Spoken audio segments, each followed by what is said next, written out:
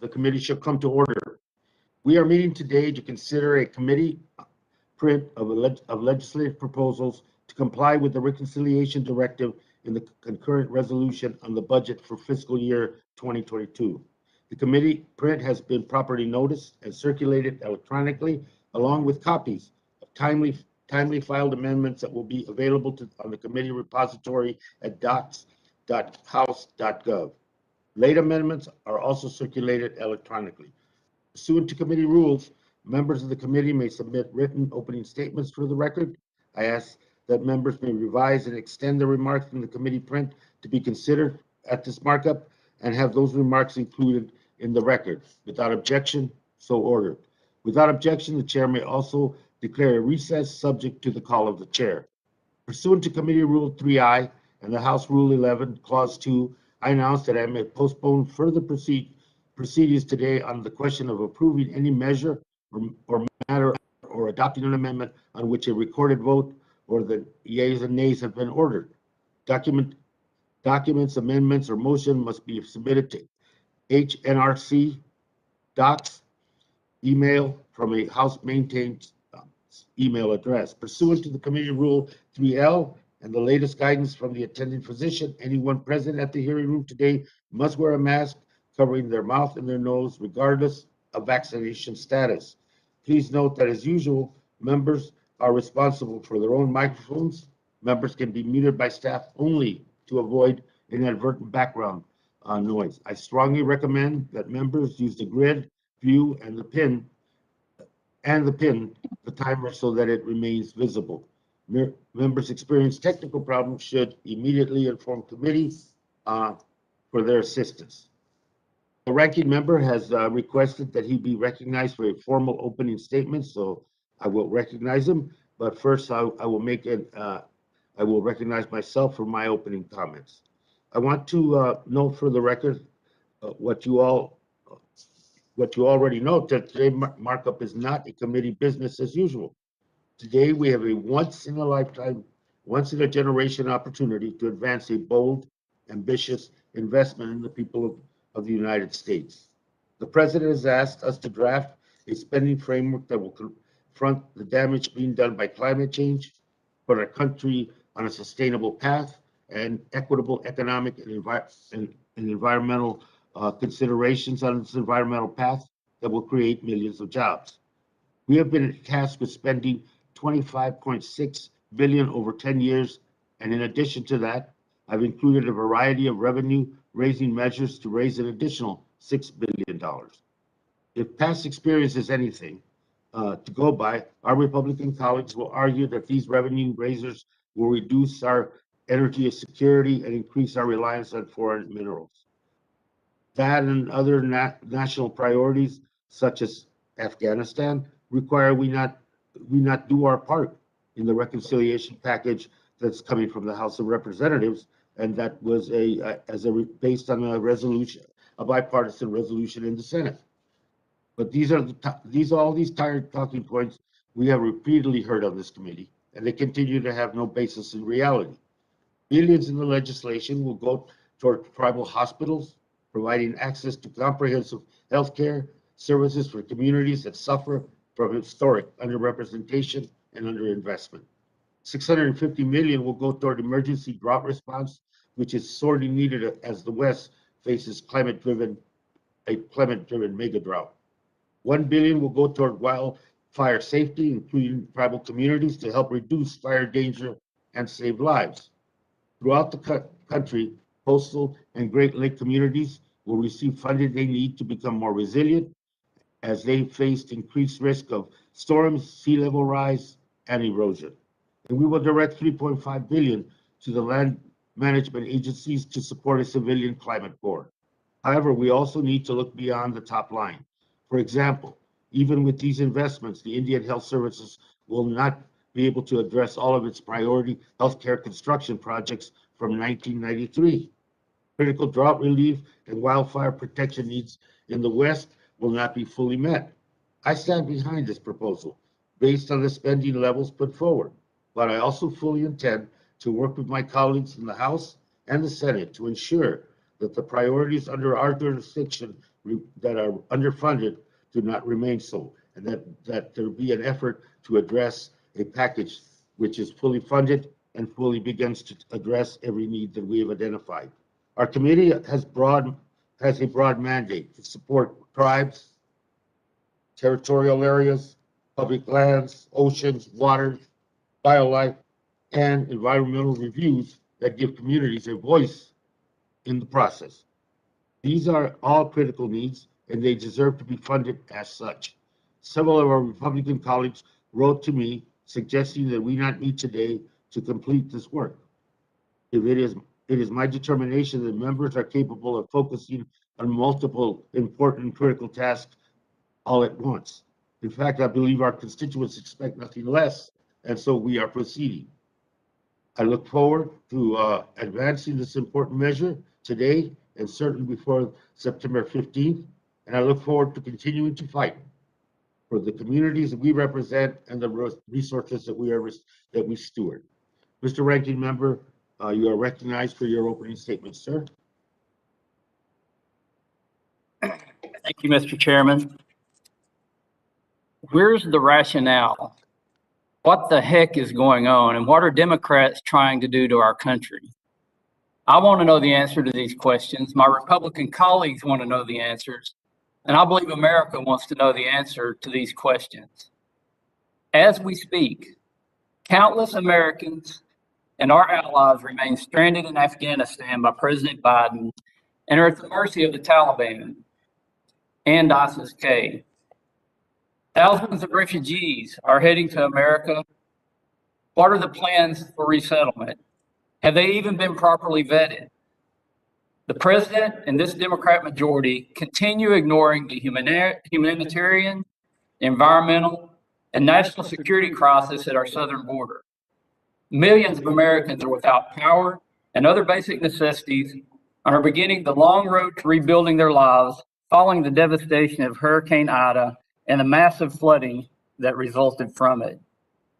Deadly wildfires have ravaged nearly 3 million acres of the western United States, destroying and threatening numerous homes, businesses, and other critical infrastructure, while drought also ravages much of the West.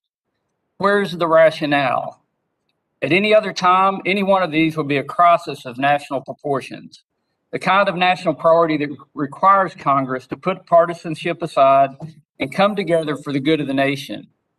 Unfortunately, the exact opposite is true. We're seeing this Democrat majority dig in their heels and refuse to work across the aisle, instead choosing to prioritize partisan slush funds and payouts to special interest groups. A myriad of crises facing America remain unresolved. And in the meantime, we find ourselves here today, not actually here, but remotely through Zoom, to debate a climate change bill that arguably will do nothing to mitigate carbon in the global atmosphere, which at the end of the day is the total premise of the climate debate. It's easily arguable that these misguided policies will actually increase global carbon in the atmosphere. The Natural Resources Committee Democrats' plans for budget reconciliation are at best a package of partisan government overreach, the likes of which this committee rarely sees. At worst, their bill is a mean to hamstring the economy, cripple domestic energy production, and make the U.S. dependent on foreign adversaries. Committee Republicans stand united in strong opposition to this package. Their bill's staggering $31.7 billion price tag, still less than 1% of the Democrat majority's total $3.5 trillion spending target, dwarfs the budgets of 27 U.S. states. Their deficit spending proposals saddle future generations with insurmountable debt in order to give Nancy Pelosi things like a $200 million earmark. On top of spending all these taxpayer dollars, the majority has conveniently left out increasing funding for the Inspector General oversight of the spending. I ask again, where is the rationale? It spends more than $3.5 billion to resurrect a nearly 100-year-old make-work program first implemented by FDR, creating a new bureaucracy to compete against American businesses at a time when help wanted signs remain in the windows of thousands of private businesses nationwide.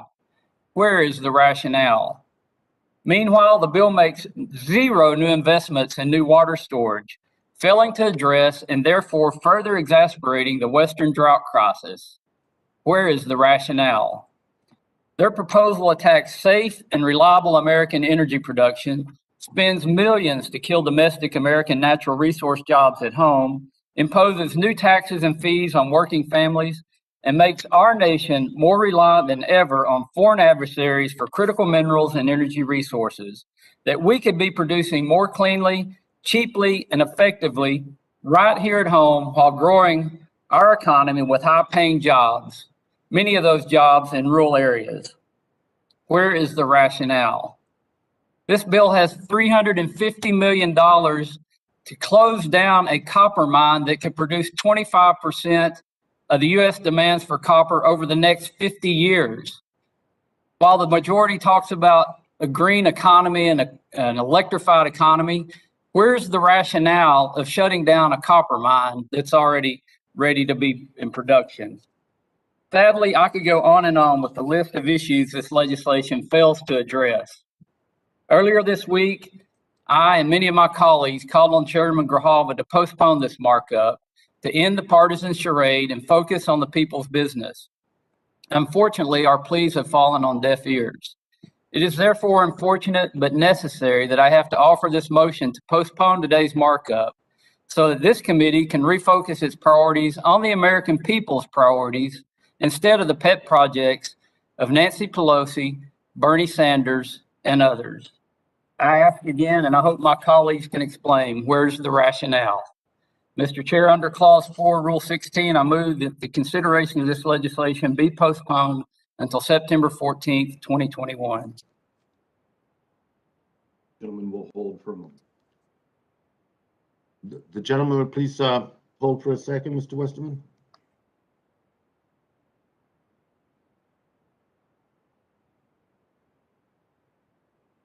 I'd second that motion.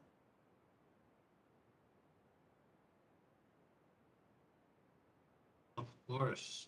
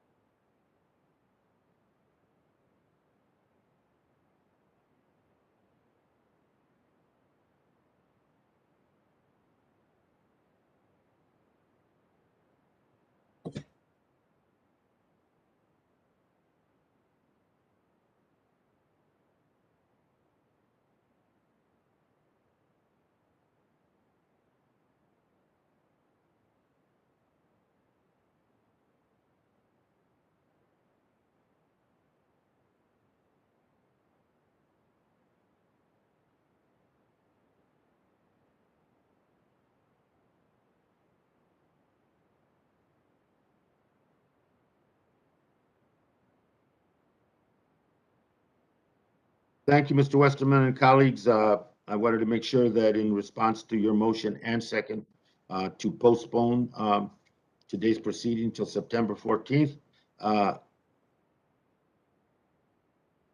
does the member have the motion in writing? I do. It's been submitted correctly? Yes, it has. The motion has been circulated. At this point, I would move that we table the member's motion. The motion to table is in order. I second that. Not debatable. The question is, shall the committee table the motion to postpone? I will pause for all those members in favor can unmute. Aye. Aye. All those in favor say aye. Aye. Aye. Aye.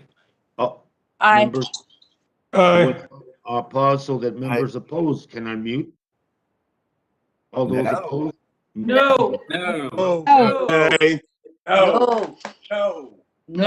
No. The members will please mute again. In the opinion of the chairs, the ayes have it, and the motion to table is agreed to.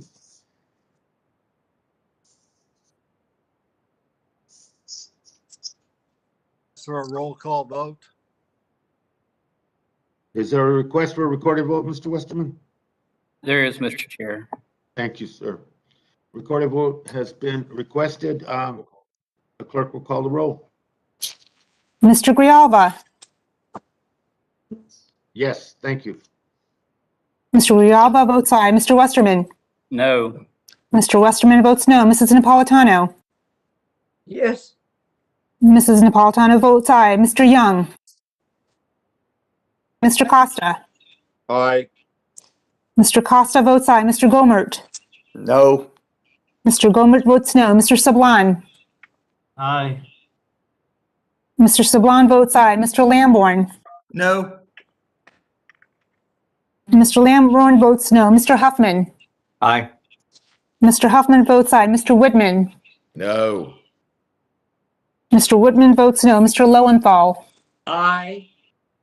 Mr. Lowenthal votes aye. Mr. McClintock? Thing about this cinema Zoom and Mr. McClintock votes no. Mr. Gallego? Aye. Mr. Gallego votes aye. Mr. Gosar?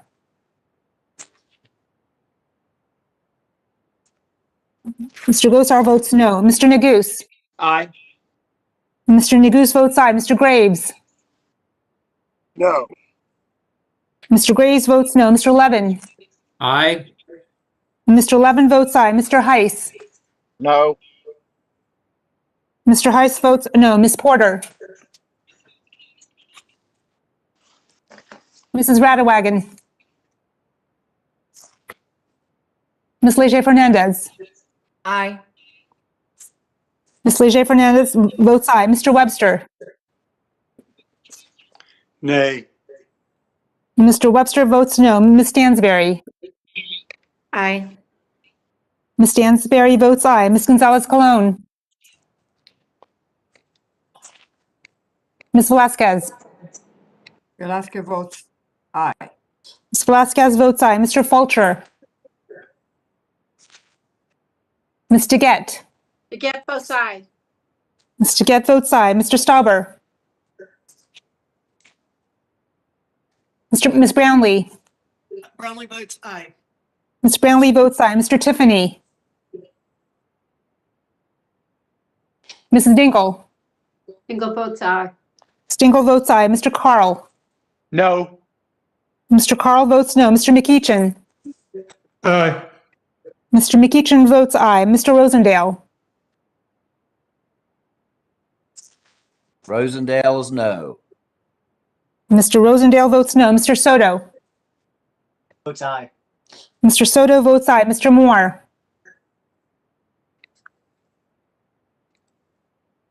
Mr. San Nicolas? St. Nicholas votes aye. Mr. San Nicolas votes aye. Ms. Harrell? Ms. Harrell votes no. Ms. Harrell votes no. Mr. Garcia? Garcia votes aye. Mr. Garcia votes aye. Mrs. Bobert? Bobert votes no. Ms. Bobert votes no. Mr. Case? Aye. Mr. Case votes aye. Mr. Obernolte? Obernolte, no. Mr. Obernolte votes no. Ms. McCollum? Aye. Ms. McCollum votes aye. Mr. Bentz? Mr. Vance votes no. Mr. Bentz votes no. Mr. Cohen? Yes. Mr. Cohen votes aye. Mr. Tonko? Votes aye. Mr. Tonko votes aye. Ms. Tlaib? Lee votes yes. Mr. Lee votes aye. Ms. Trahan? Aye. Mr. Han votes aye.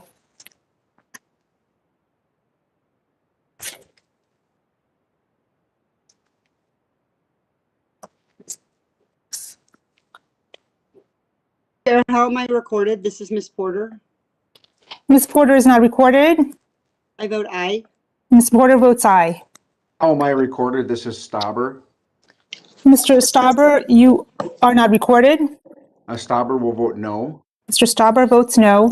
This is Gonzalez Colon. How am I reporter? Ms. Gonzalez-Colon, you are not recorded. I wish to vote no. Ms. Gonzalez-Colon votes no.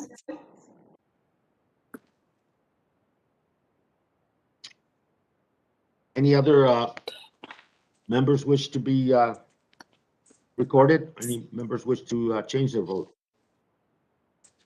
Hearing none, the clerk will report, please. Yes. Mr. Chair, on this vote, the yeas are 26 and the nays are 17. The ayes have it, and the motion is tabled. The item for consideration is the committee print previously circulated. Without objection, the measure will be considered as read and open at amendment at any point. Before we begin the general debate period, I would just note to members that with this volume of amendments, there will be ample opportunity to debate the measure during that amendment process. That being said, does any member wish to be recognized on the measure before we begin amendments?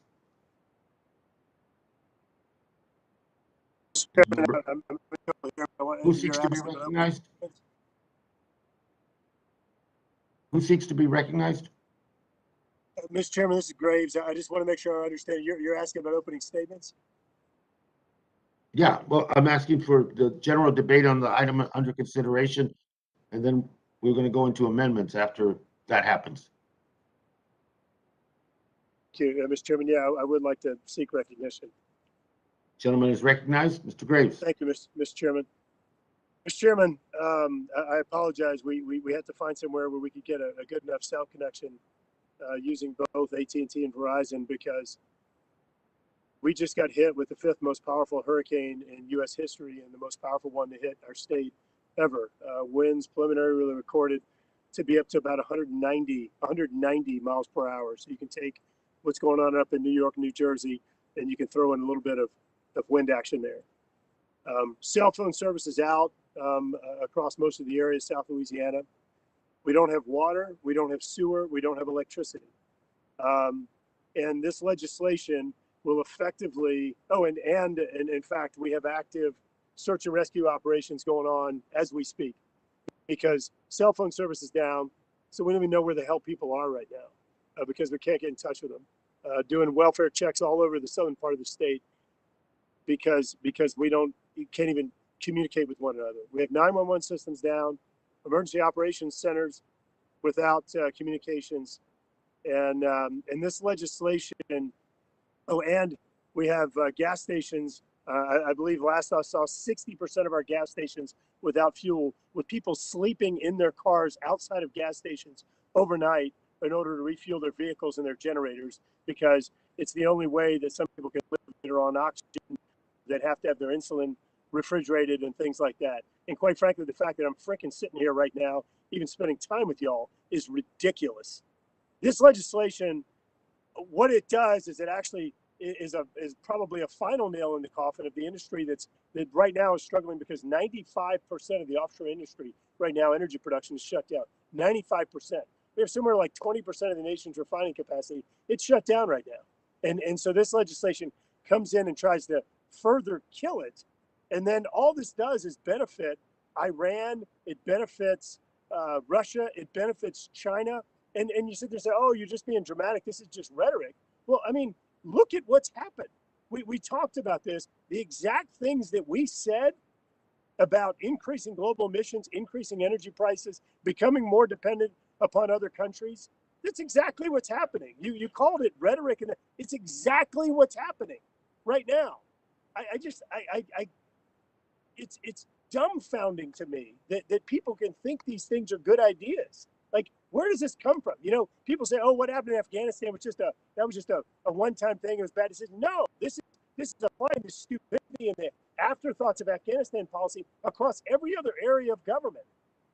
Mr. Chairman, this isn't political. Just stop. We have people that are dying right now. We have people that are trying to live in homes without roofs, homes that have fallen down, and you're sitting here doing a markup to spend however many gazillion dollars you want to spend. This is just really ill-timed. It's insensitive. It's not paying attention to the realities on the ground. And I urge you, just have a little humanity and just take a break. This is just stupid. It is. It's just stupid that I've got to take time from doing what I need to be doing to help get people the resources. I just met with the fire chief. He's sitting there going through like they don't even have water. He just got a fuel tank, and we're sitting here talking about marking up $1 trillion legislation. If this were in your district, this wouldn't be happening, and you know it. And I just urge y'all just take a step back right now and just be a little sensitive to what in the world's going on, please. Gentleman yields back. Mr. Graves, first of all, I sense in the sense of committee members goes beyond empathy for your constituencies, the people of the Gulf, and particularly Louisiana and where you are. That tragedy, natural catastrophe of proportions that have caused much hurt and much damage throughout the region and to people, of course. And so as we separate the debate that needs to happen over reconciliation and what those priorities are and should be, we hope that we are making some consequential investments in preventing the worst from happening in the future. Having said that, I also think that there are also a function of this committee that all of my colleagues would agree with, Mr. Graves, that the response on the part of the federal government to the crisis that the people in the region are experiences through no fault of their own, that response be quick, efficient, and accountable to the committee and to other committees. And I hope that as that is occurring, that you'll also keep the committee and its respective staffs informed as to the efficiency of the response that I think we all bear a responsibility for in the region. So thank you very much. Anyone else wish to debate the underlying Mr. Chair. proposal? Mr. Chair. Who seeks to be recognized? Ed Case here. Mr. Case, please, sir. Thank you, Mr. Chair. Thank you so much for the opportunity to offer some opening remarks.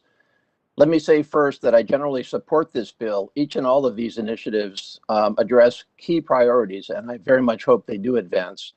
But I do need to note several concerns with the overall reconciliation process we are pursuing to include this measure. First, as I understand it, this bill is largely not paid for. We do have $6 billion in pay-fors that I generally support, but that leaves fully $25 billion plus that is not paid for. I have to ask where are the revenues to support that spending coming from. We've just borrowed over $5 trillion for COVID-19 emergency assistance in the last 18 months, taking our total debt from 23 to over 28 trillion. We cannot afford to continue these borrowings in reconciliation. If, as I believe, there are solid initiatives for these are solid initiatives for natural resources, then we should and can find the revenues or offsets to support them. In fact, I think we have this backwards. We should start with what we're willing to support in revenues and offsets, and then work from there into what it supports in our programs and spending priorities, which I hope would include these. Second, I don't know where this bill fits in the overall scheme of reconciliation and can't and won't make a fully informed decision unless and until I do. How do these priorities match up against other priorities in other committees? Where should available revenue raises and offsets, which do have their limits, be best applied? Are there other revenues and offsets available to support these initiatives? I can't make these judgments now in the narrow confines of this bill.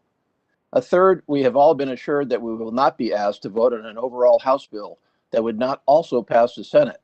So where does this piece of the House reconciliation package fit into that agreement with the Senate? It may well be that it works with the Senate, but maybe the Senate has different priorities that we need to work through. So for these reasons, I will support this bill, but I must be clear that at this stage, that's purely aspirational, and I must reserve my support for any overall reconciliation bill, and this piece of it based on the big picture of available revenues and offsets, program and spending priorities within these bills and Senate agreement. Thank you very much. Thank you, Mr. Case, and as always, forthright, and to the point, and very much appreciated not only by the chair, but by your colleagues on this committee. And the one point that you made that I think everybody is in agreement with, it is that this committee doing its job and sending out based on the spending levels that are agreed to with the Senate. But you're right, it's the Senate's role in this is paramount, but I think I've defined our role to do what we have to do as members of the House, and then the consequences later. But I appreciate your comments. Thank you. Anyone else?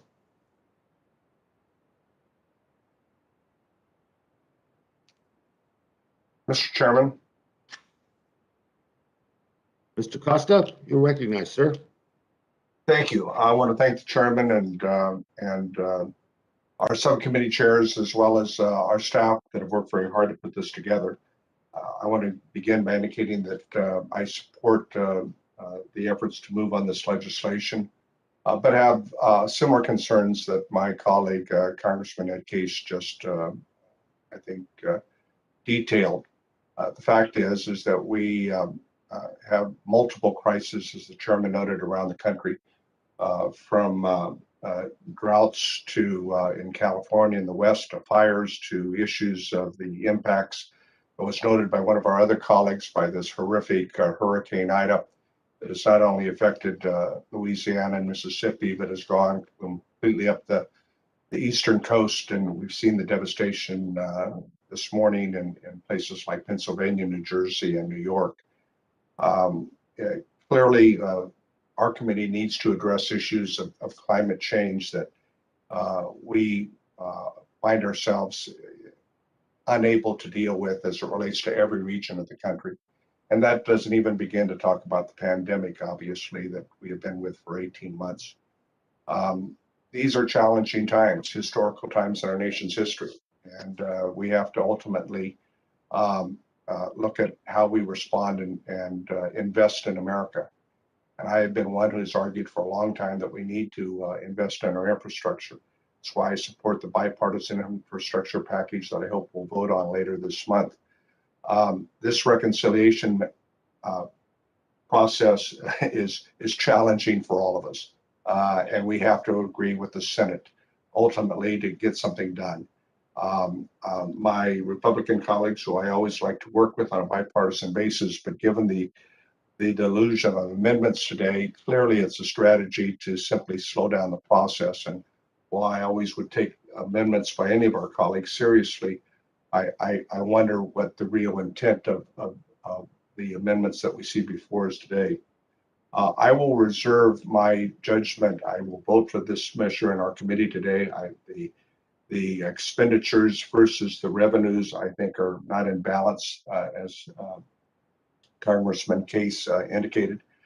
We have to work on that and determine, how we pay for these things that are non-COVID, non-climate change related under the rule.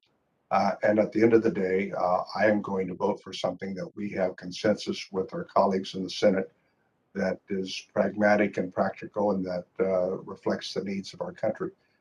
Yes, the situation, as the chairman noted, in Louisiana is devastating. Every region in the country seems to be having impacted in one way or another, but that doesn't mean that we can't multitask. So the work today is important. I don't know what marathon of voting that, Mr. Chairman, I have your support. I mean, I support your efforts. God bless all of us as we try to work through this. But the bottom line is that we got to move this process forward, and we'll all have the ability at the end of the day to determine what we think a reconciliation measure looks like between the House and the Senate that is paid for, that is practical and meets the needs that the president has stipulated to build this country back together, build back it better in a way that invests in America's future. So I yield back the balance of my time. These critical investments are necessary, but clearly we have a lot of work to do to make this process facilitate in a way that reflects the needs of our country. Thank you very much, Mr. Costa, and reaffirming what I believe is a good reputation this committee has of having a work ethic. and that you know, we work at our responsibilities, and I think your last closing point reaffirmed that, and I appreciate it.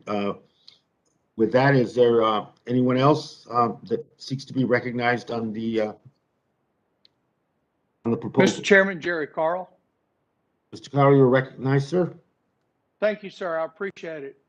Mr. Chairman, I really encourage you to stop and think. We just spent 16 and a half hours last night or yesterday in a committee on armed service, and we're trying to shore up problems that we have in Afghanistan and around the world. Those are problems that really, really need to be taken care of today. I don't understand why this is so important to take care of today, but I feel like the Democrat agenda here is it's almost like riding the Titanic, and we've hit an iceberg. We don't care about how much water we're taking on. We've got to make a landing in New York at a set time. So I feel like we're slowly sinking. Believe me, people are watching this on the Gulf Coast. When you talk about Louisiana, Mississippi, Alabama, we just went through a horrific hurricane. Nothing like Louisiana. But when you start looking at Tennessee, when you start looking at New Jersey and New York also, they are affected by this same hurricane. They have got damages today. They're licking their wounds. They're trying to dry themselves off. And what you're doing today will impact your election in 2020. Because what you're doing today is going to affect the prices of fuel at the pump. It's going to affect the price of the fuel in their homes when it comes wintertime. And I really encourage you to slow down. Please, let's slow down. Let's look at putting this off a couple of weeks. Nothing will be hurt. But it would certainly look so much better in the eyes of the Americans when it comes election time. Because I promise you, the majority of the people that are on this call are going to get pounded by this day and the actions that you're taking at this point. I thank you for your service to this country. I thank you for your service to this committee, and I give my time back. Gentleman yields back. Anyone else seek to be recognized? Yeah, Madam Chairman, it's Congresswoman Tlaib. Congresswoman, you're recognized. Thank you. Thank you, Chairman. I with, you know, so many folks talking about crises after crises. That's what happens when we do nothing. And so I know in Michigan, 800,000 people had a huge power outage, right? All because of the climate issue. We've literally, my families have been flooded 4 times, taking sewage out of their basements. People are walking out in their streets, residential streets, where there are schools and parks and homes, literally turned into rivers. So I need to do something to help my residents, and we can do it. We can do so much more right now in getting to work instead of making excuses. Again, our residents have to show up to work even in the middle of power outages. They have to show up to work even though their basements are flooded and they got to clean it out. They have to show up to work even though that they don't have internet at home. So all the challenges that we're having right now, we should be blessed that we're alive and that we're ready and that we have to serve the 650,000 people that sent us to do something to help them right now. And I don't want to do nothing. I don't want to take a break. I want to be able to go back to the coffee hours that I'm doing with my residents and say, we had a natural resources committee and we were able to do this and that. Because guess what? Doing nothing and waiting and waiting and waiting is resulting in more pain and suffering for our families here at home. So I'm asking all of us to please, let's work hard. Let's work hard. The conditions that you are complaining about, that is what our residents are dealing with every single day right now when we do nothing. And so I'm just really asking all of us to please, roll up your sleeves, do the sacrifices for our families, and let's get this work done. We have to, even if we disagree, let's do it. Let's go through this committee process. Let's have this process in place. Again, we have a whole team that can help us be able to serve our families during these crises, but we have to do legislative work. It is so incredibly needed right now for our families. With that, I yield, Mr. Chair. Thank you, Gentlelady yields. Like I said earlier, just to remind you that we have a volume, I think it's over 100 or so at this point, of amendments that have been filed. And I think on many of the points, we'll have ample time to continue this discussion, debate. But if anybody else wishes to be recognized in the substance of the proposal, please indicate. Mr. Chairman, Westerman. Mr. Westerman. Thank you, Mr. Chairman. Thank you, sir. I made my opening remarks and I wasn't going to comment during this period until the gentlelady, I think, made our point, except she said that we need to take action because the crises we're facing in our country today are because we haven't taken action. And I take exception to that. The actions that were taken in Afghanistan by President Biden and his cabinet caused the crisis in Afghanistan. The actions taken by Congress and not fixing the environmental rules that are allowing people to stop forest management in the West have caused catastrophic wildfires. The actions that haven't been taken or that have been taken that have stopped the development of water storage systems are causing drought in the West. The actions that this administration took to undo the Trump policies on the southern border have caused 6,000 people a day to come across our borders illegally. And that's exactly the kind of policies that are being perpetuated through this reconciliation bill. And we're trying to warn you that that passing these bills, that pushing this policy is going to hurt American energy. It's going to hurt American jobs. It's going to make us more dependent on foreign countries.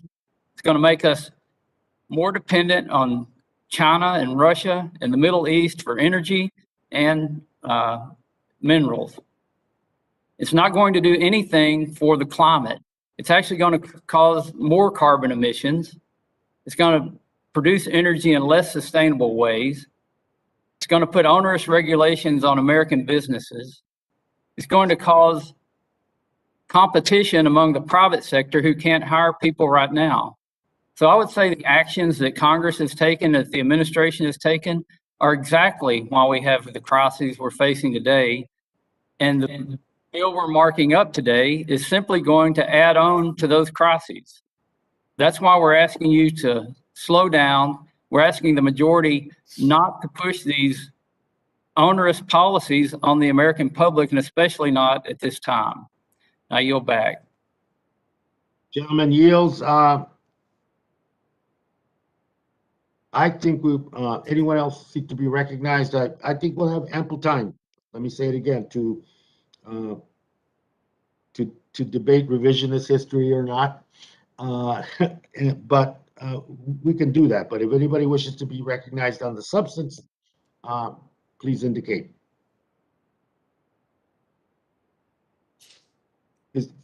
If there's no further debate before we begin the amendment process, and hearing none, before recognizing members to offer amendments, I would note, in the interest of time, that I am prepared to accept the following Republican amendments: Westerman number 1, Westerman number 6, Boebert number 24, Boebert number 210, Graves number 7, Bentz number 1, Moore number 44, and Moore number 48, and a second degree amendment, Grijalva number 2. Mr. Ranking Member, let me ask you, and I yield to you. Is there support for adopting these Republican amendments and that I just mentioned for unanimous consent, sir? Yes, it is, Mr. Chairman. Appreciate you accepting those amendments. Thank you, Mr. Westerman, and we appreciate the cooperation. In that case, I ask unanimous consent that the following amendments be considered adopted by in committee print: Westerman 1, Westerman 2, Boebert 24, Boebert 210, Graves 7, Bentz number 1, Moore 44, and Moore 48, and a second degree amendment, Grijalva number 2. And without objection, so ordered. I hope that my colleagues at some point would consider offering some of their amendments en bloc and withdrawing some others. especially as the day wears on. But as always, I intend to provide members every opportunity to thoroughly debate the matter that's before us. With that, I designate Grijalva number 1, the manager's amendment, and I now recognize myself. My amendment primarily makes technical and clarifying changes to ensure that the language fully achieves the intended purpose of each provision. It also modifies the necessary terms and conditions for the expenditure of funds on tribal water settlements, non-tribal water settlements, and potable water projects for tribes and other communities. In addition, the amendment adds 2 new provisions with the withdrawal of the Thompson Divide and Chaco Canyon. These withdrawals complement other investments for the long-term health of public lands while ensuring the spending supports sound stewardship of taxpayer dollars. I urge adoption of the manager's amendment and yield back. Is there any further discussion on that? Hearing no further debate, the question is on Grijalva amendment number 1. All those in favor, unmute, and all those in favor indicate by saying aye. Aye. Aye. Aye. I will Aye. now pause so that members opposed can unmute. All those opposed, please indicate by saying no. No. No. No. That was Mr. Chairman, can we have a? Yes. mem- okay. members will pause again. In the opinion of the chairs, the ayes have it, and the amendment is agreed to. Mr. Chairman, can we have a recorded vote? Yeah, Mr. Westerman, thank you. The recorded vote has been requested. This vote will be postponed pursuant to my prior announcement.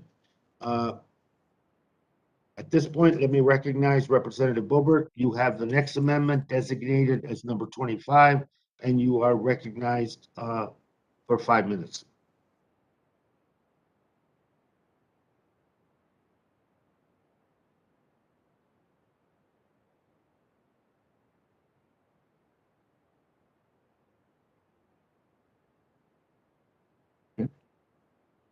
Ms. Boebert, you're recognized.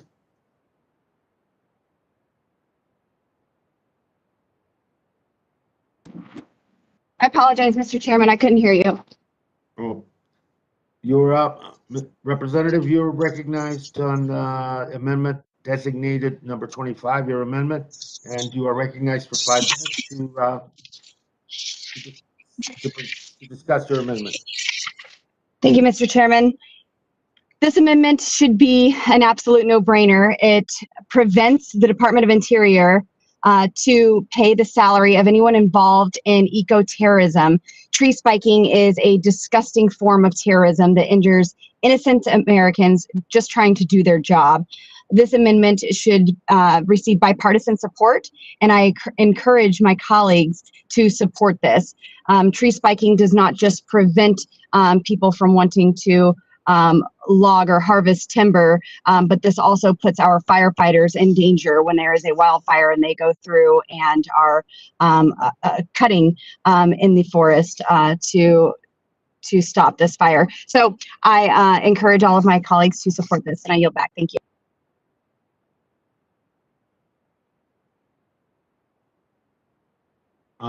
Let me recognize myself for in opposition to the amendment. I oppose the amendment, and I would urge my colleagues to vote no. The amendment is not a solution. It is a solution in search of a problem. There are not eco-terrorism trying to infiltrate the Interior Department. This amendment is messaging gimmick. However, as drafted, it risks creating procedural issues which imperil the bill. For instance, the committee print is a serious proposal designed to invest in our future by addressing the climate crisis, creating jobs, and providing the needed resources for communities that need it the most. This amendment does nothing to enhance or refine that investment, and that's why it should be rejected. And with that, I urge a no vote, and I yield back. Anyone else wish to be recognized? Mr. Chairman. Who seeks to be recognized? Sir, you're recognized.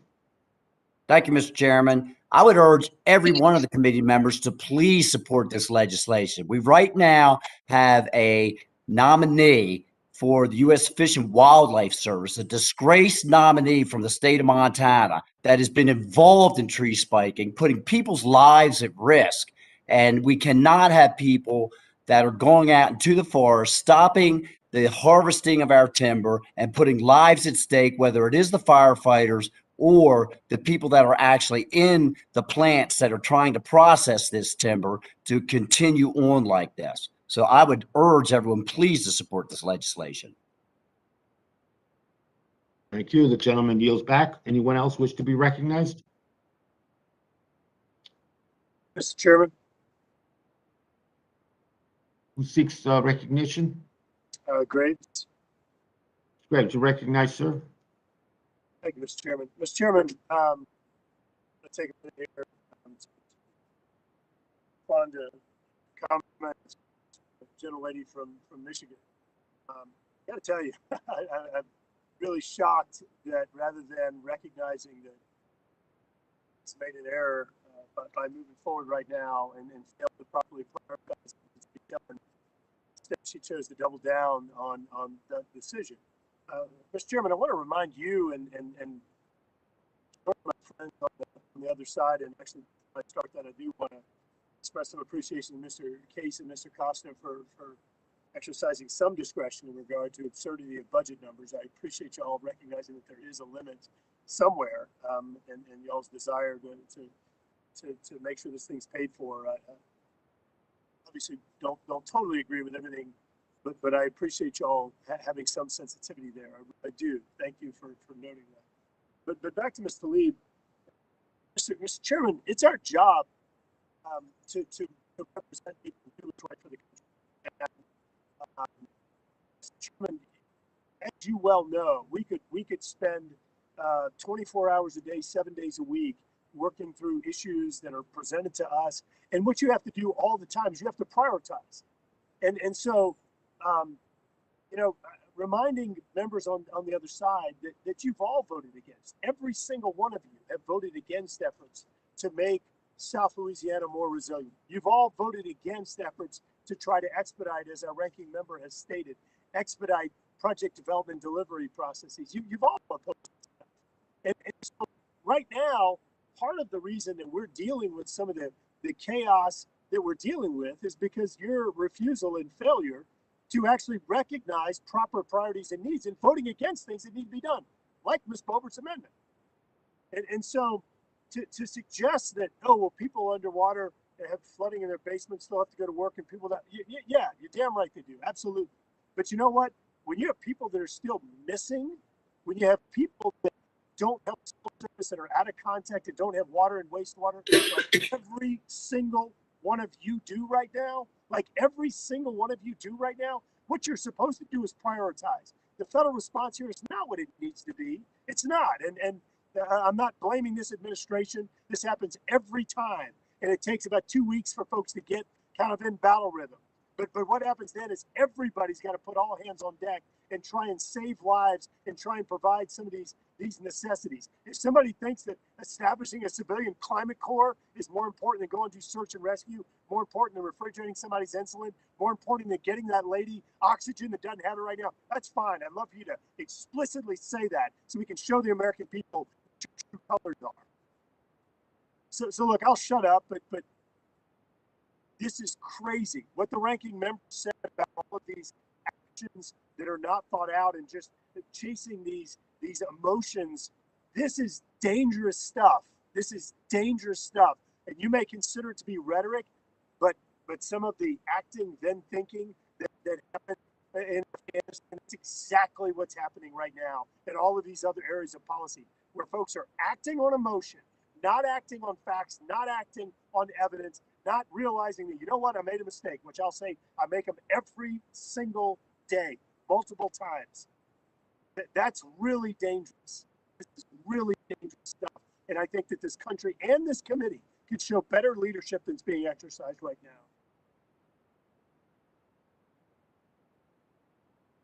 The gentleman yields back. Anyone else wish to be recognized on Bobert Amendment number 25? Hearing no further debate. The question is, who wishes to be recognized? Gosar. Mr. Gosar, sir, you're recognized. Trying to get my camera going here. Thank you, Mr. Chairman. Thank you, Mr. Chairman. And once again, I rise to support the gentlelady from Colorado's amendment. Once again, we show deference to holding people accountable for actions of terrorism. This is eco-terrorism. That is nothing less and can be stated nothing differently. There have to be ramifications for people when they do things like this. That timber is not that individual's property. It is the people's property in many cases because of the public lands. And so those people have to be held accountable.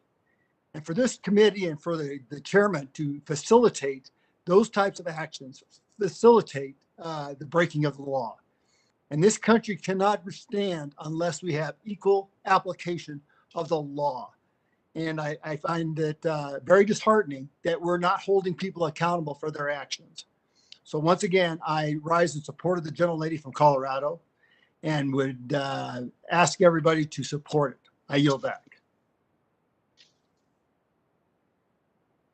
Gentleman yields back. Anyone else wish to be recognized? This is Lauren Boebert. Will someone yield to me? The representative is seeking someone. I would yield the balance of my time. Who is speaking? This is Westerman. You don't have, you already finished your part of it. I haven't Chair, debated I would this. yield the balance of my time. Sir, when you finished talking, that was the balance of your time. Mr. Chair, so Mr. someone Chairman, that has not, could you please? Mr. Chairman, it's Congresswoman Harrell. I will. Thank you very much, Congresswoman. Congresswoman yields, Ms. Bullard. Mr. Chairman, I haven't debated this amendment. Oh, I'm sorry. I heard you so often, I got confused. But anyway, no, I apologize. Thank you, Congresswoman Harrell, for yielding some time to me. I just want to reiterate with this amendment and it being an absolute no-brainer, preventing the Department of Interior to pay a salary to anyone involved in ecoterrorism. The current nominee for the director of the BLM is still actively engaged in ecoterrorism, as the tree spikes are still in the trees when she was very much involved in spiking. And the only reason that she's not in federal prison right now is because she took an immunity deal with the FBI. And so I just want to put weight on that this person, this individual, is still currently involved in eco-terrorism. If you go and put bombs or grenades out in the forest and leave them there and then say, oh, well, I don't have anything to do with it anymore. No, they're still there. They can still kill someone. Tree spiking is intended to kill people. It is not a deterrent. It is intended to kill people. And with that, I yield back. Thank you. Any yields, Ms. And Ms. Representative Harrell yields.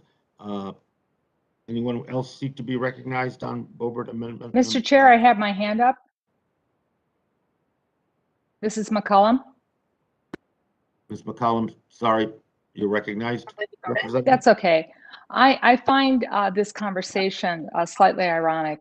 Person's going to go through full Senate confirmation and we're doing a character assassination and people are, in my opinion, being a little fast and loose with some of the public statements. I just want to, on the record, ask my colleagues if they think in 2014, when we had the Bundy standoff, was Cliven Bundy and law enforcement, after a 21-year legal dispute in which the United States Bureau of Land Management obtained a court order directing Mr. Bundy to pay over $1 million in grazing fees.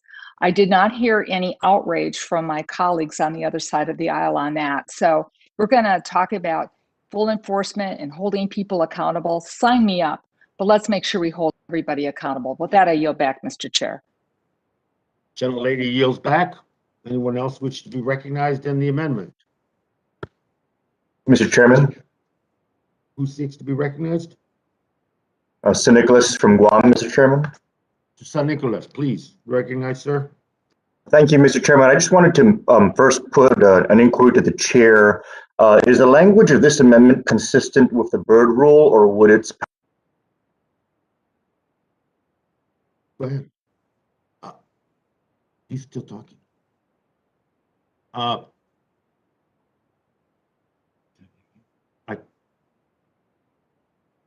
I can't hear you, Mr.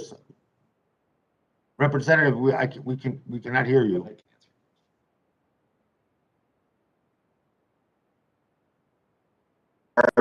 of the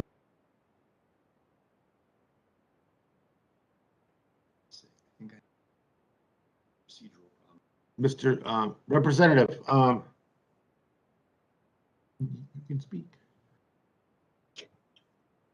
Yeah, I'm unmuted. Okay. I think at the heart of your question is the violation, as I stated at the beginning of the discussion, that it creates that some amendments create significant procedural problems that are going to hurt us as we go through the process going into the Senate. Let me leave it at that. You know, instead of getting into whatever definition of the Byrd Rule, that'll come down to a parliamentarian or whatever this thing is. I don't. Right now, we're talking about the procedures that we have under the instructions, and this would cause significant problems on that area. Oh, thank you, Mr. Chairman. I just wanted to clarify that because, you know, I think that we need to make sure we don't lose sight of that risk as we proceed with all of the other amendments on this measure. Because as much as we get into debating, you know, whether or not something sounds good or something looks like good policy, we're talking about a reconciliation bill, and we have a very different set of rules that we need to follow. And so I would like for all of us to please just stay focused on that so that we don't end up stepping out of bounds on what reconciliation is limited to. Thank you, Mr. Chairman. And thank you for that admonition. I think that is important. We all keep that in mind. I appreciate that, Representative. Anyone else wish to be recognized?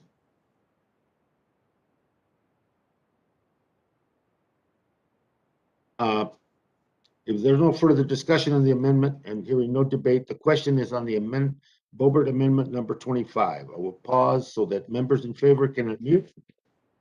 All those in favor indicate by saying aye. Aye. Aye. Aye. Aye. I will now pause so that members opposed can unmute. All those opposed, please indicate by saying no. No. No. No. Members can then again mute again. In the opinion of the chair, the noes have it, and the amendment is not agreed to. Can we get a recorded vote? A recorded vote has been requested, and the vote will be postponed pursuant to my prior announcement. Representative Boebert, you have the next amendment as well, designated 218, and you are recognized for 5 minutes.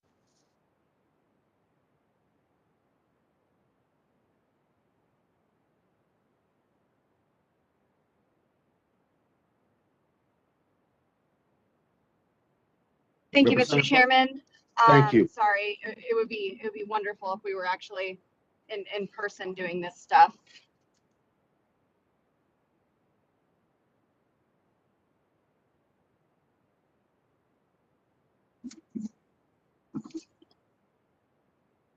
And if we had a list of what was next.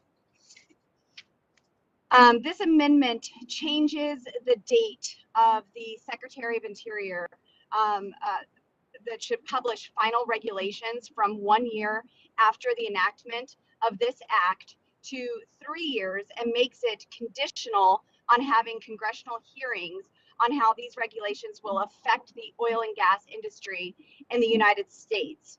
When average Americans are feeling the massive costs of this administration's reckless energy policy, Congress should be working overtime to enact common sense policies that foster domestic energy production. I urge my colleagues to support this amendment. Mr. Chair. Anyone wish to be recognized in opposition? Mr. Chair, it's Representative Porter. Representative, you're recognized for 5 minutes. I want to urge opposition to this amendment. The intent of the amendment is to raise revenue and protect taxpayers. And this amendment will absolutely undermine the intent of the provision in question. I strongly oppose the amendment, and I urge all of my colleagues to vote no. I yield back. Gentlelady yields. Anyone else would wish to be recognized on Amendment 218?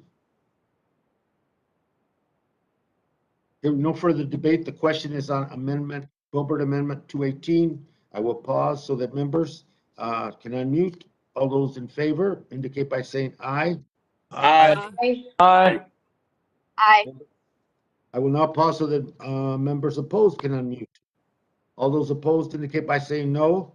No. No, nope, nope.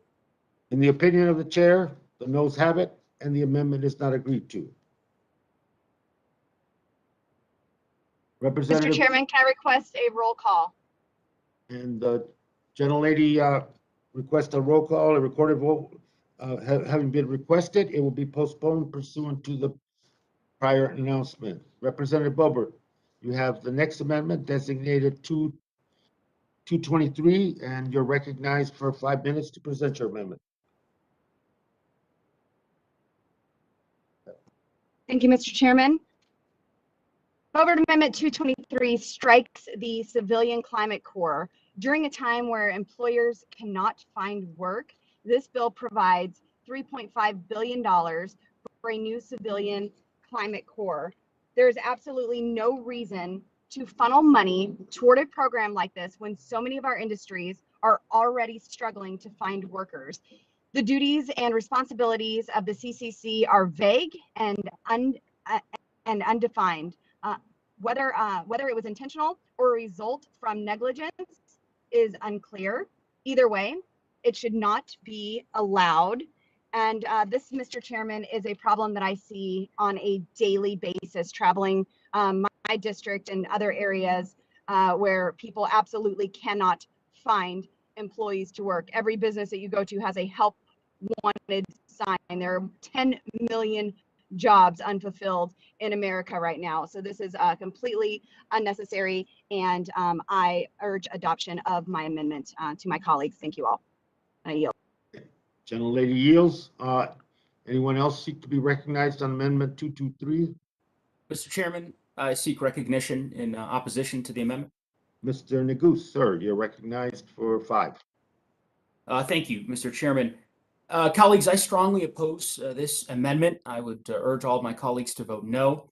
This committee print invests in a robust civilian climate corps that will train the next generation of American land managers, park rangers, stewards of our natural resources. It is a bold investment and a necessary response to the climate crisis, and will prioritize the maintenance and upkeep of public lands.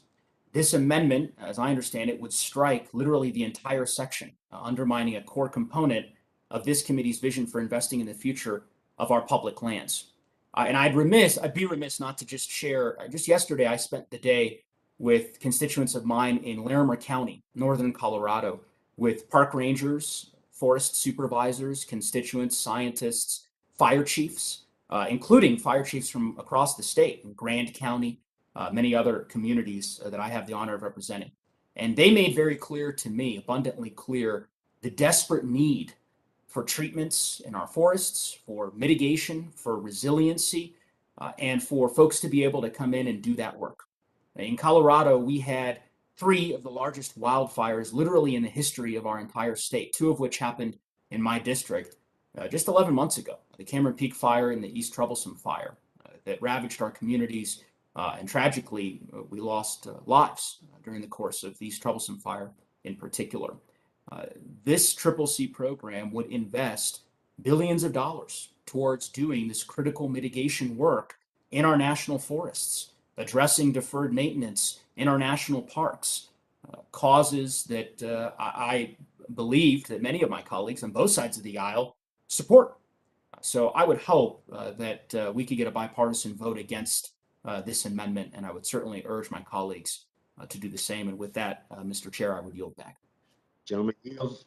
Anyone else seek to be recognized on this amendment? Yes, the co-star. Mr. Gosar, sir, you're recognized.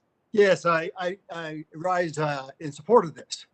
And being one that has worked tirelessly in regards to forest mitigation, particularly in the Southwest, we don't need more people. We need people to do their job and actually get the fundamentals in place. With the 4FRI initiative in the chairman in my home state, where we're victims right now, when there's solutions sitting on the table. We don't need people from the civilian corps. We need the people that are in proper places to make those decisions and make them appropriately and make them now. Our forests are burning, and it's because we have neglected them. And putting civilians in place here is just another aberration. We have to make sure that the people that are responsible are held accountable and that we get this mitigation taken care of and done. For those who talk climate change, you know, this is only to volcanic eruptions. Catastrophic wildfires are one of the most polluting events in our history into the climate. Heavy metals, carbon monoxide, all sorts of things are put into the atmosphere. So from the standpoint of, you know, getting things right, maybe we ought to address the Forest Service, the 4FRI initiatives, these processes where we engage the private sector in scientific things that actually work. I was with the Park Service yesterday, and they claimed once again that not thinning our national forest is a problem waiting to continue to happen. We become victims instead of empowered solution advocates. So I love the gentle lady's amendment because it prioritizes making sure that people that have the responsibility be held accountable. With that, I yield back.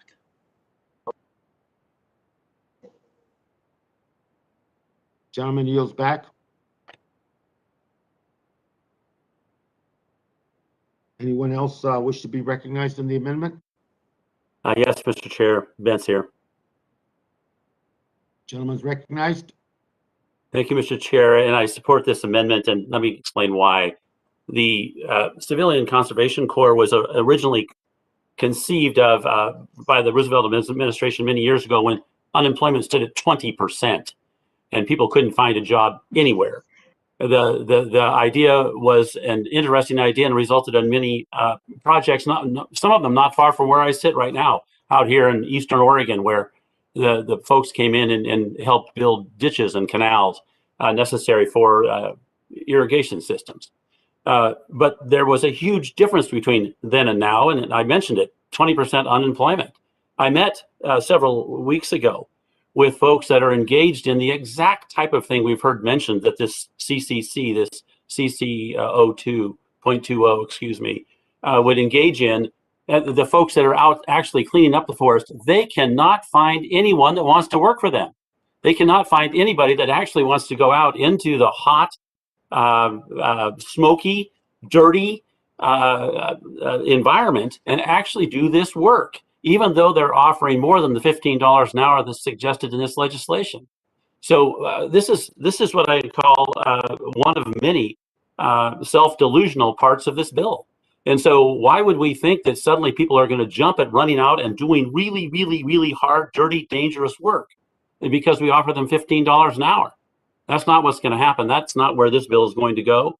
And what I see instead is what we saw in the Wall Street Journal as they commented on this concept, which was to say that what we'll have is trained up folks that go around and lecture everybody on how they should act. Well, I'm not inclined to support a program that builds our youth into those who come around to lecture us.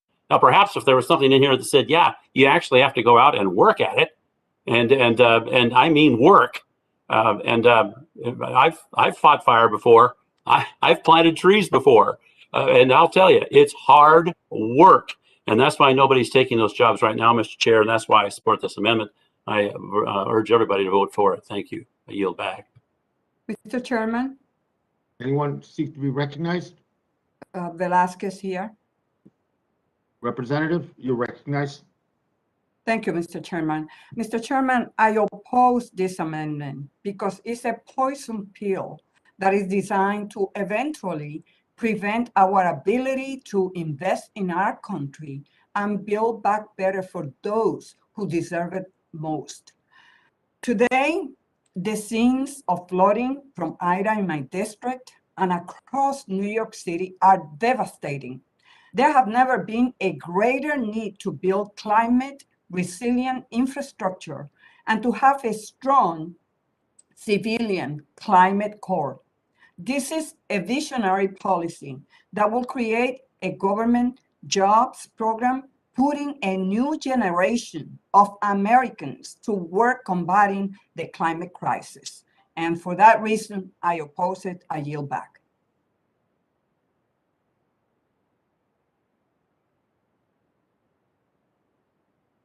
Thank you. I thank the gentlelady for her comments, and she yields back. Anyone else wants to be recognized? Mr. Chairman, it's Westerman. Sir, you're recognized, sir. Thank you, Mr. Chairman. I know you love to hear me debate these amendments, and so I thought I would give you that opportunity one more time here. It won't be the last. No, and you know, having been in a ranking member as well, Mr. Westerman. Yeah, that's your job, and I did mine pretty well, and I expect you to do yours pretty well too. So we're trying every day, and that's why I support this amendment, because it is a good amendment that will ensure that the money proposed today will not be used to create an FDR era big government jobs program. There are a lot of problems with the resurrection of the CCC. Mr. Bentz described that very well.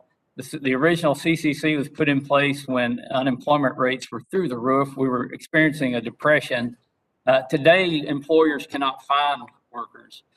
My grandfather worked for the CCC, and I remember him telling me how terrible it was, how backbreaking the work was, and he was a hard worker. And I tell you, the first thing he did when he could get a job working at the aluminum smelter was he took that job at the aluminum smelter. We don't need another FDR era program. And the idea that this is going to help land management, I think, is a false idea as well. The problem with land management in this country is not a lack of labor, it's a lack of being able to actually manage the land. You could create a massive workforce, and I guess you're going to equip them with axes and shovels and rakes to go out and try to fix the inherent problem with the overstocked stands of timber. But when you're talking about 80 million plus acres of land that needs attention, I don't even think that China could get enough manual laborers to address that kind of an issue in a right amount of time, especially if they didn't have the authority to go out and actually manage the forest. So what this is just opening the door for creating an inefficient and ineffective federal work program. And we already have, as it's been mentioned, private groups who are doing this kind of work. If young people want to go do hard manual labor on public land, there are plenty of opportunities for them to do that. And we're going to create another federal program that's going to compete not only with the private sector, but with nonprofits that are doing this very work right now. We should be focusing on ways to actually manage our federal lands, not to throw a lot of money at a program that's going to compete with the private sector and get little benefit on the ground for making our federal lands more resilient and making our forests healthier. Again, I support this amendment. We shouldn't be throwing billions of dollars at a government work program when unemployment rates are low and the private sector can't find employees, and I yield back. Gentlemen, yield. Anyone else wish to be recognized? Let me recognize myself in closing very quickly. I'm violating my own rule here, but I think this debate and in opposition to the amendment, I think it comes down to a couple of things, if I may. It comes down to about rebuilding interior and rebuilding our land management and water responsible agencies within our jurisdiction. And the civilian corps, targeting young people, targeting diversity, and targeting those is not just about brawn. Yes, jobs in these areas require people to get their hands dirty, Mr. Westerman, but it also requires them to know what they're doing. And that is a whole spectrum in the profession. And this is the backfill for the future.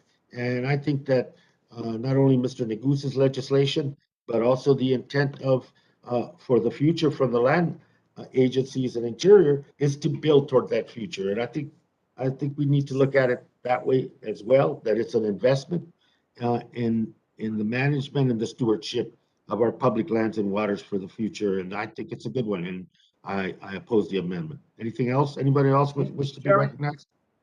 Mr. Chairman, Who seeks? McClintock of California. Sir, you're recognized. Thank you. You're welcome, sir. I've noticed over the years that when one bureaucracy fails, we have this tendency to add more bureaucracy rather than ask ourselves why the first ones failed. The fact is, we've got a great many conservation corps already. We've got the youth conservation corps, we've got public land corps. On top of these, you can add similar state programs like the California Conservation Corps. And to those, then you add the sprawling bureaucracies of the U.S. Forest Service, National Park Service, Bureau of Land Management. Need I go on? The problem is not that we don't have enough bureaucracies, it's we have too many, all enforcing idiotic laws and regulations that have made competent management of our public lands impossible. And let me add one final concern to this new climate change corps. There's one feature of the proposal that does not overlap a lot of existing agencies. This bureaucracy of young people will also address the changing climate. What exactly does that mean? Does it mean a taxpayer-funded community organizing effort, sending these young climate pioneers into every neighborhood to report who's watering their lawn, whose fireplace is smoking, who's spreading forbidden climate disinformation? A few years ago, such fears would have seemed absurd, but not so much these days. So I'd ask, what exactly is this new bureaucracy going to accomplish? I yield back. Disconnected. You're using computer for audio. I disconnect. Does anyone else wish to be recognized? There is no further debate. The question is on the Gobert Amendment 22.3. I will pause so that members in favor of the amendment can unmute. And all those in favor, please indicate by saying aye. Aye. Aye. If those members would please mute themselves again, I will pause so that members opposed can unmute. All those opposed, please indicate by saying no. No. In the opinion of the chairs, the noes have it, and the amendment is not agreed to. Mr. Chairman, I request a recorded vote. Gentlelady has requested a recorded vote, and it will be postponed. Parliamentary inquiry. Please, sir. Yeah, this is Gosar. Is there some organization as to how the chairman is pulling up amendments? There's some of us who have double markups going on right now, so it would be very interesting to know what the lineup is. My minority staff has that information since. Can they share it with them? But yeah, of course. I mean, that's your prerogative to ask them, sir. Well, it seems like it's haphazard. Thank you. Not on our end. Anyway, the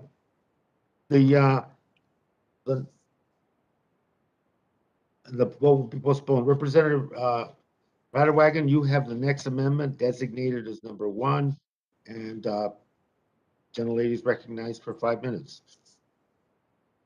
Thank you, Mr. Chairman. In recent months, border officials reported more than 1,000 daily gotaways, meaning more than 1,000 illegal border crossers are escaping apprehension each day.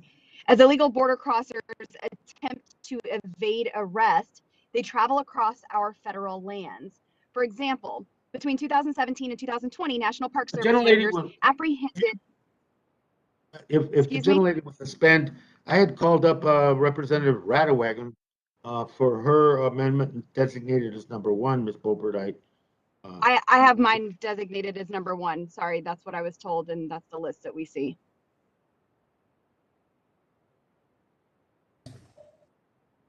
If you don't mind, Ms. Bobert, since I Yes, I Mr. called Chairman. up Ms. Radewagen, and then we'll sort that out and we'll deal with yours and that confusion. Sorry for the confusion. Let me call Ms. Radewagen back up, and thank you for the courtesy, Ms. Bobert. Amendment designated as number one. Ms. Radewagen, you're recognized for 5 minutes. Thank you, Mr. Chairman. I was disappointed that such a biased breakdown was included in the proposal in the first place. But in light of the leaked staff memo causing confusion over what would be included in your efforts to address our concerns in a bipartisan manner ahead of time, I consider it all behind us and formally withdraw my amendment. I want to thank Ranking Member Westerman for supporting me on this, and thank you again, Mr. Chairman, for your continued commitment to all the territories. This committee disagrees on a lot, but I'm glad that the well-being of the territories continues to be a priority for both parties. I yield. Thank you very much, and appreciate your comments.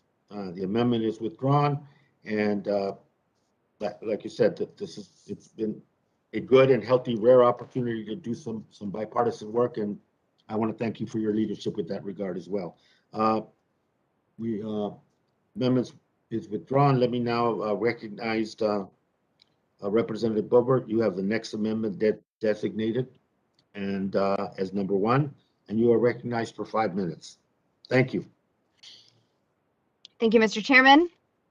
In recent months, border officials reported more than 1,000 daily gotaways, meaning more than 1,000 illegal border crossers are escaping apprehension each day.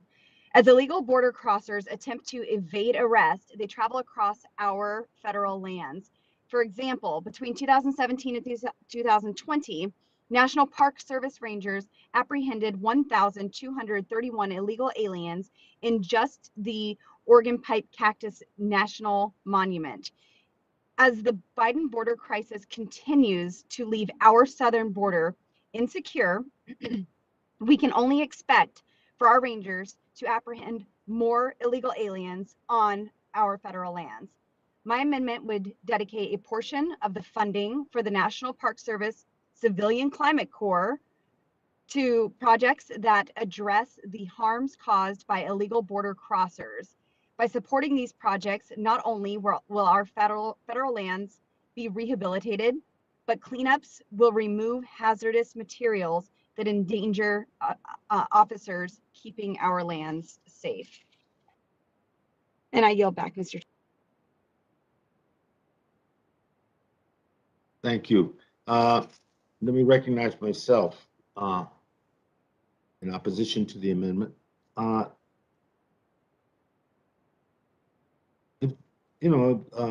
If the gentlelady is interested, I and many of my colleagues would be happy to invest in cleaning up the southern border for a variety of reasons. Included in that is the obvious point that many of us would make is that we think that one of the most wasteful, if not the most wasteful, pollution issue that we have on these public lands that abut the border has been the wasteful, destructive, and really ineffective border southern wall that was all the craze for the previous 4 years. And I know, and that is still being dealt with. And however, this committee print is about investing in the climate and job creation, not going into dealing with a political agenda of any kind. And we've been, at least I've tried to be as clear about that. We have different priorities, that's one thing, but there is no political agenda that should be included that would jeopardize the overall ability of this package to move forward into a real serious Senate discussion. So with that, I just believe it's misplaced and and doesn't understand the real issue of the crisis of the border and the real task before us today. With that, I yield back and would recognize anybody who wants to speak to the amendment. Representative Tiffany. Representative Tiffany, you're recognized. Yes. Thank you. Okay, thank you, Mr. Chairman. I rise in full support of Representative Boebert's amendment here. And obviously, based on your comments that you just shared, you're not studying what has happened on the southern border, because a year ago I went there in June, first trip I took after being elected, and local law enforcement and state officials were saying the border wall works. It funnels people to entry points where the United States of America can vet people and make sure they are who they are. It isn't simply to keep people out.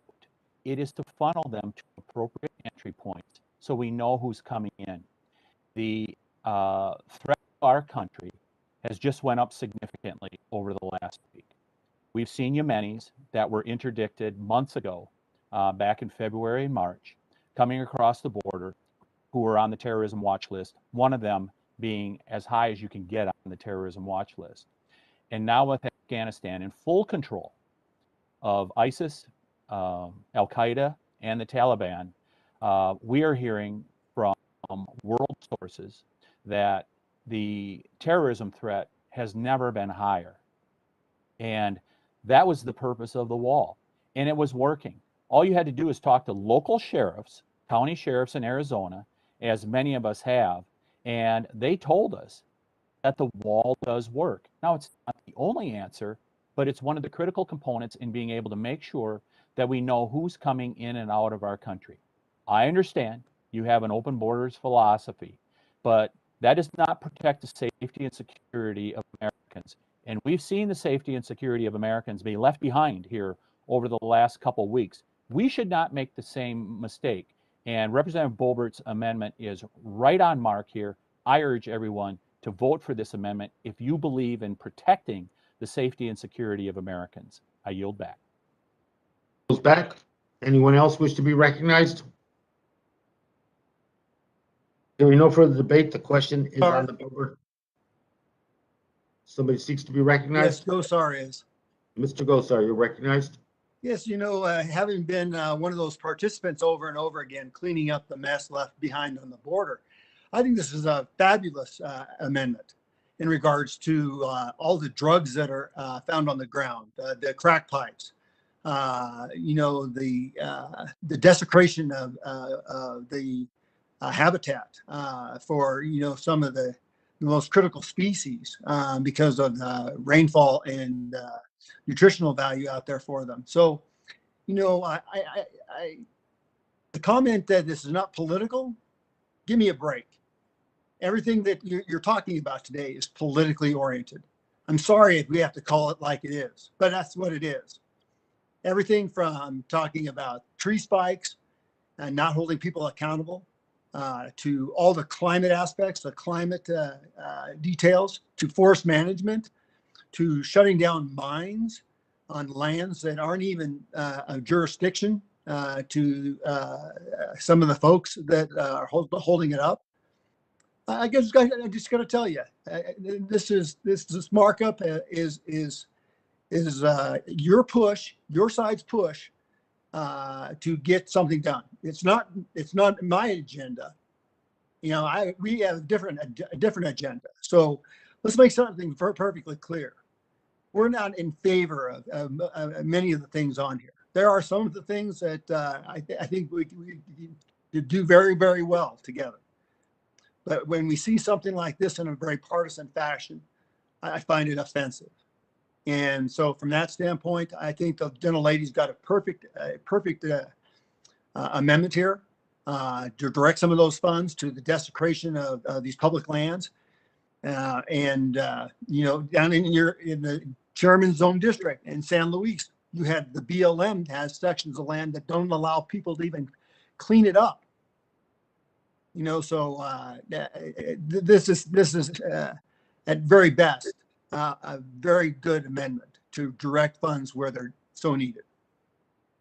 And last but not least, the people that live on the border, they're no different than anybody from the interior or throughout the country. They deserve the same type of respect, maintenance of their properties of the federal estate as anybody else. I find it very discouraging that we would hold them at a different standard than the rest of us. I yield back. Anyone else seek to be recognized in Boebert Amendment number 1? Yes, Mr. Chairman, it's Yvette Harrell.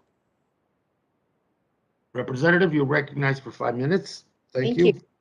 Thank you. And I just urge everybody to support this bill. Living in a border state where we have 180 miles of southern border, I think this hits the mark, and I really appreciate her bringing this forward. What I find fascinating is other committee hearings that we've had.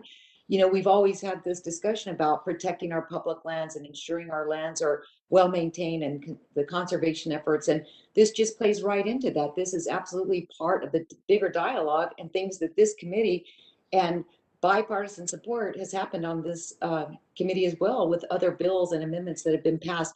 But to protect our public lands, I think we have to look at the bigger picture, and this amendment does just that. So I would urge everybody to support this, and if you haven't been down to the border, please go. I represent 180 miles, and the destruction that we've seen through trash and stolen property, broken fences, lost livestock, loss of life, it's devastating. And so I would encourage everyone to support this as another step to protect our public lands. So thank you, Congresswoman Boebert, and I yield the balance of my time to Ranking Member Westerman. I thank the gentlelady, and I also support this amendment. Representative Boebert's amendment is very similar to the amendment that I had to direct 10% of the Fish and Wildlife Civilian Climate Corps funds to be used for damage caused by illegal border crossers, and I appreciate the chair accepting that on unanimous consent. This bill allocates $1.7 billion to the National Park Service Civilian Climate Corps, and the amendment simply moves 10% of that, or $170 million, towards repairing our federal lands. As we disagree with the idea of spending all this money on the Climate Corps, but if you're going to spend it, we hope you would at least focus some of it on repairing damage along the southern border. I've had the chance to visit in Arizona and in Texas and in New Mexico along the border, and I've witnessed some of this damage on public lands and private lands. Unfortunately, there's nothing that the government's doing or nothing in this bill that will help repair damage on private lands that's been caused by the government's failure to secure our border. There's 195 miles of the southern border that the National Park Service manages, and this amendment recognizes those consequences and presents a way to counteract them. We think this is a proactive step to help mitigate the border. We've already seen the Park Service spend $20 million in the Oregon Pipe Cactus National Monument after damage was caused by illegal border crossers. And we know the damage is much greater than that when you consider the whole southern border. So again, I support the gentlelady's amendment, and I yield back to Ms. Harrell. Thank you, Ranking Member. I yield back. Thank you, Mr. Chairman.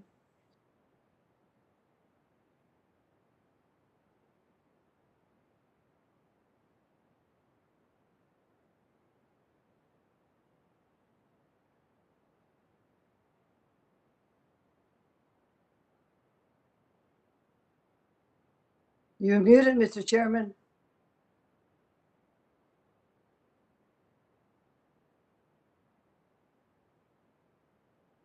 I will pause so the members in favor can unmute, and all those in favor indicate by saying aye. Aye. Aye. Aye. Members, members who, I will pause. The members opposed can unmute. All those opposed indicate by saying no. No. In the opinion of the chairs, the noes have it, and the amendment is not agreed to. Mr. Chairman, I request a recorded vote on this. Gentlelady requests a recorded vote, and that'll be postponed under further previous agreement. Now, we move to the next amendment is designated Stauber number 1. Representative Stauber, you're recognized for 5 minutes. Thank you, Mr. Chair. My amendment strikes the punitive royalty imposed by Democrats that they are attempting to sneak into this final bill. Levying a blanket royalty on our miners through the reconciliation is just another example of the Democrat Party punishing Americans to the benefit of our foreign adversaries. Democrats here know full well the implications of this royalty. It will freeze investment and grind our domestic production of minerals to a screeching halt. That means no more copper, nickel, cobalt, platinum group elements, or others coming out of America's mines. Yet, ironically, this reconciliation package is full of green pork for electric vehicles and so-called other renewable energies. Therefore, Democrats seek to intentionally cripple domestic supply and drive up domestic demand. Remember when candidate Biden said we are going to domestically source our critical minerals. And as president, he changed his mind and now wants to purchase them from overseas. As long as Democrats can tell their far left activists led by billionaires like Tom Steyer and Mike Bloomberg that there are more e-bikes on New York City streets, it doesn't matter where the minerals are sourced. As long as these minerals come from children toiling in the Congolese mines or sold to companies by the Taliban or from Russian nickel deposits and not from our union miners in Minnesota, Arizona, Nevada, or elsewhere, those e-bikes are great because that's what this royalty is all about, ending our domestic supply and ignoring what that really means for America's future. We need mining. We have to be dominant in mining across this great nation. We are blessed with so many minerals and the opportunities we have to source these critical minerals here under the best labor standards and the best environmental standards. We do it better than anybody. I urge my colleagues to look at the big picture, and I yield back. Gentleman yields. Anyone wish to be recognized on Stauber number 1? I wish to be recognized, Mr. Chair. Mr. Lowenthal, sir, you're recognized. Thank you. This is simply a procedural attempt to kill the bill, and I'm going to urge my colleagues to vote no. But I do appreciate the ranking member Stauber's concern about hard rock mining in this country. But the committee print that we have before us is going to raise billions of dollars for the federal government in a way that is fair to both the mining industry and the American public. Just remember that oil, gas, coal companies, all of them have to pay royalties to the American people. The coal industry also already pays reclamation fees. This bill, the bill that we have, that overall bill that we have before us, raises revenues by requiring the mining industry to make similar payments to the federal government. Most mining companies in the United States are large. They're multinational conglomerates. According to the latest data, the mining industry pulled out over $82 billion worth of minerals out of the ground last year. I urge opposition to this amendment, and I yield back. Gentleman yields. Thank you. And anyone else wish to be Mr. Chair, recognized? Rosendale. Mr. Rosendale, you're recognized for 5 minutes, sir. Thank you very much, Mr. Chair. Mr. Chair, the this is just a false premise that our colleagues across the aisle continue to try to perpetuate, that you can raise one fee or several fees within the resource management and extraction industry and not think that it's going to not impact the balance of the fees that these industries are paying to the federal government. This is not a balance. If they have to have increased fees in one section, then in order for them to keep the profit margins in place, they're going to have to lower the amount of money that they pay in another area. You just can't continue to push this false premise that we're going to raise this fee, everybody's going to pay it, and in the other areas they're going to maintain those fees. This goes out on a free market open bid process, and you will reduce the fees in other areas. And as Representative Stolber clearly stated, all we're going to do is drive this resource development overseas to other areas that don't do it as environmentally sound, that don't have the labor standards in place to protect their workers and the union like we do here in our country. And it's going to hurt the environment globally much worse than we can do it here. We should be demanding that these resources are mined in the United States of America. And meanwhile, we are pushing it overseas. At the same time that the left continues to subsidize and push these renewable energy sources, it takes approximately 4.7 tons of copper for each and every wind turbine that we construct here in our country. We can't generate that amount of copper from restoration of old buildings and recycling the copper that might have been contained within them. We have to bring that product out of the earth here. And if we're going to do it environmentally sound, if we're going to do it by safe labor standards, then let's go ahead and do it in our country and stop raising the prices so that we drive that development overseas. Thank you very much, Mr. Chair. I yield back. Gentleman yields. Anyone else wish to be recognized on Stolber Amendment number 1? Representative Tiffany. Sir, Ms. Tiffany, you're recognized, sir. Okay, thank you, Mr. Chairman. I support the representative from Minnesota's amendment here. It makes all the sense in the world. Let me tell you a little story about a place in my district, Hurley, Wisconsin, which had the Montreal mine in it. They no longer mine here in northern Wisconsin. Back in the 1930s, in the middle of the Depression, this area, Hurley, Wisconsin, and Ironwood, Michigan, up on Lake Superior, was known as the garden spot in terms of prosperity, even during the Depression, because they produced minerals up here, and they produced them in abundance. And by the 1960s, some of those deposits ran out, additional ones were found, but they cannot be utilized. President John F. Kennedy, in the 1960 campaign, went to Hurley, Wisconsin. The Montreal mine, went down thousands of feet into the shaft of that mine, and with his wingtips on, standing in water, said to those miners from northern Wisconsin, thank you. Thank you for allowing us to have a country where you do not have to speak German. I fought in that war, and you helped save this country. You helped save the world because you produced the raw materials that became the guns that allowed us to win World War II. So what are we doing now? We're weakening ourselves in terms of national security. We just talked about it in the previous amendment from the representative from Colorado, where our southern border is being overrun at this point.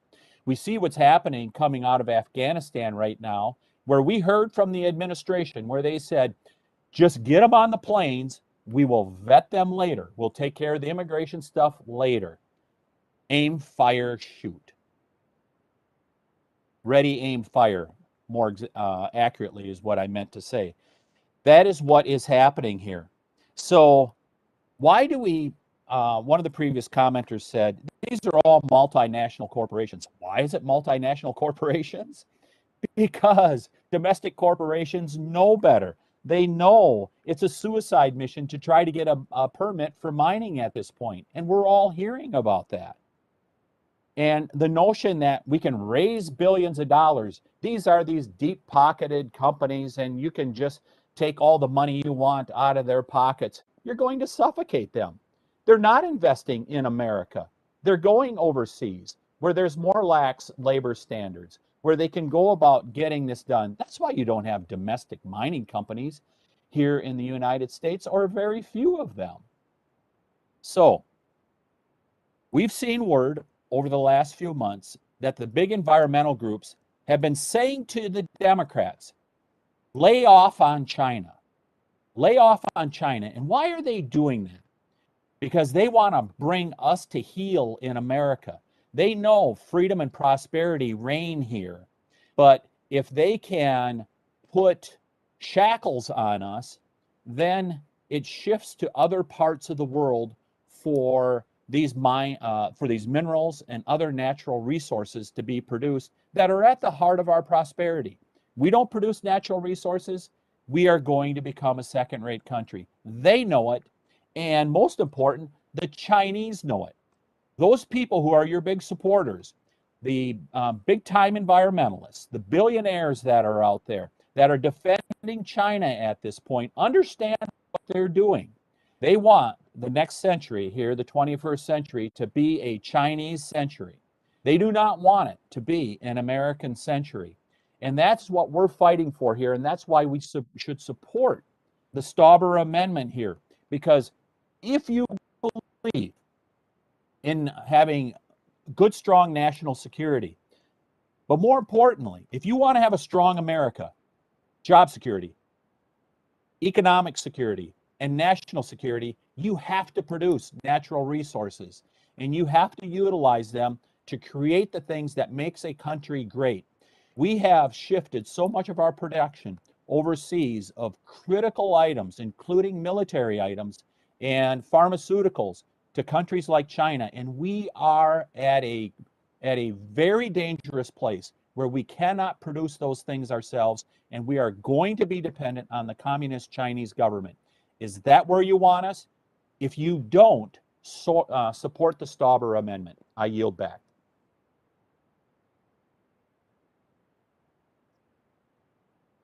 Gentleman yields. Anyone else wish to be recognized in amendment, Stauber Amendment number 1? Mr. Chairman. Sir, you're recognized, Mr. McClintock. Thank you, Mr. Chairman. Just 2 quick points. First of all, you need to understand that companies don't pay these fees and taxes. There's only 3 ways that a company can pay these assessments. They either pay it through their consumers, through higher prices, through their employees, through lower wages, or from their investors as lower earnings. That's your 401k. And the second point I'd make is there's a natural limit to how much you can impose fees and taxes. When they become too heavy, it no longer makes sense to continue the activity, and then you get nothing. So there are really 2 ways to raise money. You can keep raising fees and taxes until you suppress economic growth. The economy grinds to a halt under their weight, and then you get nothing. The other way is to remove the impediments to economic growth, encourage it. And then you collect more and more fees and taxes because you're producing more. One course damages the economy and ultimately reduces your revenues. The other enhances the economy and ultimately increases your revenues and the prosperity of your society, its consumers, its employees, and its investors. You're taking exactly the wrong path on this, and I hope you reconsider. I'll yield back. Gentleman yields. Anyone else? Mr. Chairman. Who seeks to be recognized? Westerman. Mr. Westerman, sir, you're recognized. Thank you, Mr. Chairman. I rise in strong support of the gentleman's amendment. And I want to explain, hopefully with some common sense, why I support his amendment. First off, we're already behind the 8 ball. Under current regulations, under our current bureaucracy, we're already losing this competition on supply of minerals and metals. The chart you see behind me, it shows what's happening in America. America is getting smaller and China's getting larger. That's the trend we're on under current regulations and bureaucracies. The majority's bill will make those regulations and those disincentives even greater. So if this reconciliation bill goes into law, we're going to see America get even smaller, and we're going to see China get even larger. Yeah, there's a retail company in my home state of Arkansas, and there's a lot of them that have been very successful on the internet that realize that your factors to maximize sales or to maximize profit are price times volume. And what the majority's policy is attempting to do is to raise price and thinking volume will stay the same. What you're going to do is drive volume to zero or next to zero, and 0 times any price is going to be a 0. What we're going to do is shift our wealth and jobs to China because we refuse to develop the resources and be good stewards of those resources that we have here in the U.S. USGS tells us that we have a tremendous amount of all kinds of elements and minerals that we could supply our own needs domestically. Think what that could do to rural economies across this country if we were utilizing the resources that we have instead of putting them in withdrawals, instead of charging erroneous fees and penalties for using the resources that we have. It would not only be good mining jobs, but we could have further processing jobs. We could really grow our economy if we were to utilize the resources that we have. But the Democrat policy is to lock those resources up, not in my backyard. Let's export all of our wealth. Let's export all of our jobs to China. It's already happening. We should be looking at policies to reverse the trend that we see behind us, not policies that are going to throw gasoline on the fire of what's already happening. Mr. Stauber's amendment would simply keep the status quo. We should be going further than that and looking at ways to reverse this trend. I hope my colleagues will support this amendment and will again reject the underlying bill. With that, I yield back. Gentleman yields. Anyone else wish to be recognized as Stauber Amendment number 1? This is Gosar. Mr. Gosar, sir, you're recognized. Yeah, my colleagues have said it very, very well. You know, multinational companies. Why? Well, the reason being is it takes so long for a mine to actually come into operations in the United States, 10 to 20 years, where there's easier restrictions or impediments around the world. So when they're looking at a portfolio that includes holdings in the United States, they have to have some ability to be making money to keep their company alive until those things actually come in. You know, then what we're doing is we're actually facilitating poor mining habits, child labor like in the Congo, poor environmental standards like in China. And you wonder if there's a connection, you know, between some of the environmental groups and some of the money that's funneling into them from nonprofits and from overseas funding from China and Russia, nonetheless, because they know that if they can impede the process here in the United States, they actually have their way, and they definitely have an uphill tick swing. Now look at Afghanistan.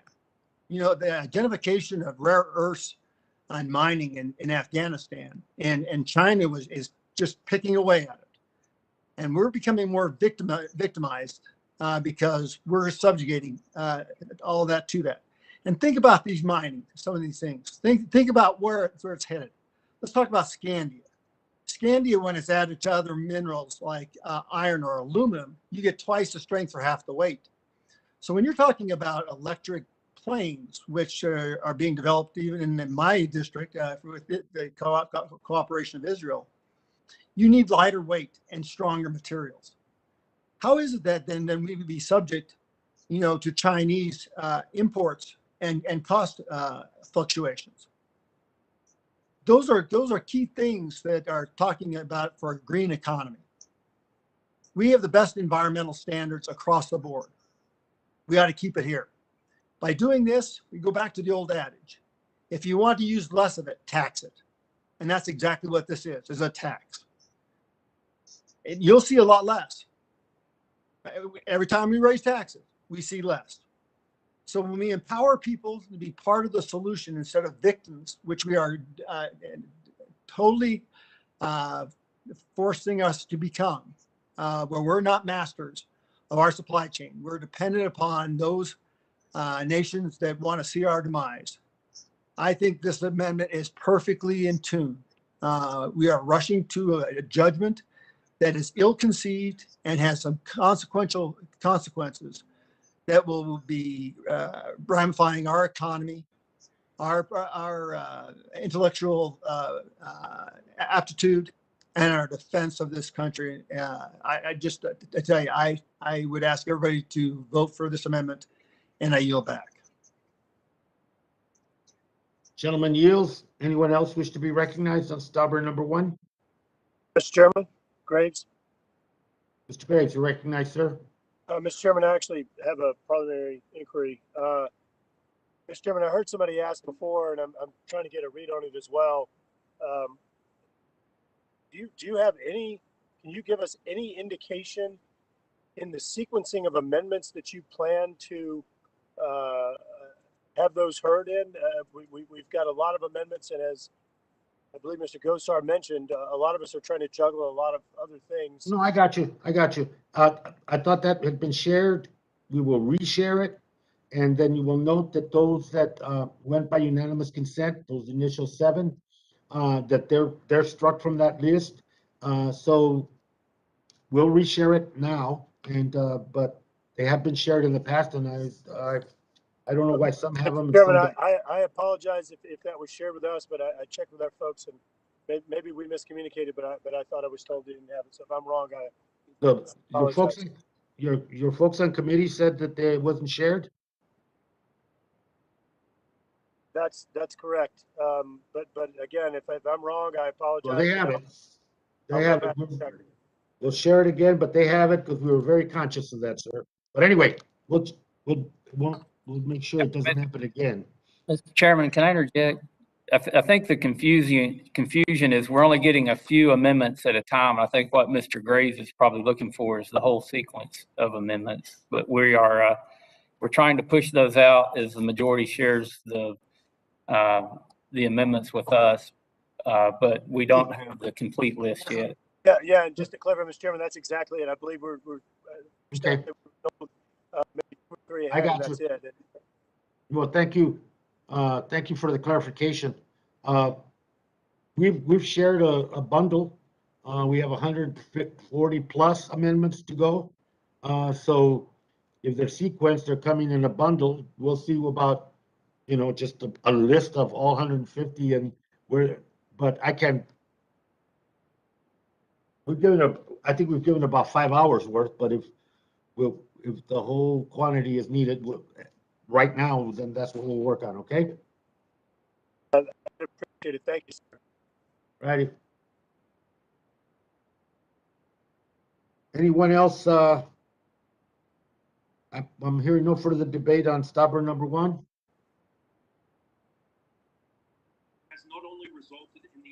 I will then pause for members in favor to unmute. All those in favor indicate by saying aye. Aye. Aye. Members, those members can mute themselves again, and I will pause so the members opposed can unmute. All those opposed indicate by saying no. No. No. No. In the opinion of the chair, the noes have it, and the amendment is not agreed to. Mr. Chair. Yes. Mr. Chair, Stauber here. I'll ask for a recorded vote, and just to make it easier on you, I will be asking for a recorded vote on all of my amendments, including the amendment I will be bringing on behalf of my colleague out of Alaska. Well, Mr. Stauber, sir, you're welcome, sir, and it's certainly something to look forward to. The gentleman's asked for a recorded vote, and it is postponed pursuant to the agreement. And we now move to Mr. Sabrin. You're recognized. Your amendment number 2. You're recognized for 5 minutes, sir. Thank you, Mr. Chair. This amendment should be familiar to this panel, as it received bipartisan support in this committee just 4 months ago. The amendment requires the Interior and Labor Secretaries to determine that the act does not interfere with existing memorandums of understanding committing to union labor for mine construction, operation, and shutdown. Resolution Copper has committed to union labor by agreeing to a project labor agreement. This reconciliation bill today, which is supposedly a jobs bill, renders a union negotiated PLA moot. Mr. Chair, it is impossible to be pro-labor if you are not pro-job. The Arizona building and construction trades are comprised of pipe fitters, laborers, iron workers, insulators, boilermakers, electrical workers, and more. To quote Jacob Evenson, business manager for the Boilermakers Local 627 in Arizona, as he refers to the project, quote, our members, most of which are Navajo and Apache tribal members, will continue to hope and wait for the day when they can clothe their families, feed their parents, and put shoes on little feet, end quote. I'd like to enter Mr. Evenson's letter into the record. Instead of creating jobs, this bill kills jobs. According to Mr. Evenson, this means the disappearance of the Apache and Navajo jobs that would mine copper with union protections, something this country desperately needs. These locals oppose this underlying bill because they have an agreement that gets them good wages, good benefits, and the peace of mind living a quality way of life. In Minnesota, our mining companies have agreements with the building trades, steel workers, and many other labor organizations. I therefore urge both my Republican and Democrat colleagues to stand with the workers and support this underlying amendment, and I yield back.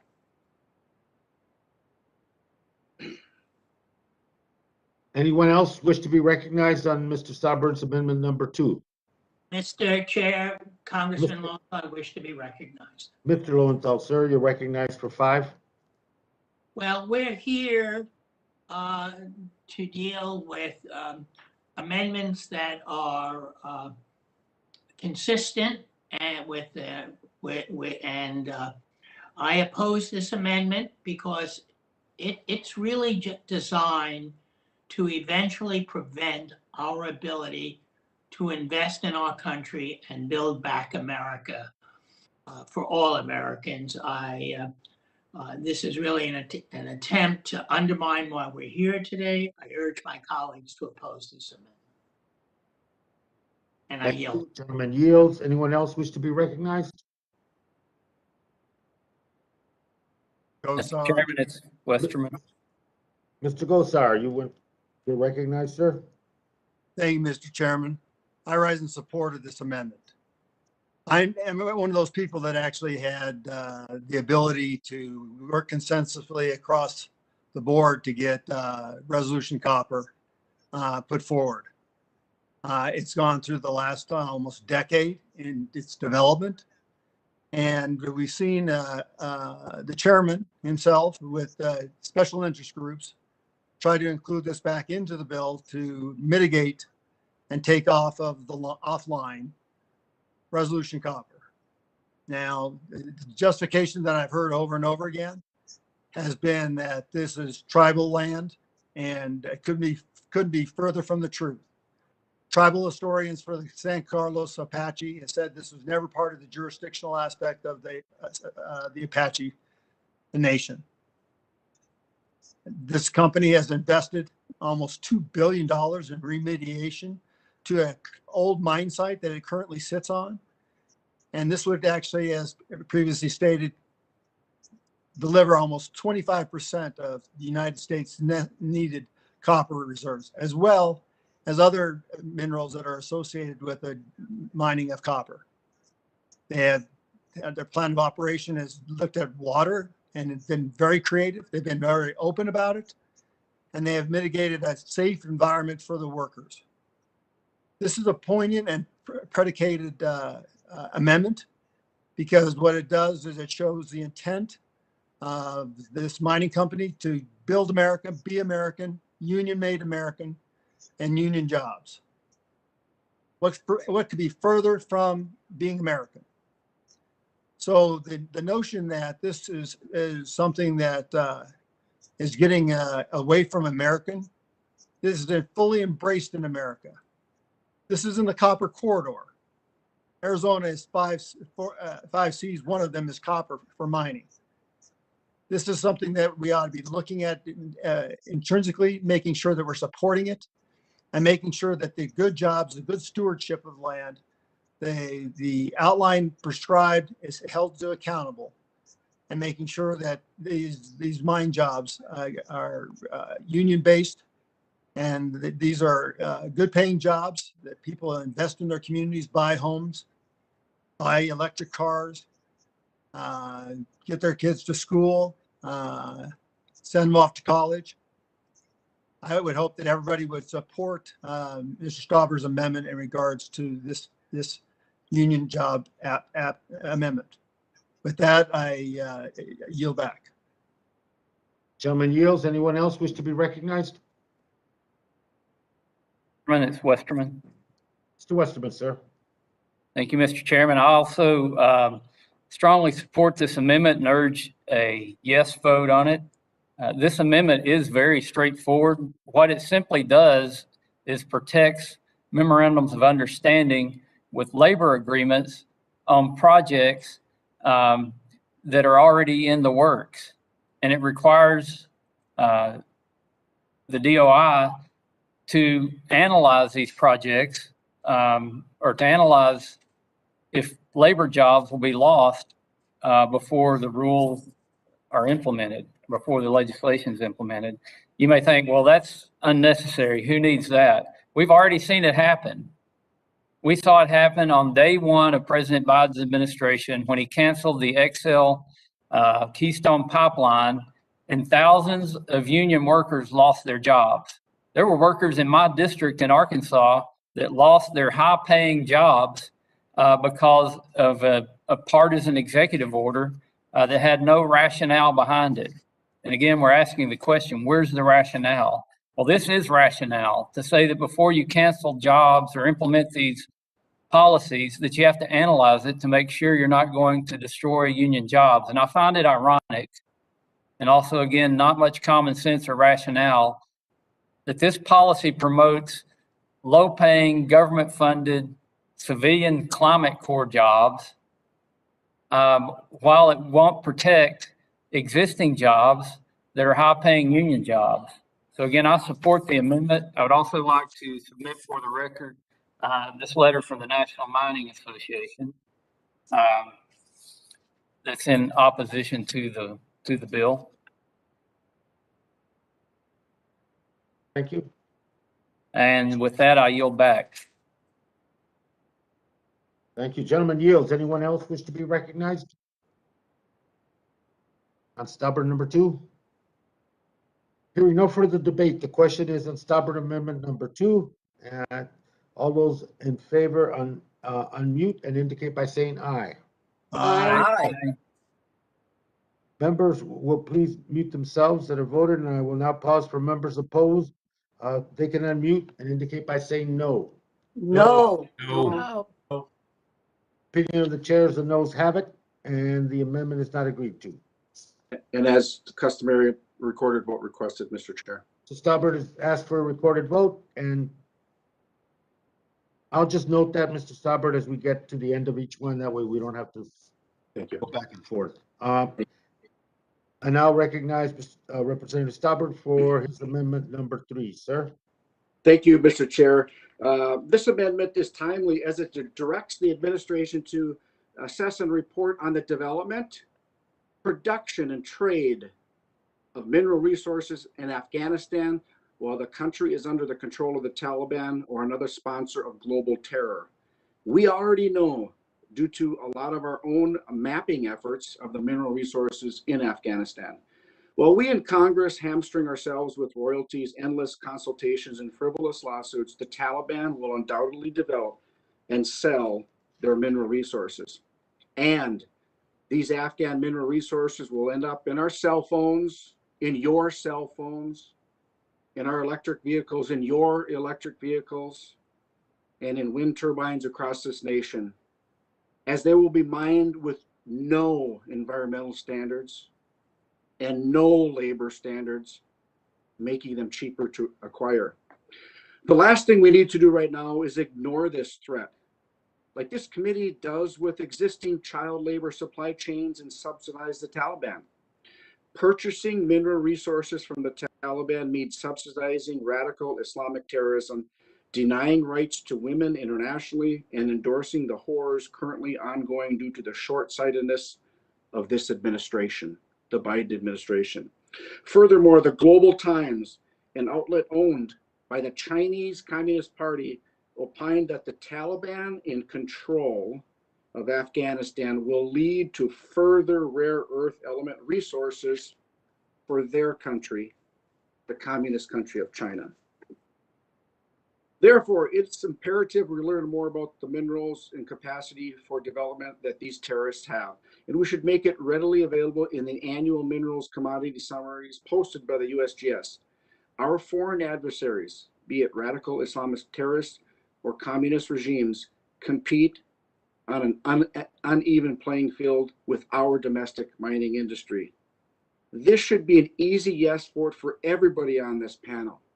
And I do want to make one last comment. In Minnesota, the approximate starting wage for a miner is about $80,000. I urge adoption of my amendment, and I look forward to Mr. Lowenthal's response. Gentleman yields. Anyone else wish to be recognized on stubborn number 3? Well, Congressman Lowenthal, I wish to be. Thank you, sir. You're recognized for 5 minutes.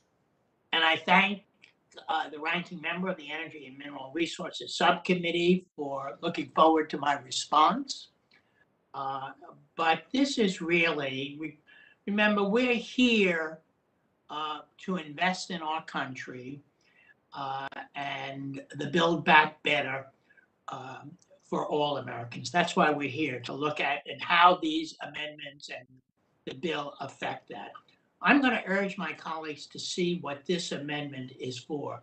It really undermines, regardless of the issues that are raised, it undermines our efforts to do what we're here to do, and that's to deal with the Build Back America overall reconciliation. And I urge my colleagues to oppose this amendment. Thank you, Mr. Lowenthal. Gentleman yields. Who else wishes to be recognized on Mr. Stubber's number 3? Mr. Chairman, it's Westerman. Mr. Westerman, sir. Thank you, Mr. Chairman. This again is a rational amendment. There's a reason why Mr. Stauber has offered it, and I rise in support of his amendment. What this amendment does is it simply requires that the USGS assess the Afghanistan mineral development, production, and trade while Afghanistan is under the control of the Taliban or another sponsor of global terror. Referring back to the chart behind me, as we see the U.S. production of minerals and metals decrease and the Chinese production increase, I don't think most Americans want to see their money going to China that's selling us elements and minerals that were mined in Afghanistan, which is run by a terrorist organization. And if you think that's not the case, I want to read you a quote from a New York Times article from a former senior colonel in the People's Liberation Army. He wrote, "Afghanistan, in turn, has what China most prizes: opportunities in infrastructure and industry building, areas in which China's capabilities are arguably unmatched, and access to $1 trillion in untapped mineral deposits." I would like to submit that New York Times story to the record. Thank you. And also want to encourage everyone to support Mr. Stauber's amendment so that we're not only not funneling U.S. dollars to China, but U.S. dollars to China that are going to Afghanistan and to a terrorist-run country. That I yield back. Gentleman yields. Anyone else wish to be recognized on the amendment? Mr. Chairman, Who seeks? Rep. Soto. Oh, Mr. Soto, sir, you're recognized. Thank you. Thank you so much. I wanted to take a moment to address several debate points that have been made by our friends in the minority here today that make no sense. Some of you allege that this bill will make us less competitive against China and Russia. The bill finally makes the largest investment in our country's infrastructure in our nation's history. This will necessarily make us more competitive. When President Trump wanted to do this, you were all singing in support, and now not so much. Those arguments make no sense. Others of you want us to maintain our national parks better. We included a civilian corps to help investments in that to help maintain our parks. Yet you oppose that idea and offer up no other solutions. Again, it makes no sense. The next argument is that we should postpone, possibly indefinitely, this historic investment in our country's infrastructure to focus on Afghanistan. Whether you want to build back better or make America great again, this again makes no sense. We're done with spending trillions to rebuild other nations. We're rebuilding our nation right now. The biggest whopper of them all is to do nothing on climate change or to delay solutions, and that would somehow do justice or help victims of hurricanes. In Florida, we saw a rapid increase when Hurricane Michael turned from a tropical storm to a Category 5 within a day or so. It devastated the Florida Panhandle. The reason for its rapid intensification, climate change had cooked the Gulf of Mexico to superheated levels. Our prayers go out to Americans in Louisiana, Mississippi, Alabama, those in the tri-state area and other states affected by Hurricane Ida.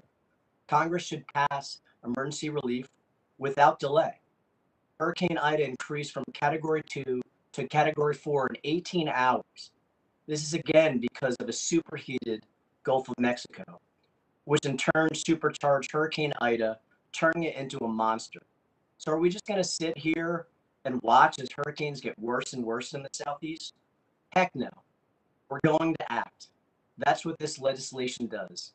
Rather than slapping a Band-Aid on these problems, like intensifying hurricanes and sea rise, we're going to address the root causes of climate change by investing in carbon capture, by investing in coastal and national resiliency, and by investing in environmental mitigation of old mines, oil wells, and gypsum stacks. In short, we're going to build back better, and that is what this bill does. And Mr. Chairman, I yield back. Mr. Chairman, Mr. Gentleman Chairman, here who seeks to be recognized. Yvette Mr. Moore. Harrell. Representative Harold, you're recognized. Thank you, Mr. Chairman. I'd like to relinquish my time to Congressman Stauber. Thank you. Stauber. Thank you for yielding your time. I do have to respond to my good friend, Congressman Soto. My miners have been standing ready to mine these critical minerals that we are blessed to have. One company is in its 20th year. The Duluth complex in northeastern Minnesota has the ability to reduce our supply chain dependency on China and Russia and Afghanistan now. So for you to say that it doesn't matter and our arguments are fruitless, I suggest to you, come up, talk to our miners, our laborers, our construction workers, our teamsters, our iron workers, and look them in the eye and say that you would rather have those minerals mined in foreign nations that don't have our labor standards, that don't have union agreements, that don't have environmental standards. Yes, this is located in the district that I'm fortunate to represent, and we are going to mine those minerals. We have colleagues on this call that want to remove all that acreage and have the dependency on the communist country of China, or allow small children to be forced to mine cobalt for our electric vehicles and our alternative sources of energy. We have the ability to do it here, to do it right. And so I take great exception, Mr. Soto, that these are frivolous arguments. These are real to the constituents. These are real to our supply chain dependency. There's a whole lot of stuff we agree on. But please don't diminish this opportunity that we have to secure our dependency. We cannot build China back better. We cannot build Afghanistan better. We cannot build Russia better. And I can give you examples of this administration doing just that. Nord Stream 2 pipeline. Why? We have the ability here. We have the ability here. So let's have the mining dominance that we need to compete in the world and reduce the greenhouse gases. We do it better in America with American workers, American jobs, our friends and neighbors. And in this case, Mr. Soto, my friends and neighbors. And I yield back. Gentleman yields. Anyone else wish to be recognized on gentleman's amendment number 3? There. Mr. Chairman, this is Representative Moore. Moore, sir, you're recognized. Thank you. And thanks to the committee staff for delaying some of my potential amendments. I just landed. I've been watching the debate, so I've been engaged. And I'll have an opportunity to address a lot of my amendments later. So I'll keep this brief, but I just wanted to also address Congressman Soto's comments. Like just creating another bureaucracy to say we're going to go fix the backlog is really tough for Utahns to swallow when we have $250 million of backlog in our National Park Service that all Utahns love, that want to preserve, want to conserve. Like, we are all in, okay? $250 million of backlog. In the Great American Outdoors Act first year of funding, $250 million went to the Virginia, the George Washington Parkway Highway. Like, what? So you're saying that if we add a whole new bureaucratic system, like a whole new agency, we've got the BLM, now we're going to have the CCC, now we're going to have, it's like, what Republicans, I think, are trying to do by helping folks understand, helping all understand, we're trying to embrace industry, right? I argue about this on my town halls. I'm talking about my willingness to engage on the climate debate, and I'm sincere about it, right? And I just went and toured my Rocky Mountain Power here in Utah. 30% of what they're doing is renewables. I was so excited to hear that. And they have a whole plan that looks out, that is actually sustainable. It's got an actual strategic plan, and not just an arbitrary date and then, hey, let's do it by this date, and oh no, when gas prices go up, we have to go ask OPEC for more oil. Like, I don't understand the fact that we have there's no strategic plan for this billions and trillions of dollars, and we're just trying to help you avoid like another Solyndra, right? Like, that's picking winners and losers. It ultimately fell flat, and everybody knows that. Even the Obama administration would recognize it was a failure. I did a report on it in my grad program, right? Like, we want to help embrace industry, create a strategic plan to get to this without just like throwing out some date that we want to do something by, and then it just drives me absolutely bonkers, because we're willing to engage on this, but just throwing a bunch of money at a whole new bureaucratic system is not going to help Zion's National Park get its backlog fixed. And I associate my comments with Congressman Bentz. These are tough jobs to do. It's not just a snap of the finger, create a bureaucratic organization, and then they're going to fix the backlog. Hopefully the Great American Outdoors Act is a little more equitable over time. Maybe in years 2 and 3, there's more sensible distribution here, but it simply just doesn't. You can't just say the CCC is going to solve all of our issues. Like, there's no plan to that. I yield back. Gentleman yields, and anyone wish to continue to address stubborn number 3? Representative Tiffany. Tiffany, you wish to be recognized? Thank you very much. I support Stauber number 3 here. I think it's a very good amendment. But in particular, I have to comment in regards to the gentleman in Florida saying there are no solutions. And of course, it is blame former President Trump that there were no solutions. Well, let's look at it. Energy independence for the first time in the United States in decades was achieved over the last 4 years. We hear just about a month ago, we heard President Biden begging OPEC to produce more oil, to stop this rise in oil prices. That's what we're getting now, is begging OPEC, while the opposite approach was taken over the previous 4 years, and you could actually say over the previous decade, including when President Obama was in office, as we continued to allow these private producers to continue to produce, built new pipelines, all those good things. What is the first thing that happens on January 20th? I don't know Keystone if you've been. XL is shut down, and the message is sent very clearly: we are going to stop oil production and oil transportation in every way that we can. And that's indisputable. All the actions taken by this administration has done exactly that. So we had energy independence, and now it's going to be taken away, and we're back to begging OPEC, just like we did in previous decades, so unnecessarily. Same thing with mineral production. We can be independent here. We do not need to be dependent on the Congo or China or Afghanistan in the future. We can produce it right here.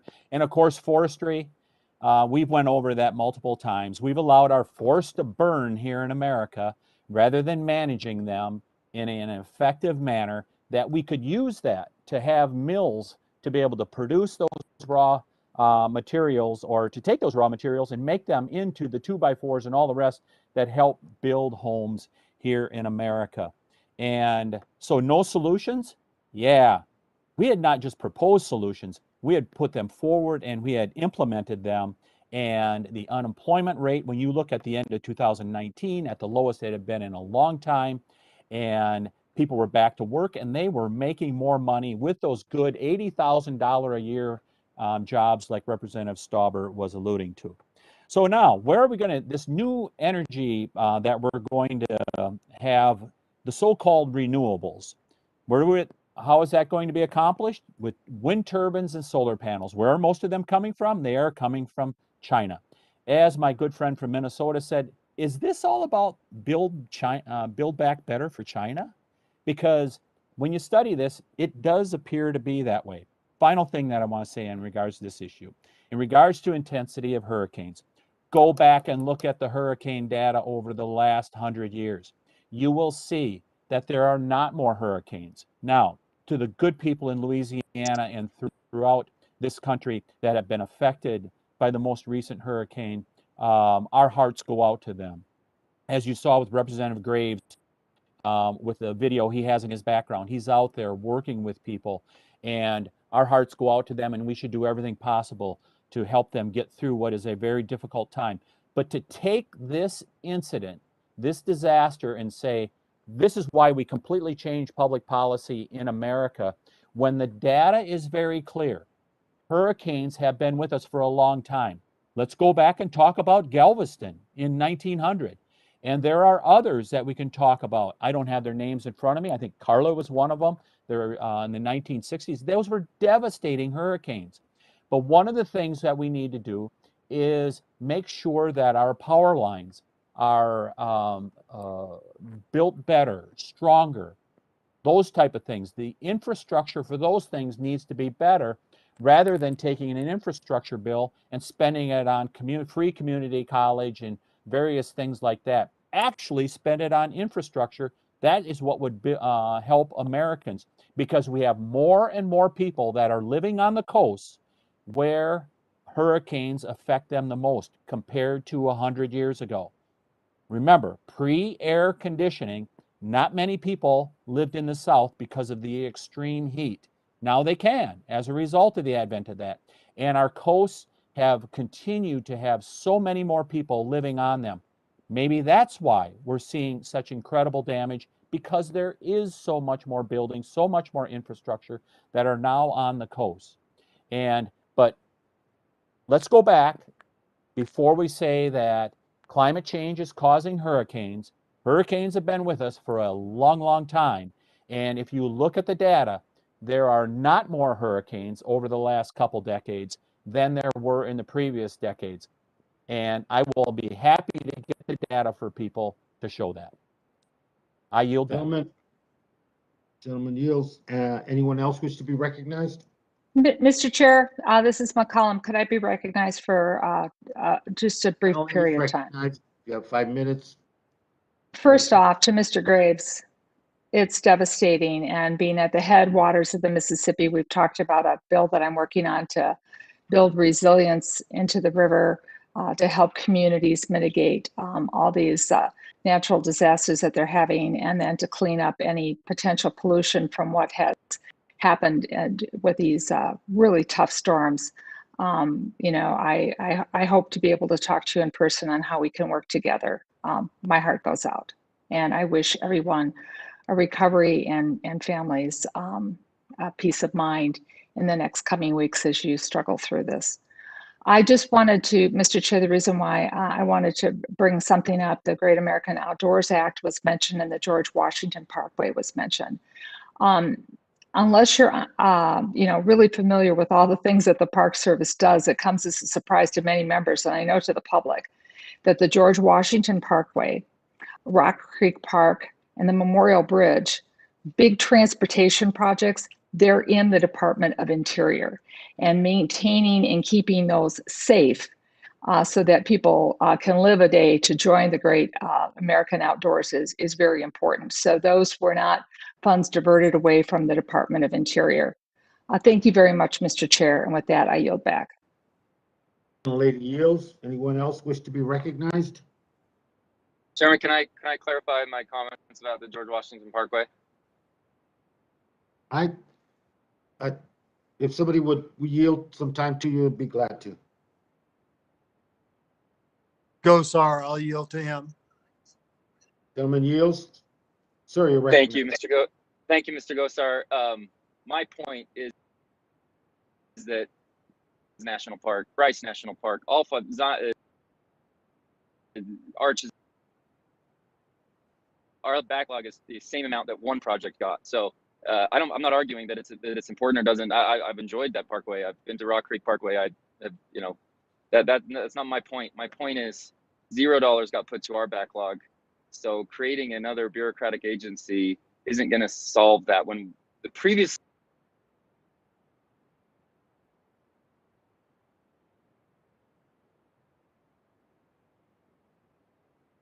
I recognize that the GW Parkway has a need that I've never argued otherwise. It's just out here in Utah, we got $0 for all of our amazing national parks that draw probably more tourism than I would say most anywhere in such.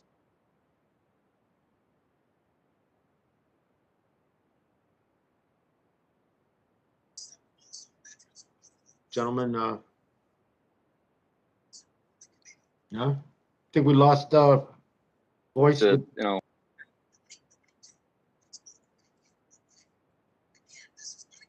I yield back. Gentlemen, I now yield to the ranking member, Mr. Westerman. Gentleman yields to Mr. Westerman, sir.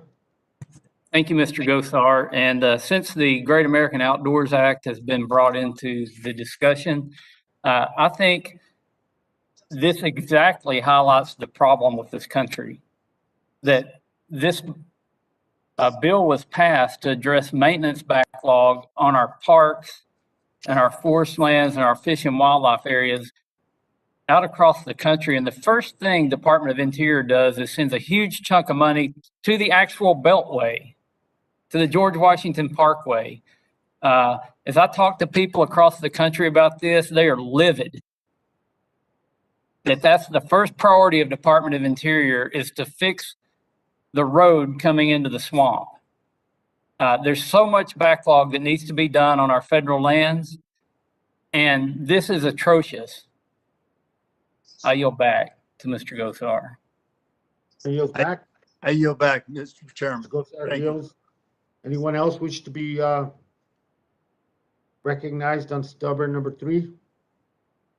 Hearing no further debate, the question is on the stubborn amendment number 3. I will pause so those in favor can unmute. All those in favor indicate by saying aye. Aye. Aye. Thank you.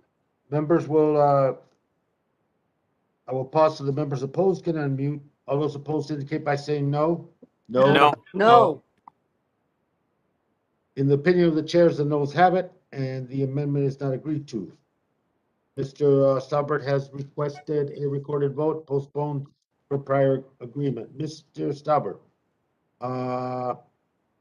number 4, you're recognized, sir. Thank you, Mr. Chair. This is the 10th time I'm offering this bipartisan amendment. Last Congress, it received 16 Democrat votes in the Transportation and Infrastructure Committee. Sadly, Democrats have blocked this amendment every single time. This Green New Deal reconciliation package is chock full of funding for items that will require mining, electric vehicles, energy mandates, energy efficient buildings, recycling infrastructure, all of which are built with mined resources. And right now, all of which are reliant on supply chains tainted with child and slave labor. For example, we are 76% import reliant on cobalt. Who is the top supplier of cobalt? The Congo, a country infamous for its use of forced child labor. Amnesty International and others have well documented the horrific examples of children being forced to pick cobalt by hand near pits of acid or crawling underground to mine it. Meanwhile, the Duluth complex in my district contains 88% of this country's cobalt. The projects proposed to extract this mineral have already signed project labor agreements with the Iron Range Building and Trades, committing to union labor. By now, I hope this panel understands the issues with our existing supply chains. And I hope with that understanding comes a sense of urgency to work with me and my Republican colleagues to do something about it. If we're to have these massive expansions of renewable energy capacity, let's at least do it humanely. Let's do it in the United States of America with the best labor standards and the best environmental standards in a workforce that is ready, able, willing to do so. I once again urge adoption of this amendment, and I yield back. Mr. Chairman, Gentleman yields, Mr. Lowenthal. Sir, you're recognized. thank you. And I want to thank the ranking member of the Energy and Mineral Resources for raising these issues about where critical minerals are mined and the importance of mining, and especially of them in the United States. But let's be clear, this amendment is designed to eventually prevent our ability to invest in our country now and in the Build Back Better for all Americans. And so I'm urging my colleagues to understand this is an attempt to undermine our overall efforts here today, what we're trying to do today. And I urge my colleagues to oppose this amendment.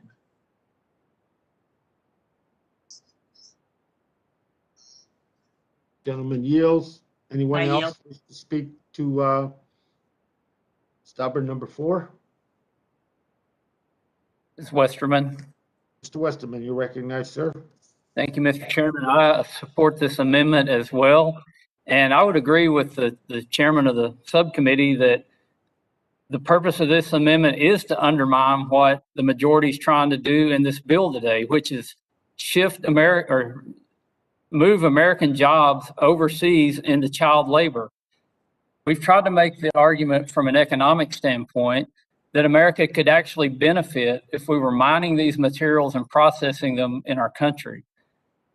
Mr. Stauber is trying to make the point now that not only is it going to kill American jobs to implement this bill, it's going to give those jobs or move those jobs to child labor in the Congo, where cobalt is being produced right now, and other places around the world. As we shut down mining in this country, as we open up our markets to anything China wants to sell us, we're not only exporting our wealth to China, but we're promoting this kind of labor practices around the world. So yeah, we're trying to undermine the intent of what this bill is doing, because this bill is going to promote child labor in undeveloped countries around the world at the benefit of the Communist Chinese Party. So yeah, we want to stop that. We want American workers to have jobs. We want to sustainably produce minerals and metals in the U.S., and we want to grow the U.S. economy. I don't think that's a wrong approach to take. That's why I support Mr. Stauber's amendment, and I yield back.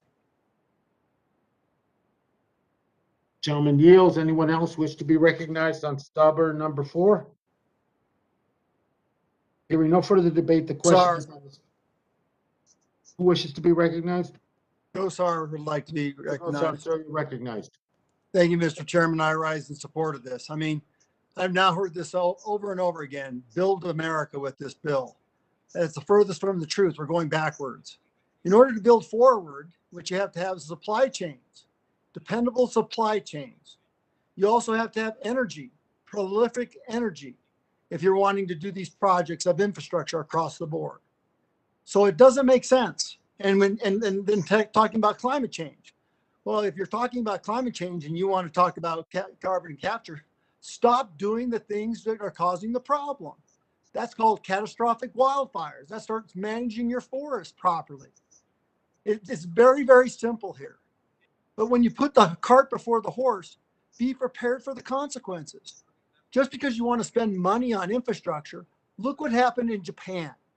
Japan, 20 years ago, decided to overdo and just go gangbusters on infrastructure. They have never recovered. What we're doing here in this bill is we're empowering China. We're empowering Afghanistan and the Taliban. We're empowering Russia. Everything that they want, we're doing in this bill. The minority is doing in this bill. It is not empowering Americans. It is actually making them victims, dependent upon a foreign country who's more polluting, who continues to build coal-fired plants at a record pace, who uses child labor laws against them, who uses resources as a battering ram on one belt, one road, and to underserved and underpoverished countries. This is despicable. We know better. We should know better. And the technology, like I brought up Scandia, when you're taking Scandia and you add it to aluminum, you get twice the strength for half the weight. How amazing is that going to be for air travel? More efficiency, less carbon. So, I mean, from the standpoint here, Mr. Stauber makes a great point here, is you have to inventory. You have to make sure that you're playing on the same playing field. And if you certainly believe that child labor does not belong in mines, then you have no other option but to vote for this. Otherwise, you're condoning that practice of child labor laws and the violations in the Congo. You're abusing the African continent. You're abusing the Asian continent. So let's be straight about this. Mr. Stauber's amendment is a very good amendment, and everybody should be voting for it. Otherwise, you're condoning nothing less. I yield back. Gentleman yields. Anyone else wish to speak Yes. on Stauber number 4? Yes, Mr. Chairman, it's Congresswoman Harrell. Representative Harold, you're recognized for 5 minutes. Thank you. Thank you, Mr. Chairman. And I just echo what my colleagues are saying. I absolutely stand in support of this bipartisan amendment, and I applaud Congressman Stauber for bringing it forward. And with that, I'd like to turn over the balance of my time to Representative Stauber. Gentlelady yields. Mr. Stauber. Thank you, Mr. Chair, and thank you, Congresswoman Harrell, for yielding. I will just say that we cannot accept forced child labor to be used in alternative sources of energy in this country.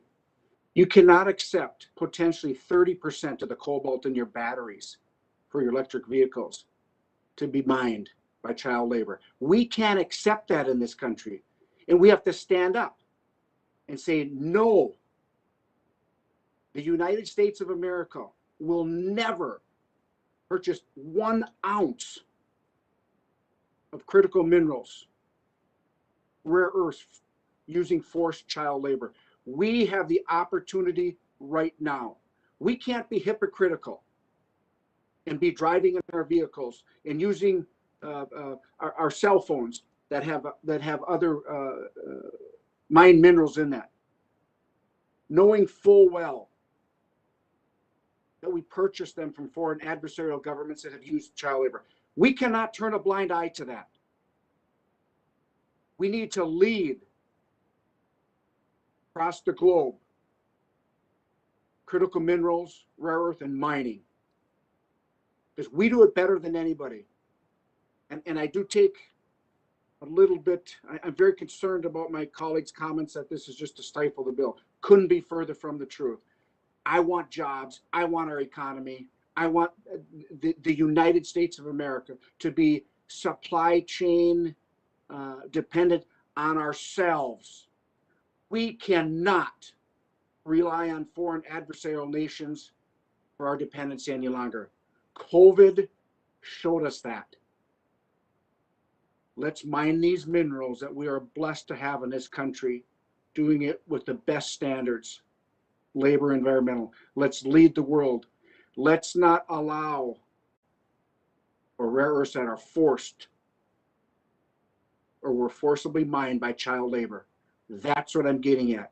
Do not be hypocritical and turn a blind eye to that, because I have talked about this for a while now.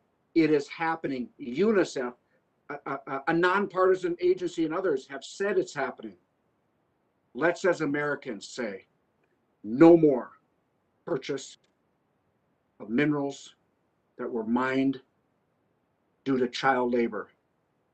We can do it. Let's lead.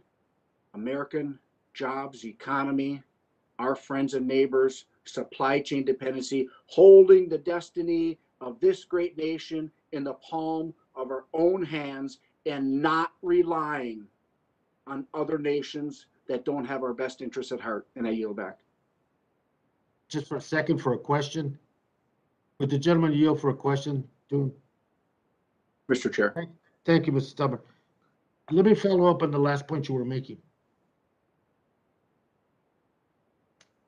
Are you supportive, or what's your of saying for those multinational or mining companies that are doing business on federal public land, taxpayer land, should they be able to do business with that public asset if they have a record that speaks to issues of child labor, speaks to issues of labor abuse, and speaks to environmental degradations in another part of the world? Should we be doing business with that corporation? What we need to do is make sure that they understand our labor standards. They follow our rules when they want to invest in our nation. You can talk about the other nations, Mr. Chair. I'm a representative of Minnesota, representing our great state and a colleague with you across the world. I can't tell you what these other foreign nations are or aren't doing, with the exception of the forced labor. I know that. And we in our country. I'm just asking about a company, sir. I mean, that, you know, I just want to make sure that we're being consistent here. If a company is responsible for, through their practices and their plan and their financial and strategic operation for those violations, and I thought we shared the same ground and nobody wants child or slave labor involved anywhere. But having said that, should they be banned, restricted from doing business on our public asset, our public lands or waters? I would say they need to onshore their mining here, because we do it best. Now, with that being said, Mr. Chair, farewell. We've been mining for We're 135 going to have to years. explore that down the road because, Wait a minute, you know, Mr. it's Chair, good you for the asked a goose, it's question. also good for the gander. Mr. Chair, you asked me a question. May I have the respect Absolutely, it's to your answer your it? time. Thank you. Mr. Chair, Absolutely, you it's your asked me a time, sir. question. It's your time, Mr. sir. Chair, you asked me a question. Can I answer your question? I just said it's your time, sir. I'm sorry. Thank you. So we've been mining in Minnesota for 135 years. We helped win World War II with our iron ore mining. Let's be crystal clear.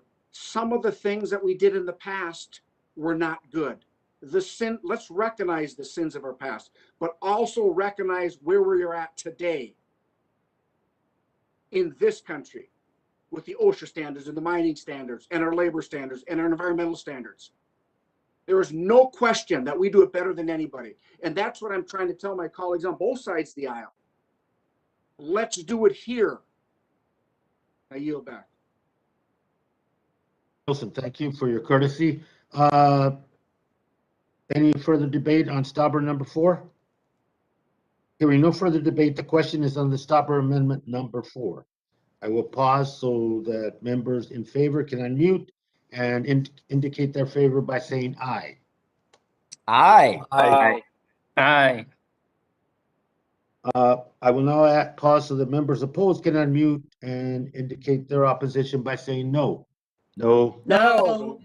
No. No. In the opinion of the, well, having discussed that, Mr. Stauber, the standing request, this will be a recorded vote and postponed based on the prior agreement. Now we go to Stauber number 5. Gentleman's recognized. Very much, Mr. Chair. This amendment is simple. It strikes a provision in the reconciliation bill that arbitrarily withdraws Forest Service land that is rich in minerals and containing a promising proposed mining project. Once again, we have Democrats on this committee using the reconciliation process to sneak in pet priorities and failing to see the big picture. The chairman's bill to kill responsible mining in Arizona has not become law as a standalone, which is why I imagine they are trying to sneak it through in this massive reconciliation package. Also, Joe Biden, who claims to be in favor of union jobs, can quietly kill those union mining jobs and bury it in the news cycle under all his other reconciliation priorities. A reminder, then candidate Biden in October of 2020 stated he wants to responsibly source critical minerals in our country. He becomes president, and just a few months ago, he says, now we don't want to responsibly source. We're going to purchase these minerals from adversarial countries.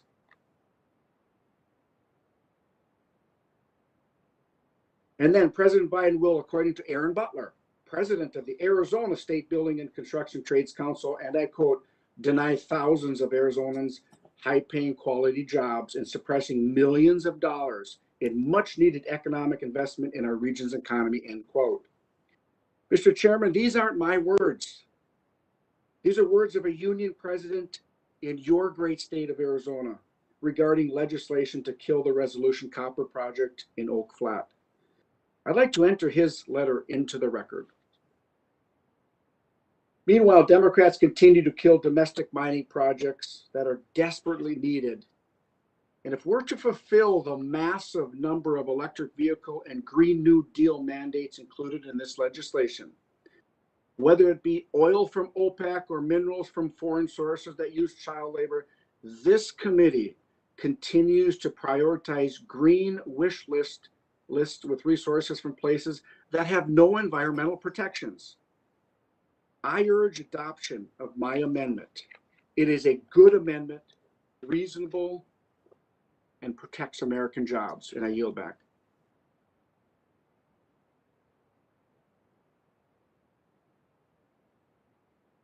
The gentleman yields. I recognize myself in opposition to the amendment. The amendment would strike the revenue measure considered in section 70-201, the withdrawal of Oak Flats. Oak Flat withdrawal fits squarely into the committee's strategy to raise federal revenues in our jurisdictions in ways that best support the health of the climate and the health of our public lands. In Subtitle H, the committee proposes to raise significant revenues by ensuring a fair return to taxpayers for the use of public resources. However, Oak Flat is simply not how we should be financing the government. It is not how we should be raising revenues in this budget. The committee proposes reducing prospective revenues associated with Oak Flat. The way to accomplish this revenue adjustment is by means of this withdrawal and canceled transfers. I strongly oppose the amendment and urge my colleagues to, I strongly oppose the Stopper amendment and urge my colleagues to vote no. With that, I yield back and would recognize anybody that wants to speak on Stopper Amendment number 5. This is Gosar.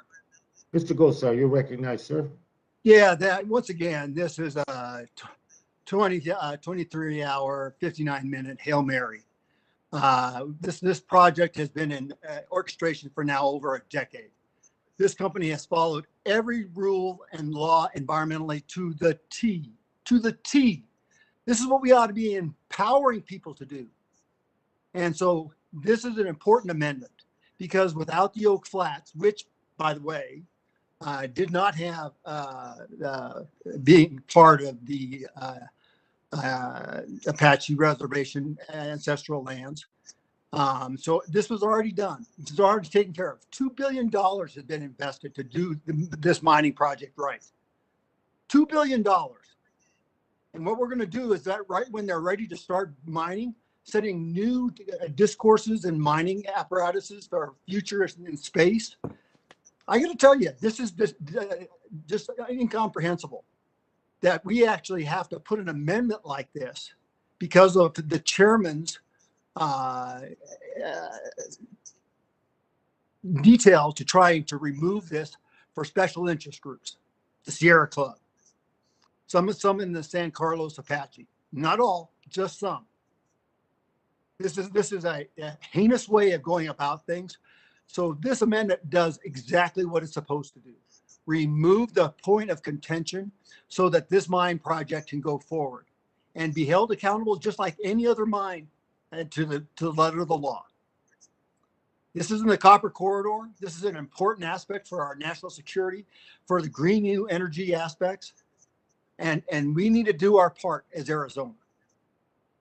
So I applaud the gentleman from Minnesota for putting this forward.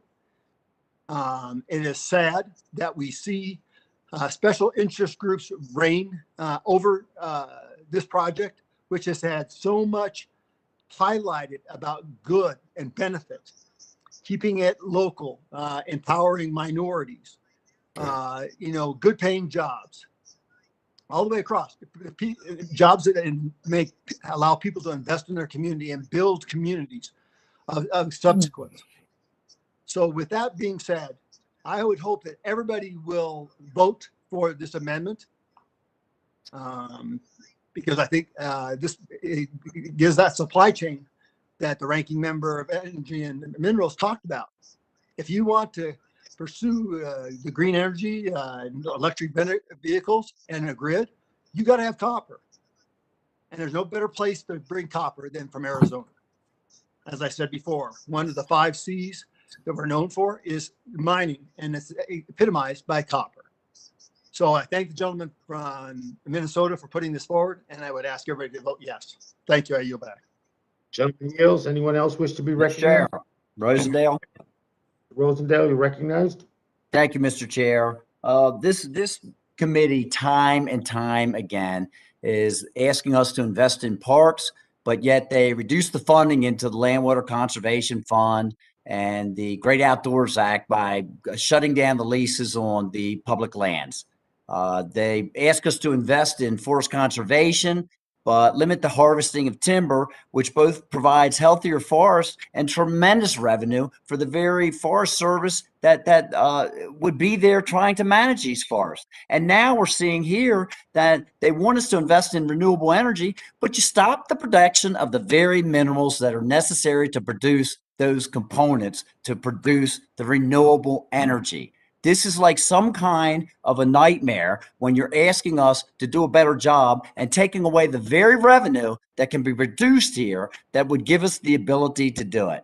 The left claims time and time again to protect the environment, but you drive the resource development to countries that have no labor or environmental standards. And how are we to pay for all of this? By simply raising taxes on the middle class across the United States and making it more difficult for them at the same time that you're driving up the cost for them to live every single day, whether it's bread, milk, and eggs or the gasoline so that they can get to their job. And you drive the production of those resources to hostile communist countries.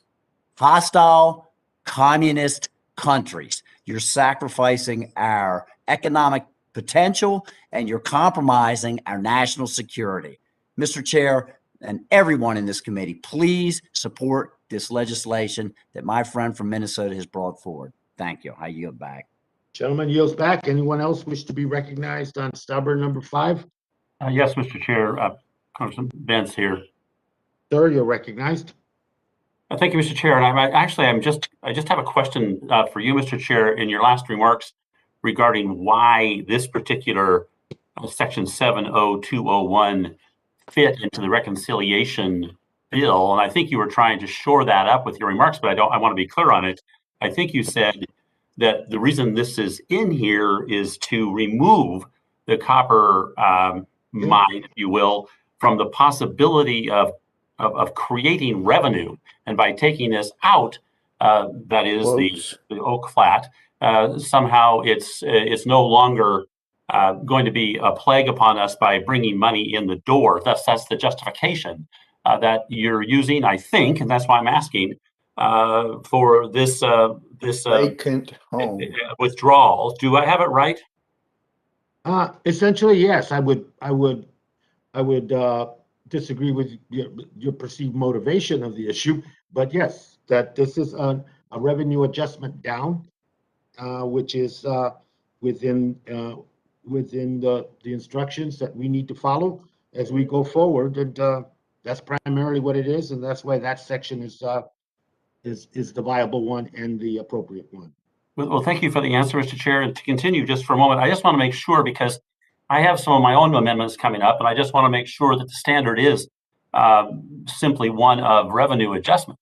And thus, any one of the amendments that comes forward, apparently, if it drives revenue up or drives revenue down, is relevant to this bill and germane. That's really what I'm getting at here.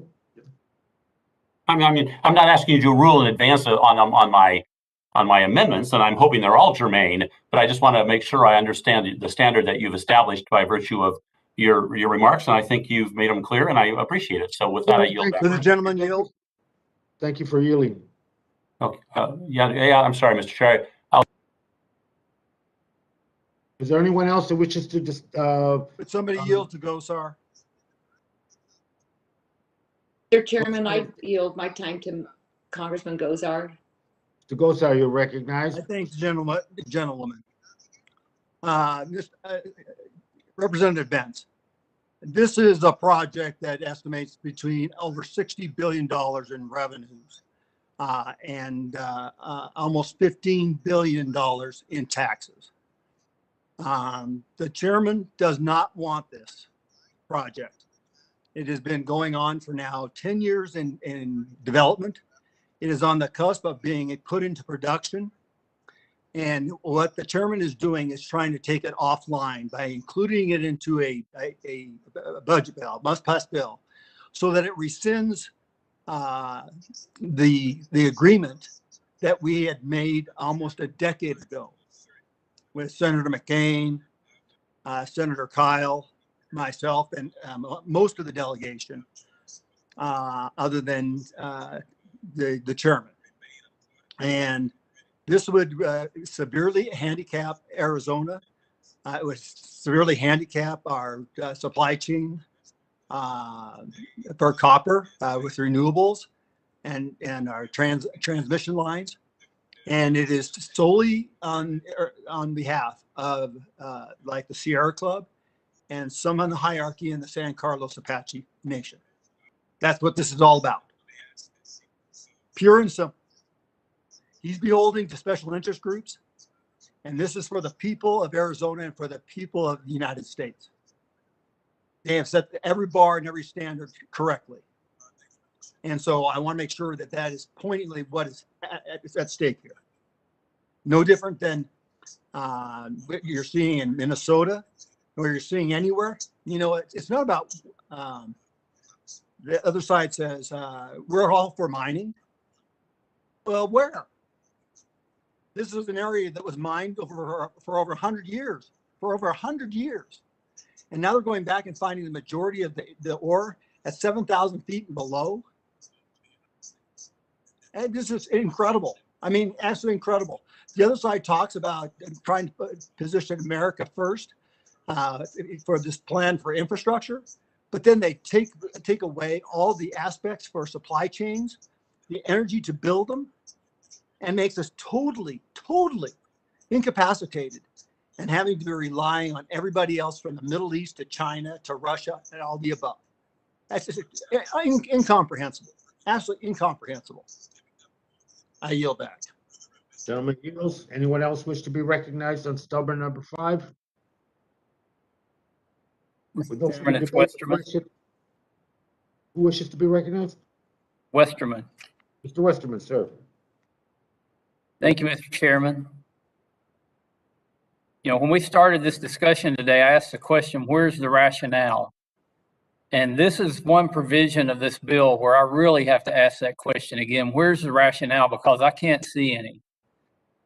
Let's talk about the world that we live in today, where the left is pushing for an electric economy. And we know that the number one thing you need to electrify something is copper. There's no question that copper must be available if we're going to increase the electrification of our economy. Matter of fact, the World Bank says that by 2050, we're going to have a 200% increase in the demand for copper. Now, what the overall reconciliation bill tries to do on this one issue, it has a provision to reverse a negotiated bipartisan land exchange included in the fiscal year 2015 NDAA. It was signed into law by President Obama, and it was as bipartisan as you can get. But that's not the overarching picture that's here. I believe this is one of the most egregious examples of not using common sense. And it has much bigger ramifications. You have a company that's invested $2 billion in a copper mine that they started decades ago, but since 2015, they've been able to actually dig a hole in the ground. A few years ago, I had the opportunity to visit this mine and ride an elevator for over 20 minutes to get to the bottom of a 7,000 feet deep mine. A mine that has enough copper to supply 25% of the U.S. demand for the next 50 years. And now we want to pull the rug out from under it? Where's the logic in that? How are we going to electrify our economy if we don't have the copper to electrify it? Why do we want to kill jobs? And this idea that there's an oak flat that's in jeopardy, this mine's 7,000 feet below ground. This defies logic, and it sets a terrible precedent.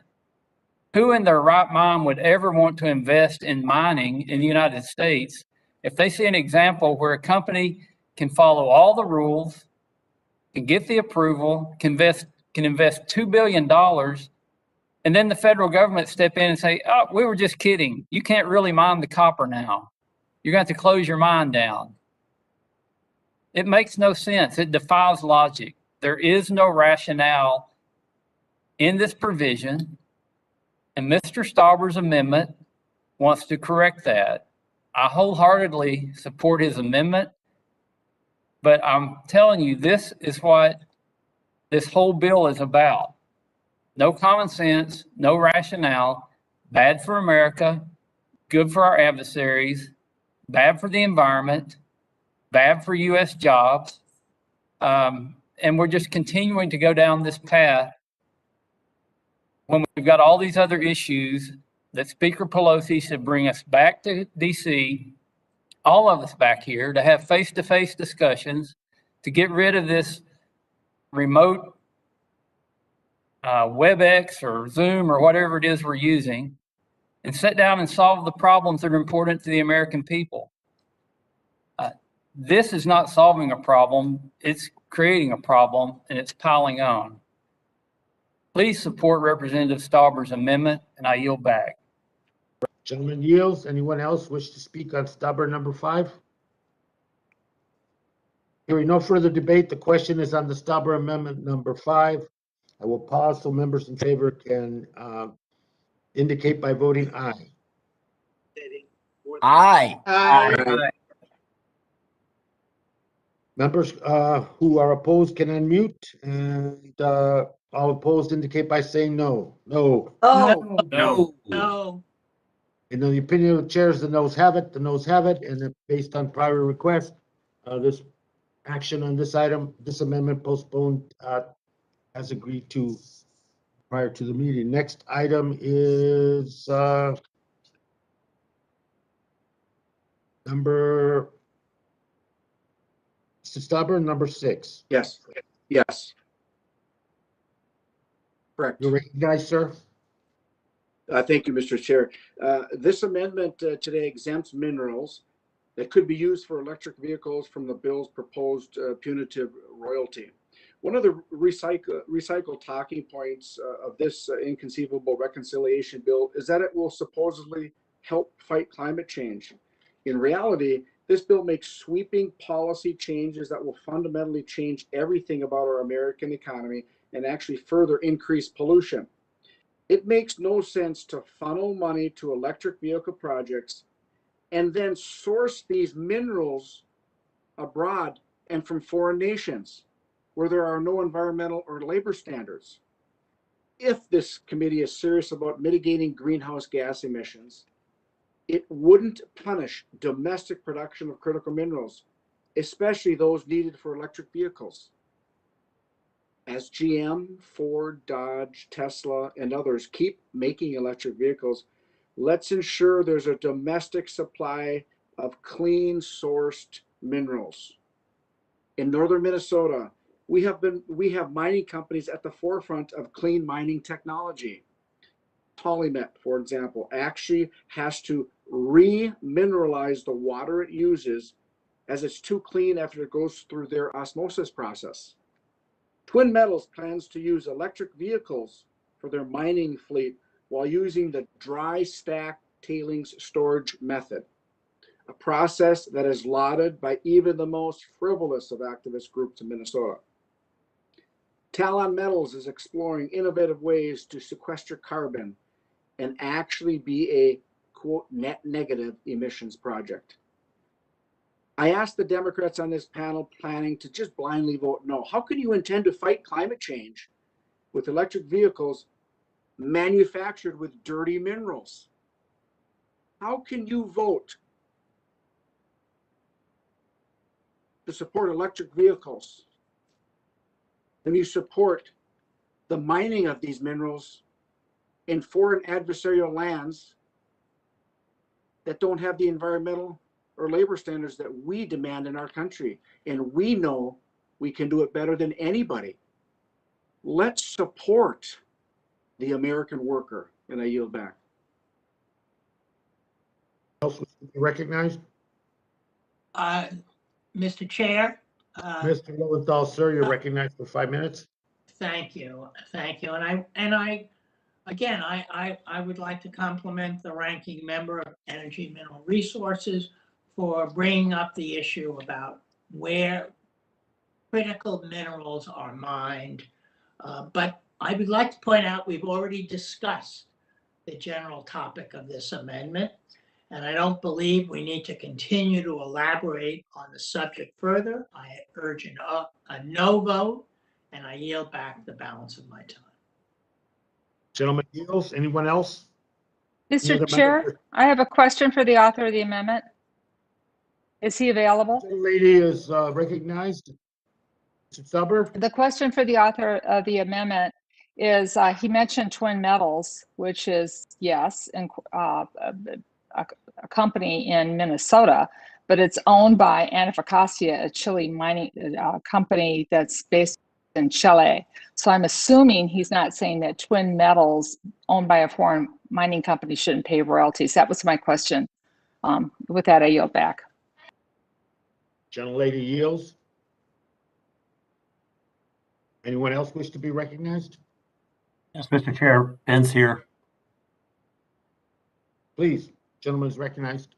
Thank you, Mr. Chair. And I just am reminded of situations out here in Oregon and the Oregon legislature where we would watch as the majority party would engage in a certain type of legislative activity, ignoring the fact that they were doing just the opposite with the other hand.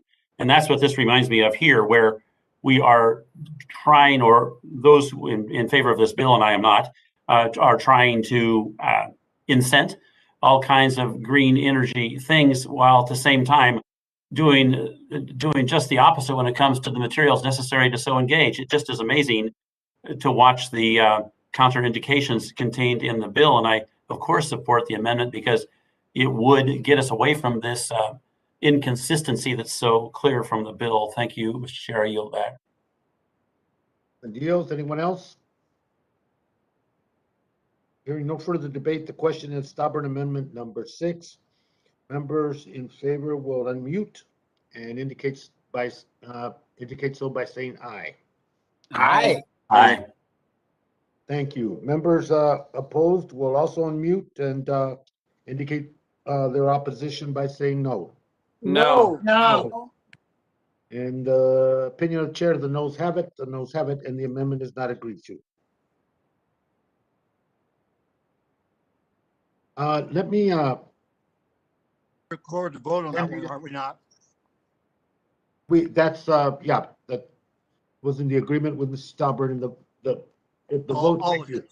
Thank you. The vote is postponed until as per the agreement. Mr. Westerman, if I may just have a short discussion with you. When we did the list of Republican amendments accepted by our UC agreement, we skipped one. And to my utter shame, the amendment is from the ranking member.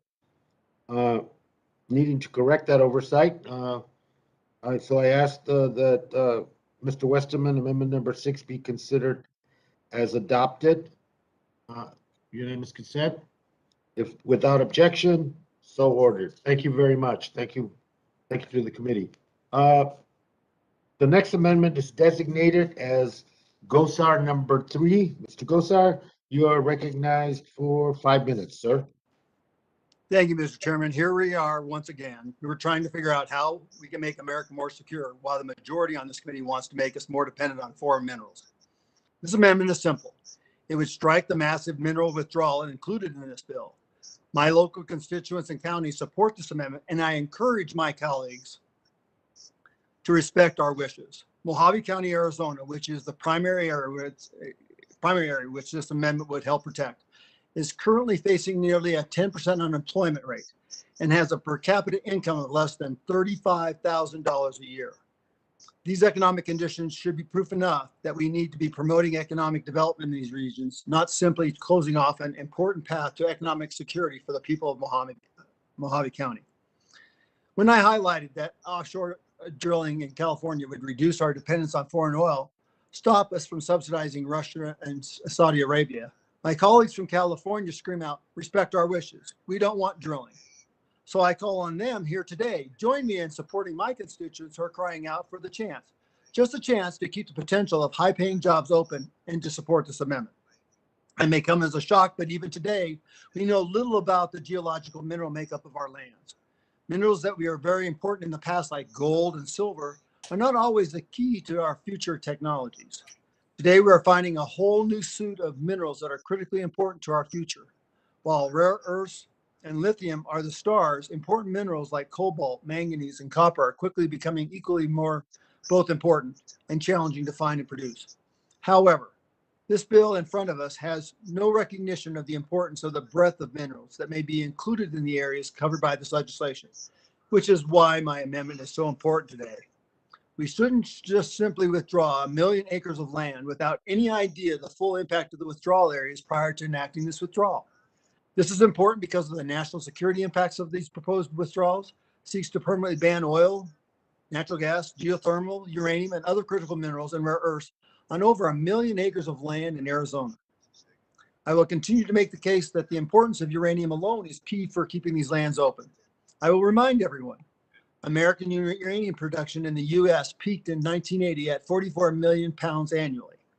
In 2019, U.S. uranium mines produced only about 200,000 pounds, while we imported nearly 43 million pounds of uranium from foreign nations, many of whom actively work against American interests, like Russia. Our national dependency on foreign uranium supplies makes the U.S. vulnerable to supply disruptions of fuel funds these hostile foreign nations have. America needs to develop a long-term, sustainable, responsible domestic uranium supply to meet our current and future demands, both by civilian and military needs. However, this withdrawal isn't just about uranium. It will have a negative impact on other critical minerals on a massive swath of land. Earlier, I mentioned the importance of lithium. And there's no question that lithium is critically important to our technology and energy future. However, we don't often know where all the lithium resources are in the United States. For example, in September of last year, the USGS funded an Earth MRI program in Arizona to study the lithium resources of the Big Sandy Valley in Arizona, in my district. This study will help us define and understand the lithium resources in this region. Yet it is important for us to reflect on the fact that we didn't know about these resources until recently. Had we closed off this area, like this bill proposes to do to more than 1 million acres of Arizona, we may have never known. Before I close, let me stress the underlying bill represents one of the largest legislative land grabs ever considered by Congress. This effort is permanently to lock away the highest grade and largest deposit of uranium in the country, will further increase our reliance on foreign adversaries like Russia, China, Kazakhstan, and Uzbekistan. We should stop right now and understand the full impacts of our actions instead of rushing headlong into the endeavor of permanently making this 1 million acre area off limits. We should know what the true impacts of this legislation will be on the long-term national security of our country. I also want to make sure that people understand this is not in the Grand Canyon. This is lands outside of the Grand Canyon National Park. This is conflated. Now, my majority, the chairman, may bring up the fact that a poll was done in regards to withdrawing this in Arizona. And they got something like 70% or almost 80% saying that we should. But when they were given the facts that everything that was there, whether it be timber clearings, thinnings, resources for national security and for energy production, 80% of them came back and said, we need to keep it off the track. So once again, this is all about special interest groups. It bypasses a mitigated agreement that was done in the late 80s with Senator McCain and Democrats in regards to keeping this available for evaluation for mining. So, and other resources. So with that, I would hope everybody would join me in supporting this, and I yield back. Gentleman yields. Let me recognize myself in opposition to Mr. Gosar's amendment. The amendment would strike the inclusion of 1.5 million for the withdrawal of certain lands around the Grand Canyon. I strongly oppose this effort to undermine the essential investment made under this subtitle. Investing in the health of our public land is a critical component of efforts to build back better. Public lands offer significant benefits to America communities, with outdoor recreation alone creating 5.2 million jobs and generating nearly 800 million in spending. Moreover, public lands are key to the health of our climate. Protecting clean water and water alone as well, clean air and a livable community, and water for that basin states being essential in terms of the Colorado River. Investing in these irreplaceable resources is about as responsible a choice as we can make. Section fits squarely into the scope of this subtitle. It is one among many investments in the protection of our public lands and climate. Striking this protection is not in the interest of the title, and as a revenue measure, I strongly oppose this amendment and urge my colleagues to vote no. With that, I yield back and would recognize anyone interested in speaking to GOSAR Amendment number 3. This is Westerman. Mr. Westerman, sir, you're recognized. Thank you, Chairman Grijalva. I strongly support this amendment by my colleague, Mr. Gosar. And again, there's no rationale in why we would pull land and out of mineral production when it could possibly or does contain minerals that we're very much dependent on, elements and minerals. As Mr. Gosar mentioned, we're heavily dependent on Russia for the uranium that we use today. I believe the numbers are we produce 0.5% of the uranium that we use today. Now, if we wanted to be intellectually honest and talk about a carbon-free economy, then nuclear has to come into that. And I realize this committee is not the committee that has jurisdiction over nuclear energy, but we certainly have jurisdiction over the fuels that go into nuclear energy. And that's what this amendment is about. It's about protecting those resources. And let's make sure we've got the facts straight here. Leaving this land open for extraction would not in any way be mining inside the Grand Canyon. There's a national park boundary around the Grand Canyon, and this land is all far outside that boundary. Matter of fact, it goes all the way to the Utah state line. Leaving this provision in the bill and getting it passed and signed into law, and I assume it's in this bill because this very legislation that was passed off the House floor probably met a dead end in the Senate in getting or would meet a dead end in getting the 60 votes required to get past a filibuster on it. But we can sneak it in, or not really sneak it in, but put it in boldly into this reconciliation bill and move it through with all the other irrational provisions that are in the bill. Let's be clear. This again is going to make it harder for the United States to produce our own supply of uranium. If we ever do get serious about a carbon-free economy, a more electrified economy, then we have to have nuclear energy as part of that equation. And we're not going to be able to produce the fuel for that nuclear energy because of the provision that's included in this ill-conceived bill. I strongly support the gentleman's amendment.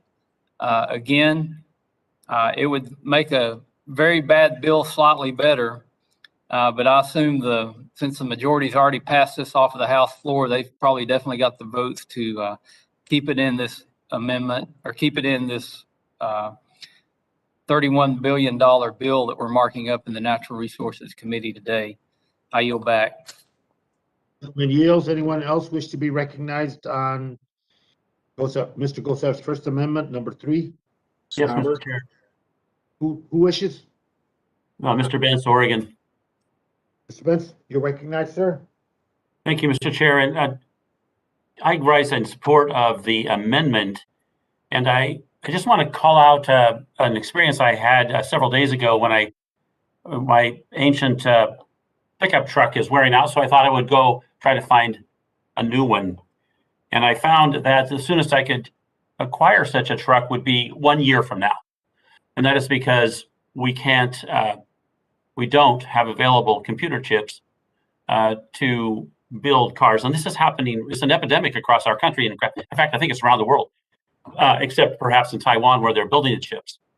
In this situation here where we withdraw huge chunks of our natural resources from any form of disposal, location, entry, or patent, as the language reads, makes me wonder why in the world we feel so secure in our ability to rapidly fill in the holes created by what we now have as a worldwide supply chain It amazes me that we think we are so wealthy and so immune from danger that we can take this kind of huge, amazingly and still misunderstood, not completely understood asset and set it aside. It is astounding to me that we would put ourselves in such a position given the obvious shortfalls in our current situation. I do not understand it.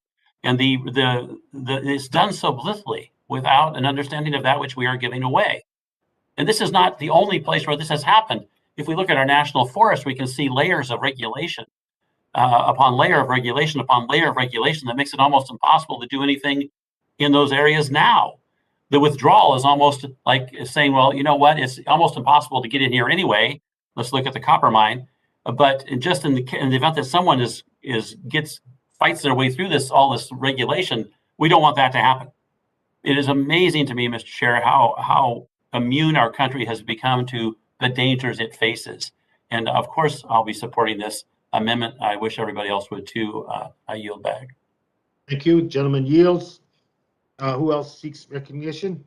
Mr. Chair, Stauber, Minnesota. Mr. Stauber, you're recognized, sir. Thank you, Mr. Chair. I strongly support my colleague, Representative Gosar's amendment. What Congressman Gosar has been fighting, it's the same thing we've been fighting in Minnesota. The truth be told, there's going to be no mining in the Grand Canyon. That's crystal clear. The congressman has stated that, others have stated that, just like there will be no mining in the Boundary Waters Canoe Area Wilderness in northeastern Minnesota, nor will there be any mining in the buffer zone around the Boundary Waters Canoe Area Wilderness. That was in the late 70s when we assured that. So some of the tactics of maybe not telling the total truth or putting scare tactics out there, such as this mine will be mining in the Grand Canyon, is just uncalled for. And we talk about clean energy. What an opportunity to have to push for all of the above energy, the strategy that we need to adhere to in this country, all of the above energy strategy. And we know that nuclear is clean, and we have the resource, the uranium. We could, again, we mine it here better than anybody, following the best labor standards, environmental standards. And as a congressman said, the people that he represents wants it. He has been around long enough to talk to them, and they understand the value of this. Let's mine this in Arizona, not any other place in the world if we don't have to. It's there. The resource is there. So I stand strongly in support of Representative Gosar's amendment, and I yield back. Gentleman yields. Anyone else? Hearing no further debate, the question is. Mr. Chairman, I have a letter for the record from the American Exploration and Mining Association, the Arizona Chamber of Commerce and Industry, the Arizona Mining Association, the National Mining Association, the Women's Mining Coalition, and the Wyoming Mining Association that opposes the bill, and I want to submit that to the record. Without objection, and so ordered. Anyone else wish to be recognized? Hearing no further debate, the question is on the Gosar Amendment number 3. Those members in favor, please unmute and indicate so by saying aye. Aye. Aye.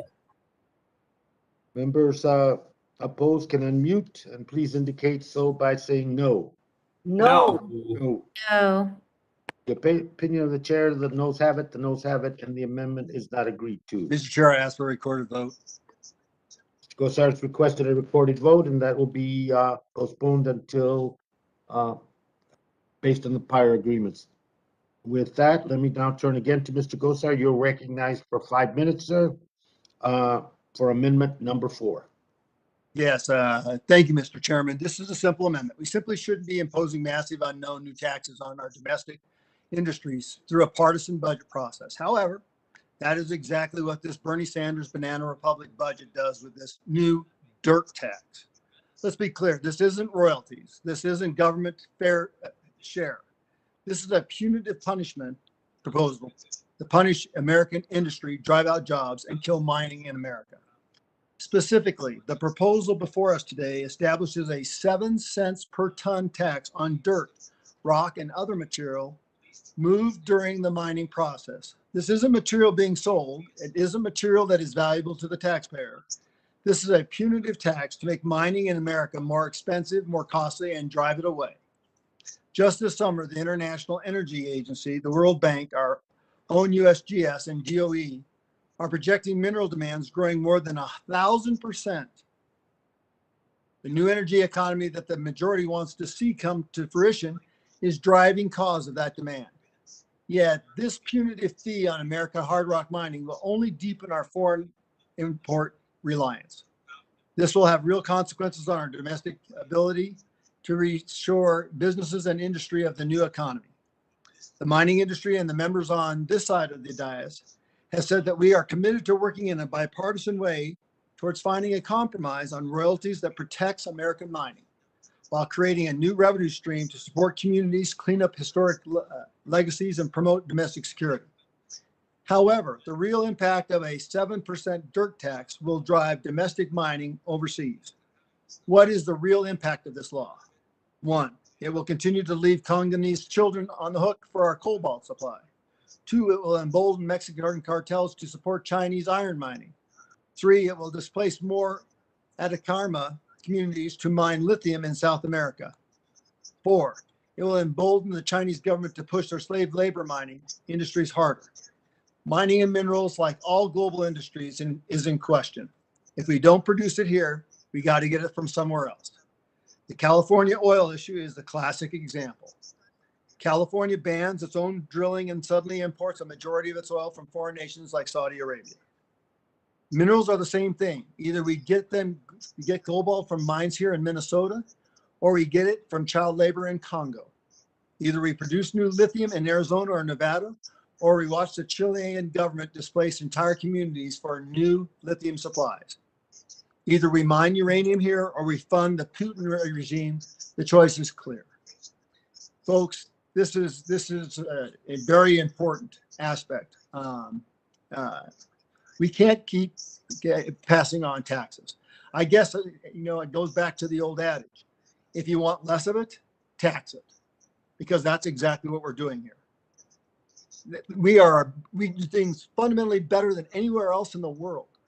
And by doing that and setting that standard and utilizing materials that are home built, home grown, and home mined is the right attitude for a tumultuous geopolitical world that we live in.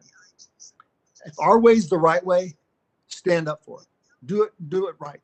Otherwise, what you're doing is you're following a course for non-ecological protocols, child labor violations, and no compensation for those communities around the world being victimized by foreign governments. I wish everybody would vote for this amendment, and I yield back. Thank you, Mr. Gosar. Mr. Gosar yields. Anyone else wish to be recognized? Yes, sir, Chairman. Yeah. Gosar number 3. Mr. Chairman. Mr. Lowenthal. Yes, No. I believe they're on, which one is that? This is GOSAR number 4. Yes, GOSAR number 4. Mr. Chair, I believe this amendment will undermine the intent of the provision that we have before us in the bill, which is to raise revenues and to protect taxpayers. So therefore, I oppose this amendment and urge my colleagues to vote no.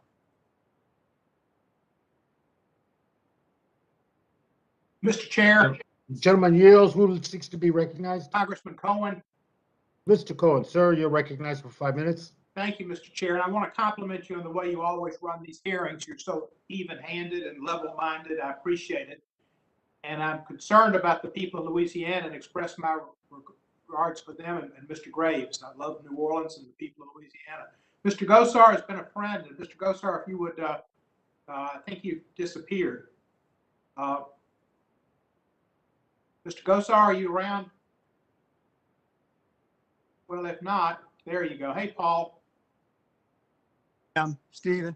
Yeah, I'd say this not to attack you in any way whatsoever, and I don't want to attack anybody on here, although it's been tempting for the last 3 hours.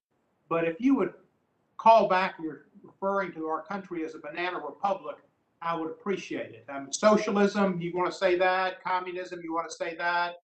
Bernie Sanders, AOC, the Squad, all that's, but banana republic's over the top. We're not a banana republic. That has more to do with how you elect your leaders and not with legislation. And there's an old saying in Tennessee, you don't talk about rope in a house where a man's been hung. I would just hope you take back that reference to our country as a banana republic. Well, Stephen, I appreciate the comment. If it's taken wrongly, I apologize. But from that standpoint, I'm on. I mean, we might be even worse. I mean, because when you look at the election process, we got lots of problems, and we need to get everybody on the same track to make sure that it's done right. I think both sides have seen it, and it's time to make sure that it's a fair election process. So we may be even worse, but I yield back to you. Well, with that, I understand you're not going to take that back, and you don't have to. As far as our election process, I think 62 of 63 courts, or all 63 courts, Democratic and Republican appointed judges from all over this country said the process was clean and fair and ruled against all of the challenges. So I think we're on the right path. We are not a banana republic. We are a great country who had just the finest election we've ever had as far as transparency, and it was bipartisan in the thoughts that it was. I'll yield back the balance of my time. The gentleman yields, and Mr. Cohen, thank you for the saying that it was even keeled and fair. And but I have to admit that as part of this process, that my tongue is pretty well bitten up right now. But I appreciate your comments. Thank you. Yes, anyone else want to speak to amendment number 4? Mr. Chair. Please. Stauber, Minnesota. Recognize, sir. Thank you. I stand in support of this as well. To tax 7 cents of every ton of dirt that you move from one place to the other could be even during construction, to me just doesn't make a lot of sense. As you're building, and you move equipment, you move dirt, you move materials, and change it up depending on where you are in the construction process. So I understand you're trying to raise revenue here, but ultimately the consumer is going to pay. Just like when you raise taxes, ultimately it's the consumer, it's the middle class that's going to pay. So, and I yield back. Gentleman yields back. Anybody wish to be recognized on Mr. Gosar's amendment number 4? Westerman. Mr. Chair, Ben Sear from Oregon again. Mr. Betts.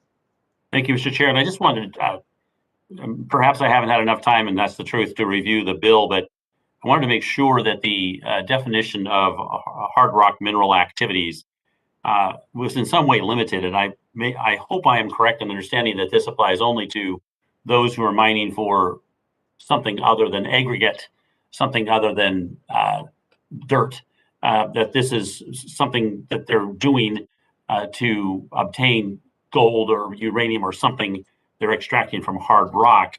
And likewise, I'm unclear in the way it's written on whether it applies to both private land and also federal land.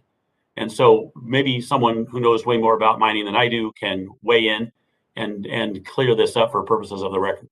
I'll yield back, Mr. Chair. When gentleman yields, anyone else seek to be recognized?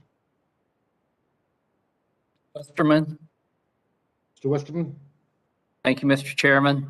And Mr. Chairman, I have to give credit to whoever wrote this reconciliation bill and who wrote these provisions, because if you were trying to come up with a policy to really destroy mining in our country, this bill, I think, achieves it from several different perspectives. It's more than death by 1,000 cuts.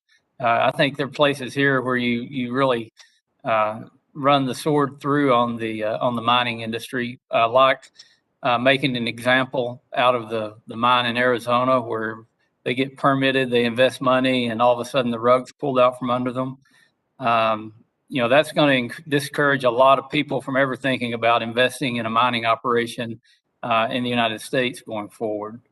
But this one is, it's one of those cuts. It's just an opportunity to make it less attractive to mine in the United States. And again, if it's the objective of the majority party to say, not in our backyard, you're not welcome here, we're going to take business somewhere else, American jobs aren't worth it, not just the jobs in mining, but the jobs downstream where you really get a lot of investment and a lot of high-paying jobs in smeltering and refining and making stuff out of these ores that are mined. All of that goes away when you do away with mining. And I have to really compliment the majority party on a strategy that I totally disagree with, but if this bill's passed, it will be very effective in saying we're not open for business in the United States for mining. Take it somewhere else. We'll just spend our hard-earned dollars and ship it overseas. So I support the gentleman's amendment. And, the last thing we need is a tax to move dirt around in a mining operation. But it will be very effective in achieving the majority's goal to stop all mining. I yield back. Chairman yields. Anyone else wish to be recognized on Mr. Gosar's amendment number 4? Hearing no further debate, the question is on Gosar amendment number 4. Pause for those members in favor to unmute and indicate by saying aye. Aye. Aye. Aye. Aye. Members opposed can unmute and indicate by saying no. No. No. No. And the chair of the noes have it, and the amendment is not agreed to. Mr. Chairman, I ask for a recorded vote. Mr. Gosar asked for a recorded vote, and that was postponed as per agreement. Mr. Gosar, you're recognized for amendment number 5. Thank you, Mr. Chairman. The bill before us establishes a massive new royalty on mineral production in the United States. This bill will deeply undercut our domestic mineral production and makes us more reliant on foreign imports. That is simply a fact and something that we should all work to avoid. However, recent global developments have made our foreign dependence even more concerning. On this side of the dais, many of us are deeply concerned about the fall of Afghanistan and the fact that now we have given a roadmap of mineral resources to the Taliban for exploitation by the Communist Chinese government. For 2 decades, nearly $90 million of American taxpayer money was spent on Afghanistan mineral exploration and mapping to the United States Geological Survey. Research conducted in Afghanistan by the USGS has produced detailed maps and studies showing that Afghanistan by the USGS has produced sits on more than $1 trillion in critical minerals from copper, gold, silver to lithium and critical rare earth elements.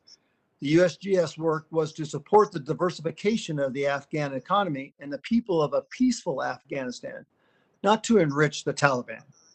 Now that these resources have fallen into the hands of the Taliban regime, and we cannot allow the development of these resources to enrich terrorist activities. Last week, joined by Ranking Member Westerman and Ranking Member Stauber, I introduced legislation to ban minerals and products made with minerals from Afghanistan and other nations that support the Taliban from being imported into America, as long as the terrorists continue to hold and control Afghanistan. While I would like to add the Stopping Terrorist Mineral Trade Act to this bill, this amendment will have to do instead. The amendment will suspend the job-killing massive new tax on American mining, including in this bill, as long as the Chinese government is mining Afghan minerals. We simply shouldn't hamstring our domestic energy after spending nearly $100 million on subsidizing mineral research, exploration, and mapping for the Chinese government to enrich the Taliban terrorists. I would like to think that we can all agree that undercutting our domestic industry while the Chinese enrich terrorists to provide us minerals makes no sense whatsoever. Somehow, if Congolese children, Mexican cartels, and Chilean communities won't move you to support American mining, maybe cutting off funding for the Taliban terrorists will make you see the importance of our domestic industry. Support this amendment. Co-sponsor the Stopping Terrorist Minerals Trade Act, and let us work together to ensure that the terrorists don't fund their future attacks with money from the USGS research. Good old taxpayer dollars, hard at work against the United States. With that, I yield back.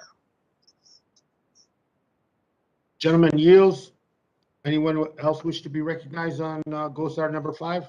Mr. Chairman, I wish to be recognized, Congressman Mr. Lowe. Lowenthal, thank you. You're recognized. Thank you. Without sounding like a broken record, we've already discussed the general topic of this amendment. And I don't believe we need to elaborate on this subject any further. I urge a no vote, and I yield back the balance of my time. Thank you, Mr. Lowenthal. Anyone else wish to be recognized? Westerman. Mr. Westerman. Sounding like a broken record, I'm again going to support Mr. Gosar's amendment. As we look to the future and we look again where America's getting smaller and China's getting larger, it's not if this will happen, but when it happens. When we determine that China's getting larger because they're mining elements and minerals from Afghanistan, where our American tax dollar money, and not just tax dollars, but when we buy components from China, it goes directly through China to Afghanistan. All this amendment does is says when we determine that China is selling us material from the terrorist nation run by the Taliban, that we restrict those things from being imported to our country. I think that's pretty much common sense and something most Americans would support. I appreciate the gentleman for offering this amendment. I support it and yield back. Gentleman yields. Anyone else seek to recognition? Mr. Chair. Gentleman's recognized. Stop for a minute. So I again support this amendment. We cannot allow the Chinese or other adversarial nations go into the country of Afghanistan and mine those minerals, and then we turn a blind eye to purchase them in this country. I think that what we need to do is support this amendment, and it disallows any domestic mineral royalty if we're doing that, if we're purchasing from a foreign adversarial. And I think that obviously we're talking about Afghanistan right now because of the failure of the withdrawal itself. Otherwise, we'd have probably a different conversation. But the country of Afghanistan now is rich for the communist country of China or Russia or others to come in there and extract those minerals. By the way, not using the same environmental standards or labor standards that we certainly demand when we mine our rich resources here in this country. So I stand in support of Congressman Gosar's amendment, and I yield back, Mr. Chair. Back. Anyone else seek to be recognized on number 5? Hearing no further debate, the question is on Mr. Gosar's amendment number 5. Pause for those members in favor to unmute and indicate by saying aye. Aye. Aye. Aye. Members opposed will unmute and indicate by saying no. No. No. No. No. Opinion of the chair, the noes have it, and the amendment is not agreed to. Mr. Chairman, I ask for a recorded vote. As recorded vote being requested, that is postponed until as per agreement. Next is Mr. Gosar. Amendment number 115. Thank you, Mr. Chairman. The bill before us, this massive bill, opens a landslide of attacks on American miners at a time when we and the entire world will be needing a significant increase in our mineral supply. This amendment will make significant strides towards securing our nation and domestic supply chain of critical minerals from the United States for the United States. All of you know critical minerals are the building blocks of modern life, necessary for applications in defense systems, renewable technologies, healthcare, and more. For years, our country has become increasingly dependent on Chinese slave labor, Congolese children, and other nations to fulfill our demand for minerals. The global pandemic has demonstrated the severe consequences of allowing this long-standing over-reliance on China to go unchecked.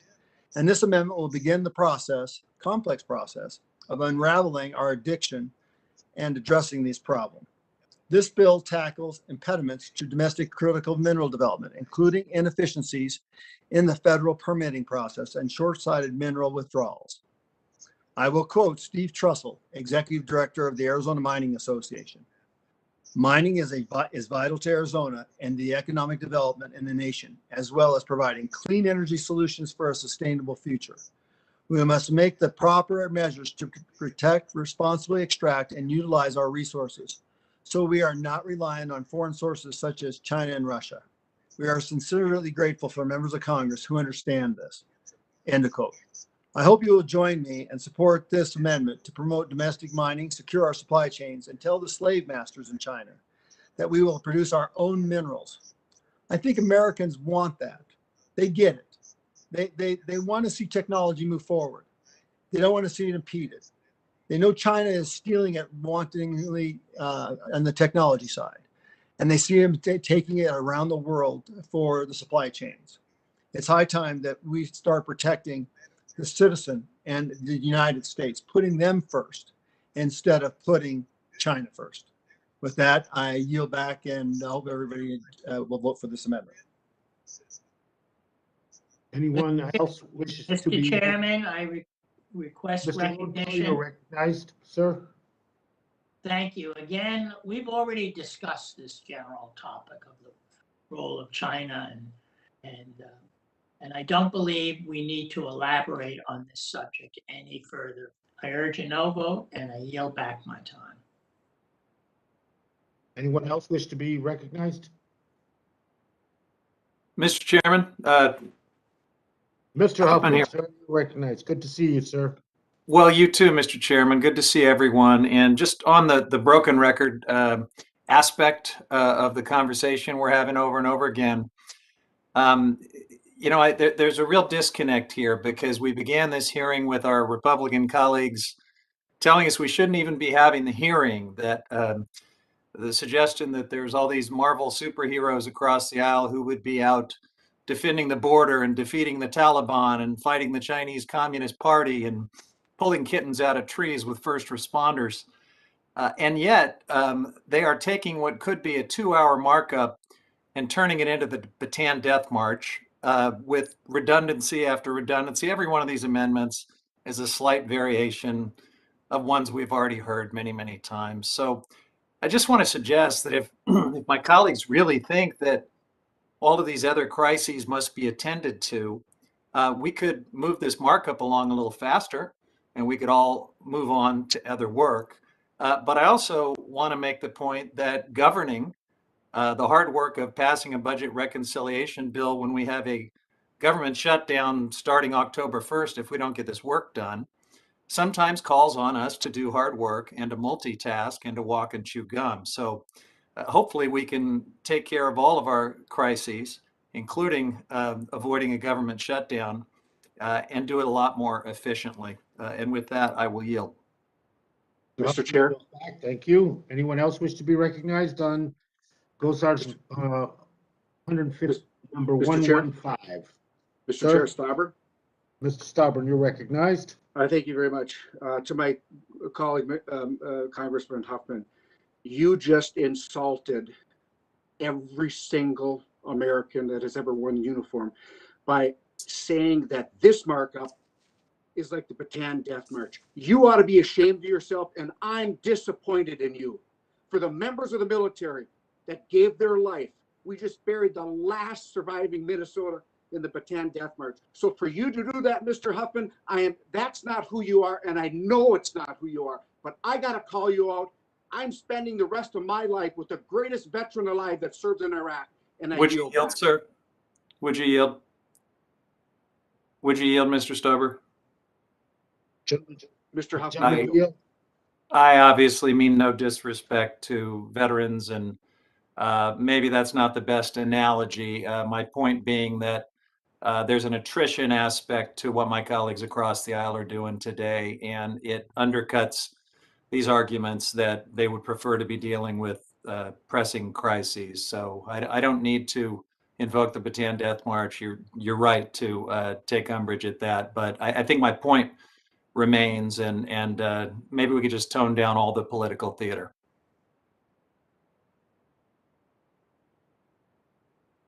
Gentlemen, Mr. Stauber, do you yield back? Gentleman yields. Who else wishes to be recognized on 115? Hearing no further debate, the question is on the GOSAR Amendment 115.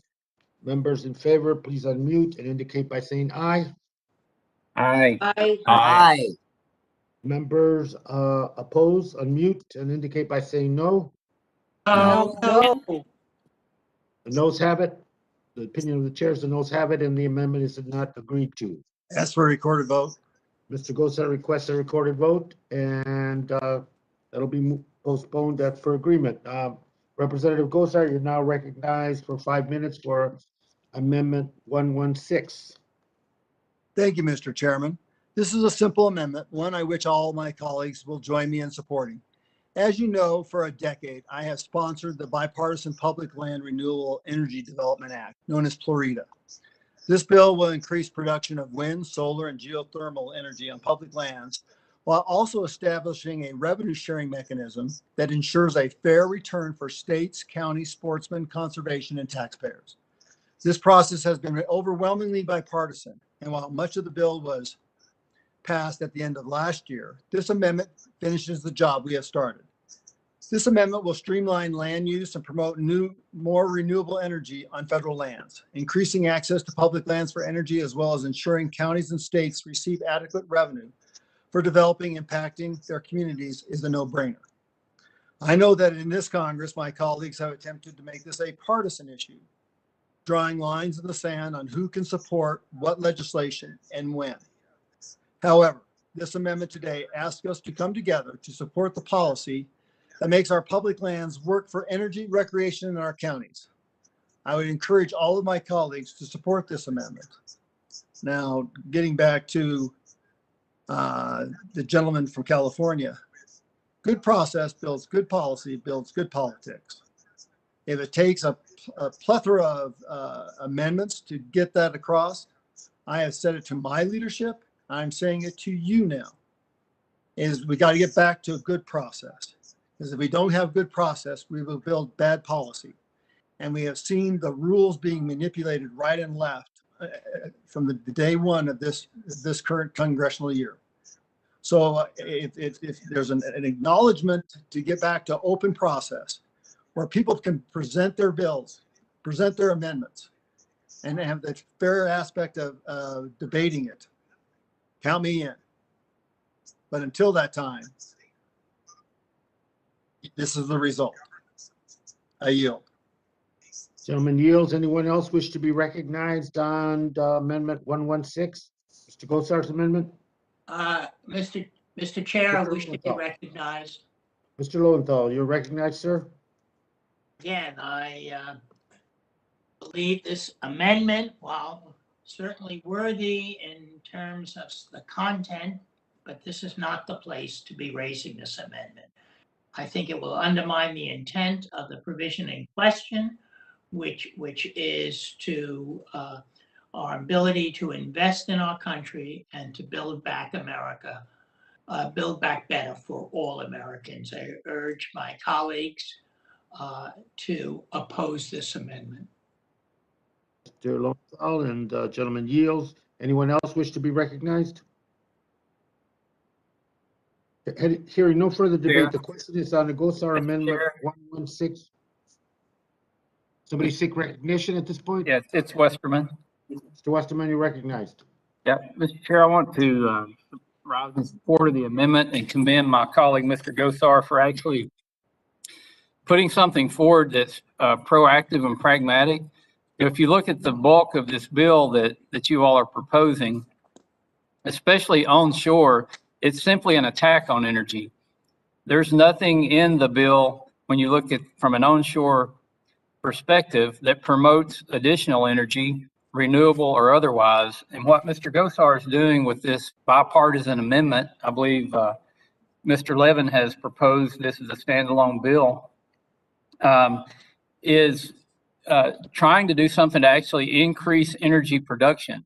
So as we, I say we, as you all attack energy production in our country, you would think we could do something proactive to offset all the attacks on energy and actually produce more energy through, even if it's renewable energy resources. So again, I commend the gentleman for the amendment. This is a bipartisan idea, and I would hope that everybody would vote for it. I yield back. Gentleman yields. Anyone else would wish to be recognized in Mr. Gosar's amendment?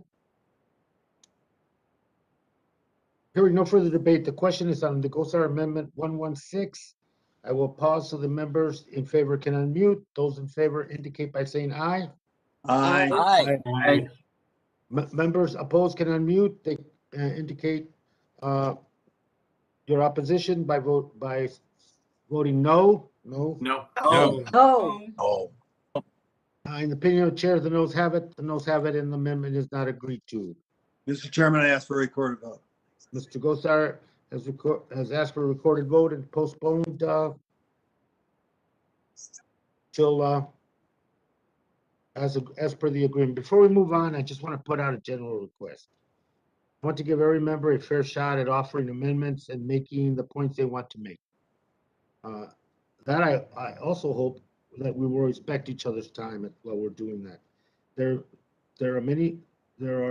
If there are any sponsors out there, particularly those who have multiple amendments that they filed, who might consider offering some or all of those amendments in block, I would deeply appreciate it, and certainly we would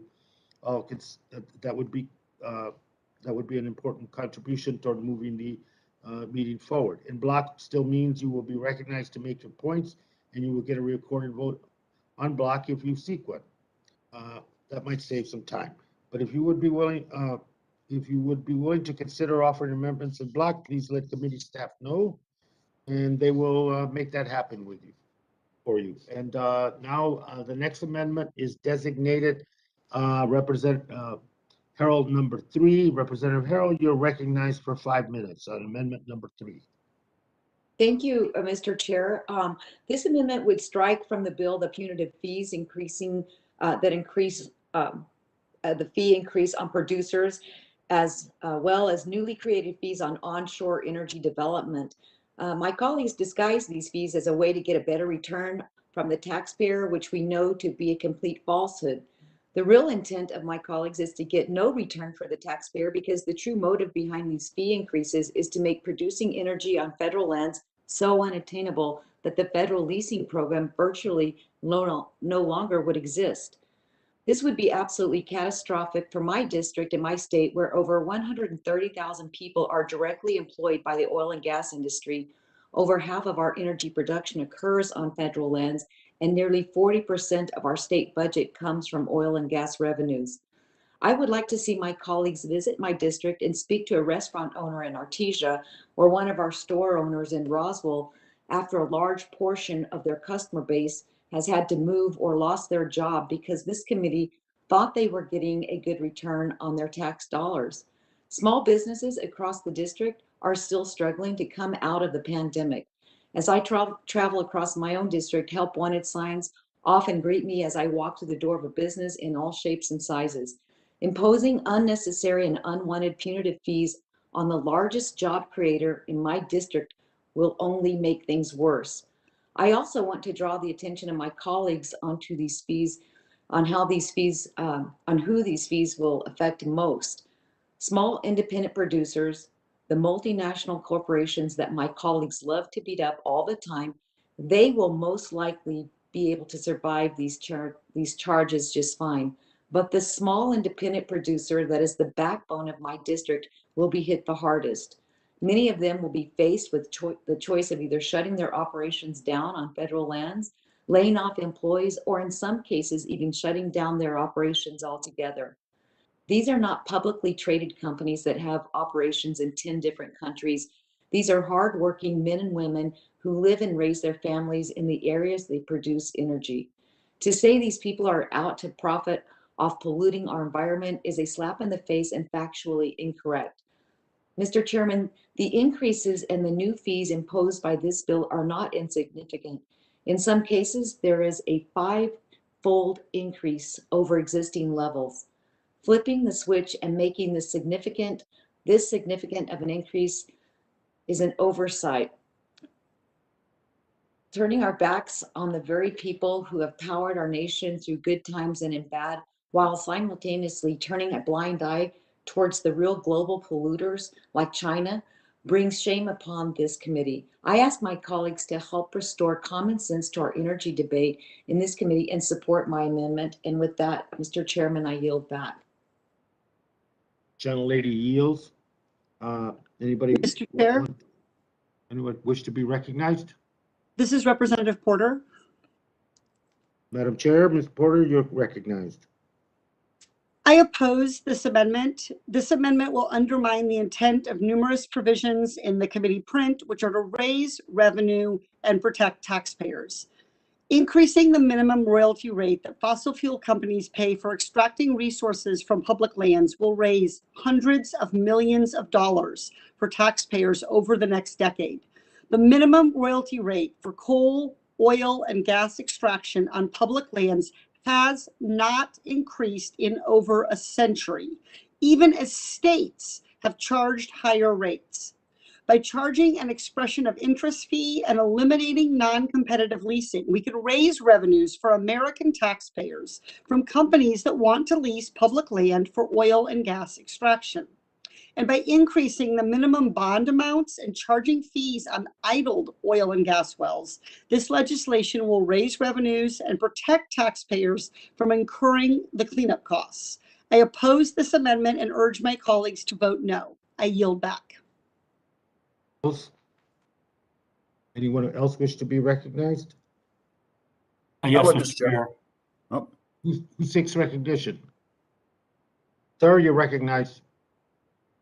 Mr. Rosendale, you're recognized. Thank you, Mr. Chair. Again, Mr. Chair, committee members, we continue to hear this false premise that we can raise a fee, we can raise a royalty fee, we can raise a tax, and it's going to generate more revenue for the United States. This is a false theory. It has been proven time and time again as we have reduced the taxation on the individual, on the corporation, that it generates more revenue for the government. They collect more revenue. It's not even a theory anymore. This has been proven. So why you continue to state this false theory is just beyond me. I can't understand it.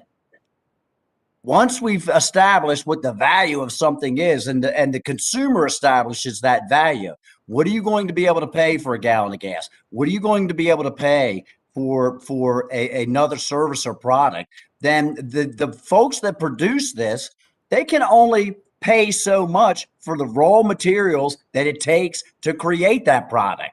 And so when you continue to cause the producer of the product to raise their prices up, then you drive down the consumer's ability to purchase it. These are simple principles in business.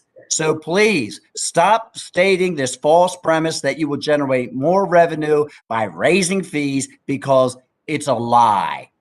I yield back. Anyone else wish to be recognized? Yes, Mr. Chair. Bence from Oregon here. Mr. Bence, you're recognized. Thank you, Mr. Chair. And to build slightly on Mr. Rosendale's remarks, the thing that I find most interesting about this section is everyone's focus on how it's going to reduce the production of oil and gas in the United States, and I think that's probably true. But what follows, and I thought Mr. Rosendale was going to get to it, and he almost did, is that we will simply drive further up the cost of fuel in the United States, which I think is ultimately the goal of those who are trying to force a shift to electric vehicles.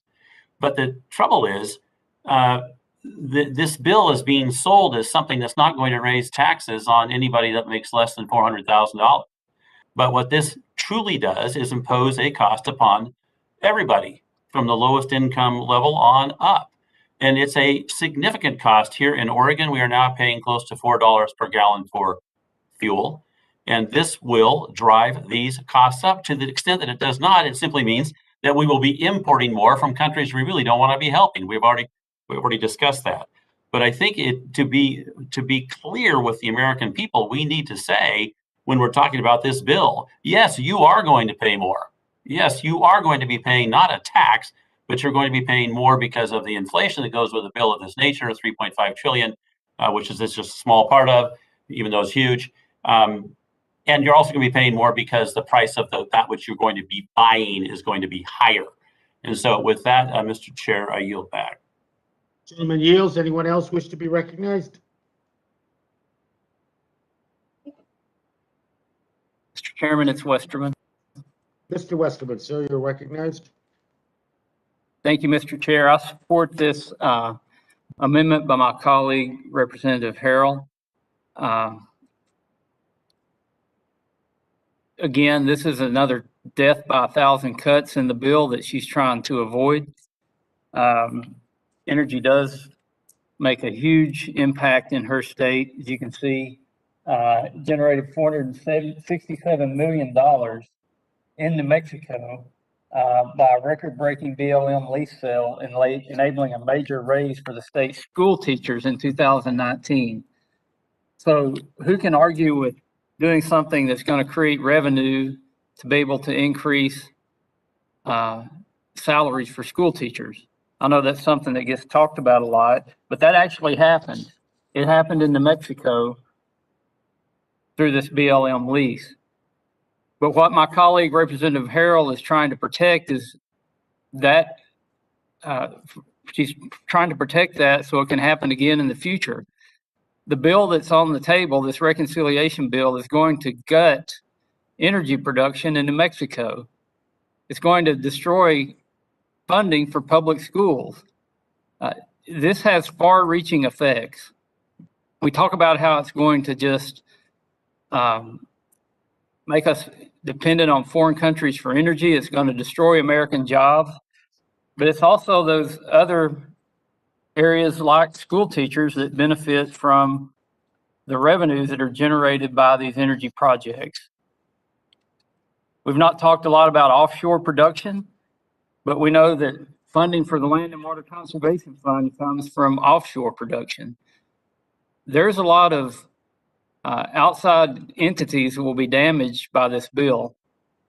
And that's what Representative Harrell is trying to protect, is to stop these excessive fees and these royalties that are proposed in this bill that, again, are a percentage.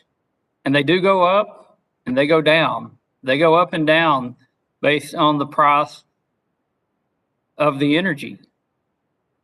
It's ingenuous to say that these prices never change, because they change with the price of the product. I urge adoption of the amendment. I yield back. Gentleman yields. Anyone else want to comment on Herald Amendment number 3? Hearing no further debate, the question is on the Herald Amendment. Those members in favor unmute and indicate by saying aye. Aye. Aye. Aye. Thank you. Those members opposed, unmute and indicate by saying no. No. No. In the opinion of the chairs, the noes have it. The noes have it, and the amendment is not agreed to. I now will recognize Representative Harold again for your amendment number 4. You have 5 minutes. Thank you, Mr. Chairman. This amendment would ensure that the new fees and fee increases in this bill cannot go into effect if they are proven to negatively affect revenues for public education. And this is a very important amendment for me by virtue of what Ranking Member Westerman just said, but we know these punitive fee increases will disincentivize production on federal lands. And I can't overstate enough how much production in New Mexico comes from public lands. Hey, hi, how are you, dear? I am in it. Is somebody talking? Anyway, sorry, I'm hearing some other people talking, Mr. Yeah, so others could mute while, well, So the punitive fees will disincentivize production on our federal lands, which is the main source of revenue for public education in my state. In fact, according to a study conducted by New Mexico State University, revenues from oil and gas production some years. Mr. Chairman, can I interrupt just briefly? I apologize, Representative Harrell. Mr. Chairman, was there a roll call vote on the last? Was there a roll call requested on the last one? no, there was not. I'm sorry, was there a roll call? No, there was not. Okay, it was our intent to have one, but I guess we missed that. I think the time slipped by. All right, thank you, Mr. Chair. Sure. Mr. Chairman, before I forget, I'll ask for a roll call on the remainder of my amendments. Now you're gonna start a new trend and ask at the beginning of your amendment now? Yeah. Okay.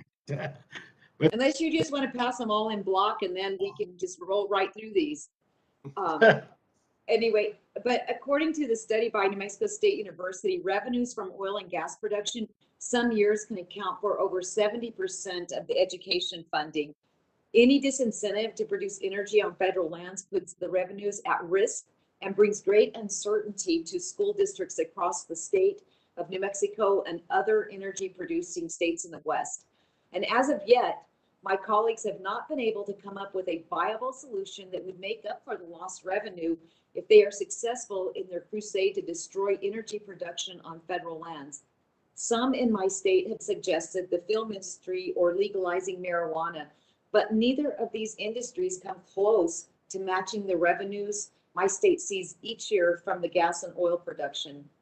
Others have suggested programs modeled after PILT or SRS programs, which these pay out pennies on the dollar, and New Mexico cannot rely on Western welfare. Every single county in my district relies on PILT funding, but it is so unreliable that we have to ensure that we have the revenue sources there for our budget and our schools. And the truth of the matter is my constituents, they don't want to be given handouts when this committee has artificially decided to tax their jobs out of existence. And as I stated, the people who will be most negatively affected in the district are those who live, work, and raise their families in energy producing communities. And these constituents of mine are the greatest stewards of our public lands and conservationists in the entire country because they want to leave their communities better than they found it for their children and grandchildren. According to some, the same report at New Mexico State, Eddy and Lee counties, which are the heart of the prolific Permian Basin in the district, each contribute over $100,000 per resident to the state budget on average. This is compared to roughly $29,000 per resident in Bernalillo County, the largest county by population in my state.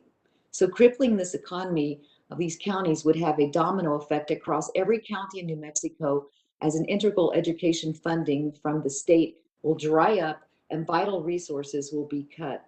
I'm asking my colleagues to stand with me to protect public education in New Mexico and other energy producing states by supporting this amendment. And with that, Mr. Chairman, I yield back. Thank you. Mr. Chairman, I request recognition. Mr. Lowenthal, please, you're recognized. You know, this amendment really is a procedural amendment that does just attempts to kill the bill. Really what we're talking about is that the fossil fuel industry has been up until now costing American taxpayers billions of dollars in lost revenue each year by not paying their fair share. That's all it is. By including this revenue raiser in the Build Back Better plan, we not only raise revenues that will benefit the taxpayer, but we are engaging in hopefully having a level playing field for energy production. I urge opposition to the amendment and I yield back. Gentleman yields. Anyone else Chair? wish to be recognized? Mr. Chair, Stauber from Minnesota. Mr. Stauber. I want to say that I really support this amendment, and Congresswoman Harrell, it was great to be in your beautiful state of New Mexico and talk to the people in the Chamber of Commerce and those small business owners that spoke just as you talked about their economy, those economic drivers and what have you. And it's really important, I think, that for me to hear the startling amount that is paid for public education out of the oil royalties. It was staggering amount. And I think that for you to protect your public education in New Mexico is admirable. And I think that having gone down there and spoke to the people and watched an actual old oil well being capped was just very informative, and the beautiful city of Artesia was welcoming, and so I stand with you along this amendment and will support it as well. Mr. Chair, I yield back. Gentleman yields. Mr. Stauber, if I'm going to recognize myself, just to ask you a question, if I may, sir, let me yield to you. In terms of the collection, I think we're talking about revenue raisers, we're talking about royalties and fees, and talking specifically about federal lands and waters. In your state, does the state charge royalties and fees, or in New Mexico's case, in proportion to what the feds want to charge, or do they charge less, or do they charge more? It's just my own curiosity, because I'm almost certain the state is collecting royalties. No, you're exactly right, Mr. Chair. The state of Minnesota, every public school district in the state of Minnesota benefits from mineral royalties. And what's happening is some of the districts and some of the areas don't support mining, yet they take the mineral royalties for the school district. So the answer is yes, your intuition was right, Mr. Chair. So the revenue riser that Mr. Lowenthal was speaking to has the same consequences in terms of revenue as does the state royalty fees and Mr. Chair, you broke up, at least maybe it was on my end. Could you repeat? Is it the same then, what we're talking about with federal land, that an increase in some cases like hard rock mining for the first time to talk about generating royalties there? Is that good? How come that? Yeah, we have it on state land. Yeah, is it either or then, that the state can charge but the feds can't? The state charges on state land, and the federal government at this point is not doing that at this point. That's my point. That's my point. So it's not like, we're not doing anything particularly, if you pardon the pun, earth-shaking. So well, I would, Mr. Chair, with what states? Arizona here does it. Wyoming Chair, does it. Pennsylvania does it. Mr. Chair, if I may respond. No, let me yield back. I'm sorry, sir. No, Mr. Chair, I think that my point to Congresswoman Harrell was when I went down there after this administration came to be, and the concern on the permitting and drilling on federal lands. This is what I heard from her constituents that elected her to fight for this, and so that's why I'm agreeing with her, because not only did I hear her say it here, I actually went to Artesia and saw it. So my support for what she is requiring on this amendment is exactly what I heard from her constituents. Thank you. And I yield back. I appreciate it, Mr. Stubborn. I reclaiming my time, and I don't know. I'm certain. My point is apples to apples, oranges to oranges. And I appreciate your response. Anyone else wish to comment on Herald number 4? Yes, Mr. Chair, Benson from Oregon. Sir, you're recognized.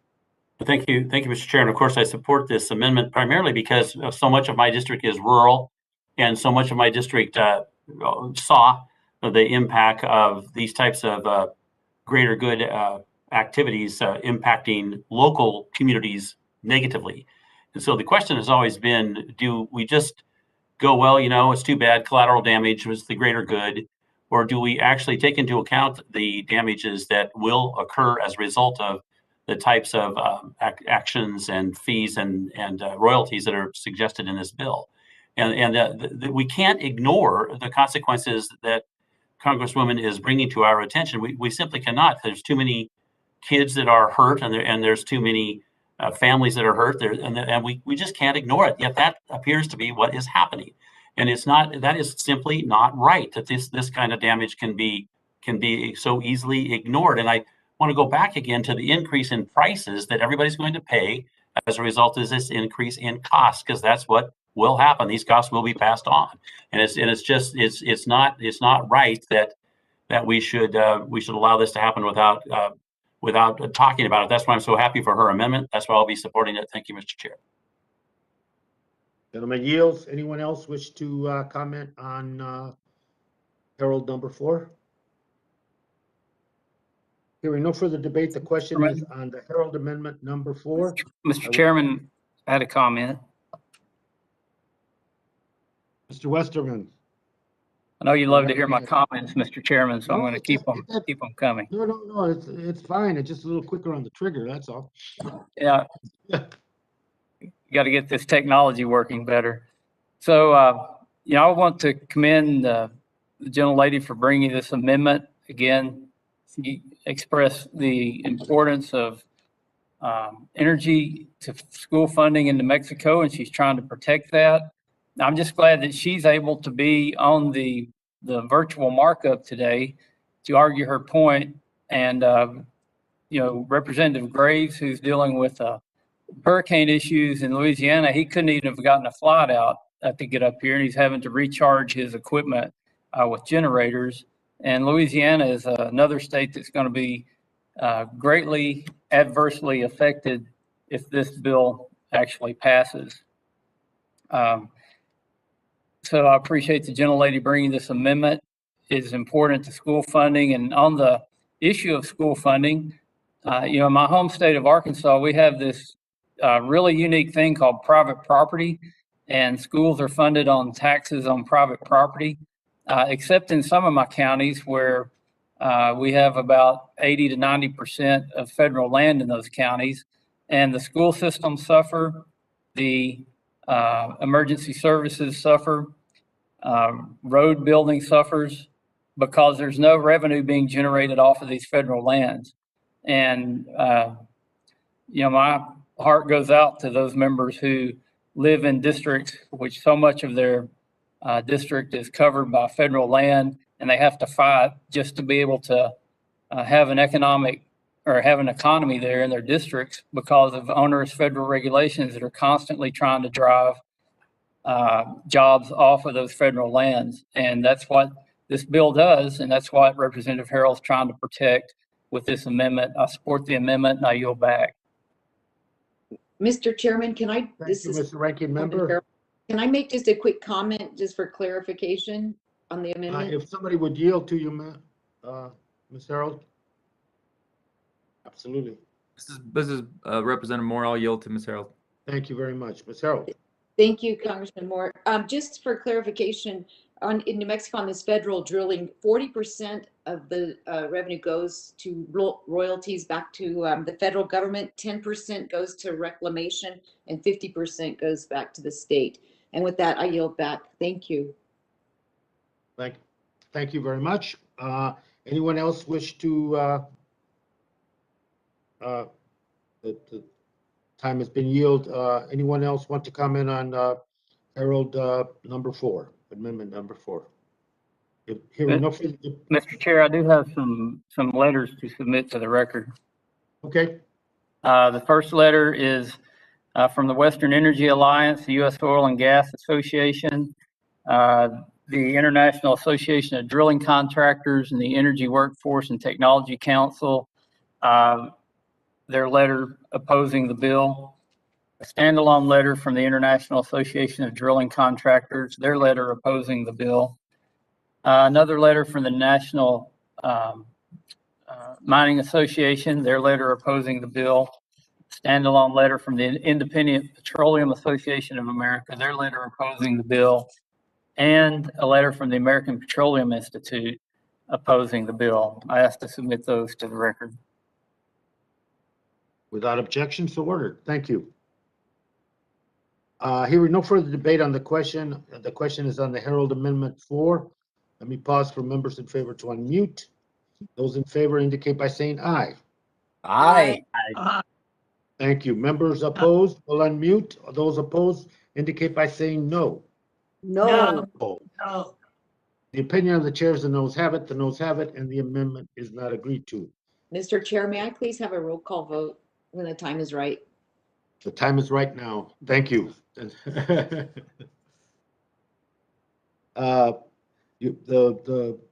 request for a roll call postponed, recorded vote postponed as per prior agreement. Representative Harold, you're recognized for amendment number 5.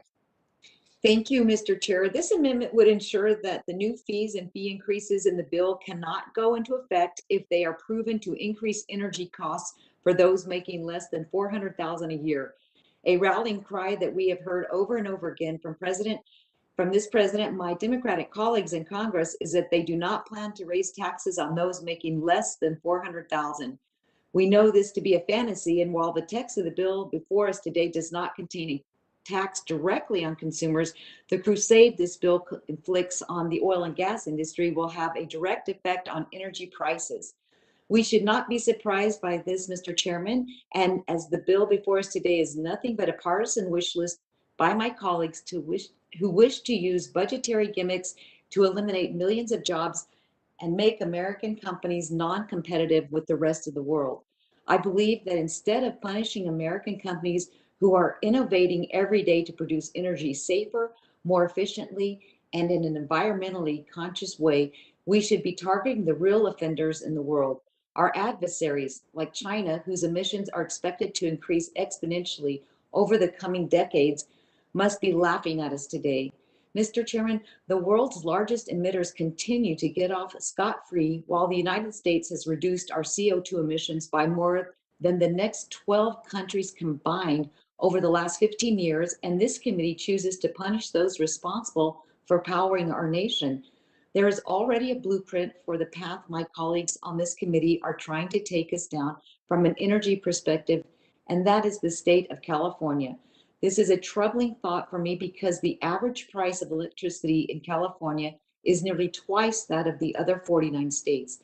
California also imports more energy than any other state and suffers frequently from energy blackouts, as we saw last year. As you may ask yourself, does this result in supposed substantial environmental benefits? The answer, Mr. Chairman, is no. Over the last 10 years, California ranked 43rd in reducing CO2 emissions and has one of the worst compliance records when it comes to federal air quality standards.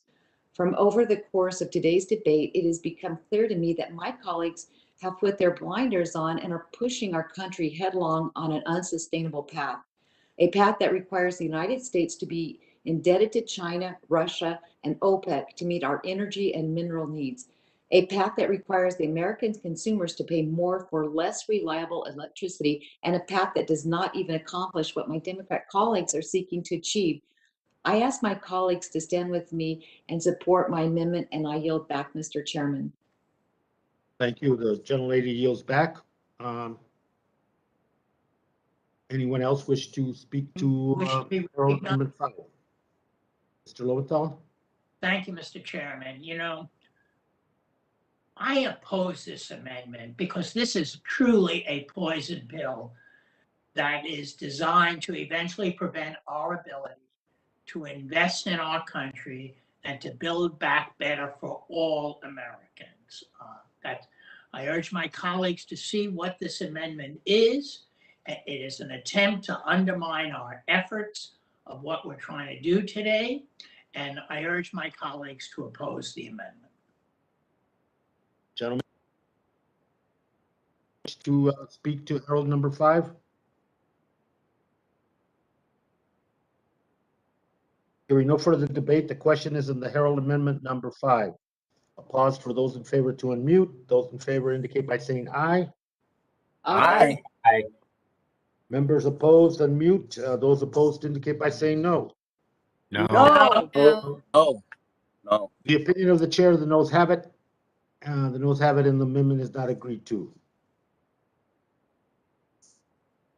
And can I have a roll call vote on that? A recorded vote, I mean, thank you. Gentlelady asked for a recorded vote, but it'll be postponed as per prior agreement. Now let me recognize Representative Harold. You're recognized for 5 minutes. Thank you. Amendment number 6, excuse me.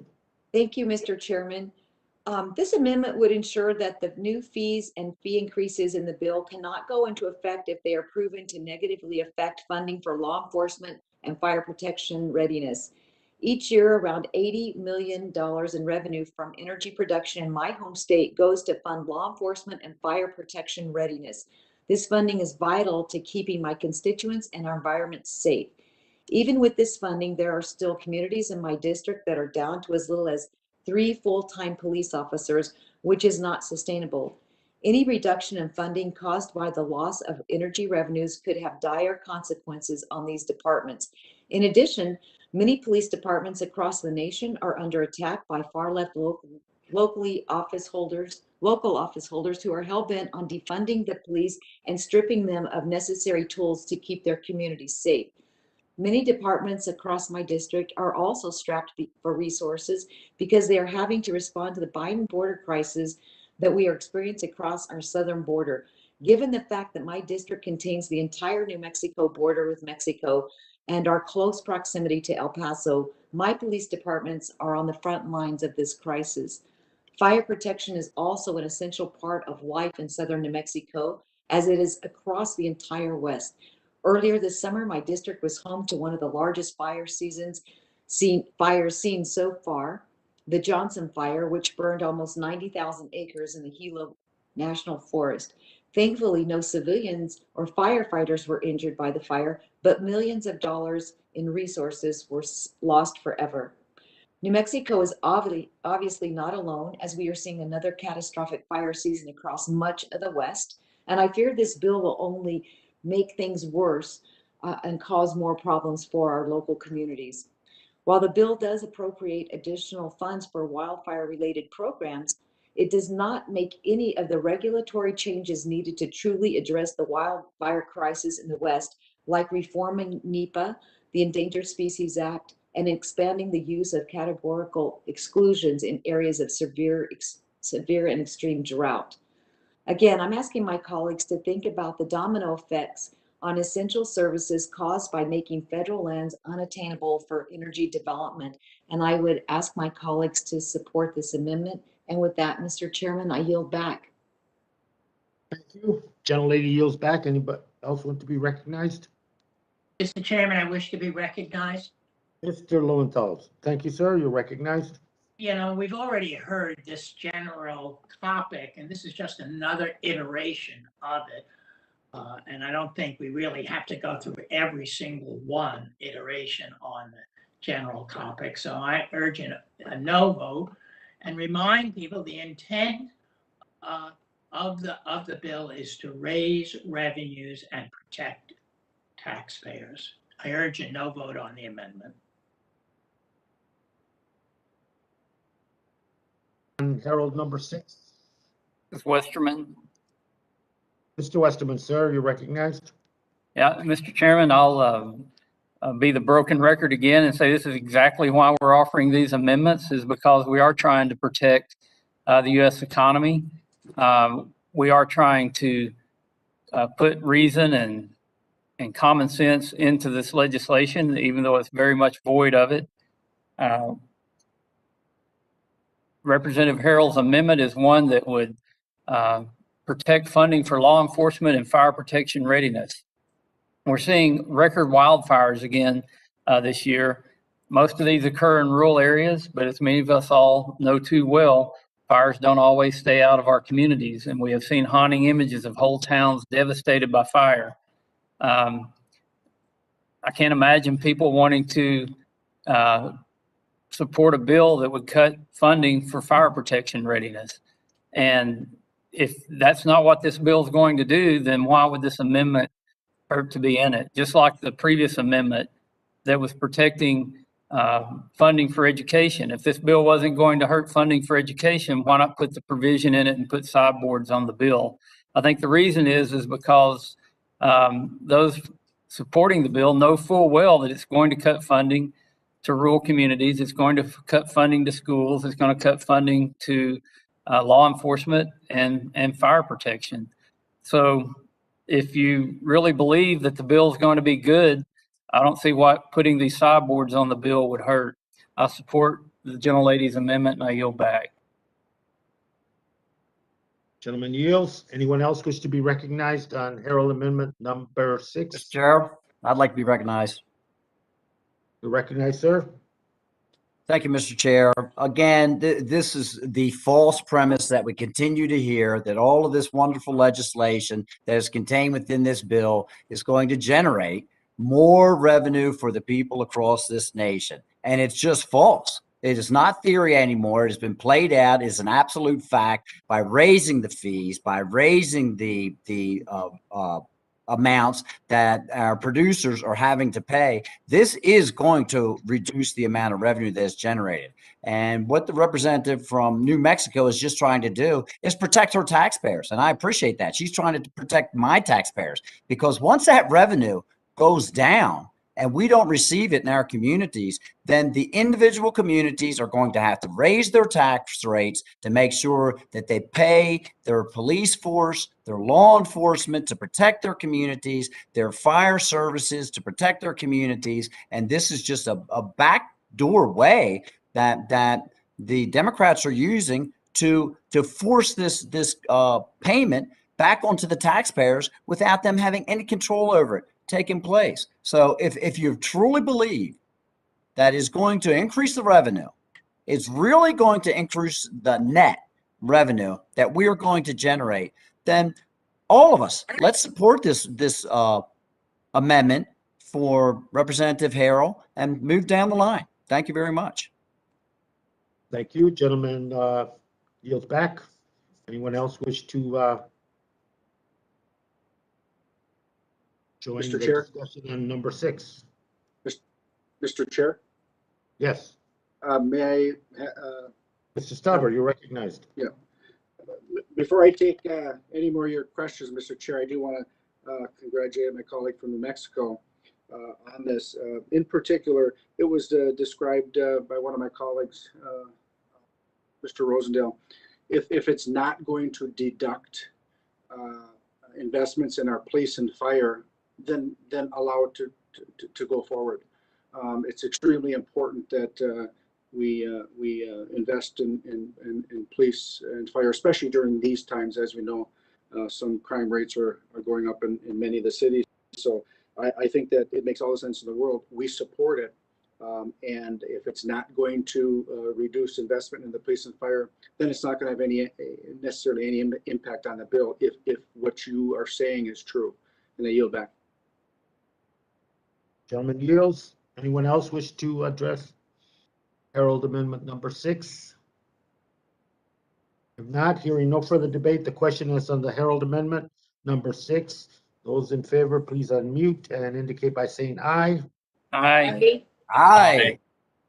Those opposed, unmute and indicate by saying no. No. And the opinion of the chair is the noes have it. The noes have it, and the amendment is not agreed to. And I'm assuming, Ms. Herald, that you would want a recorded vote. Yes, sir. Thank you. And we will postpone the Herald Amendment number 6 as agreed to.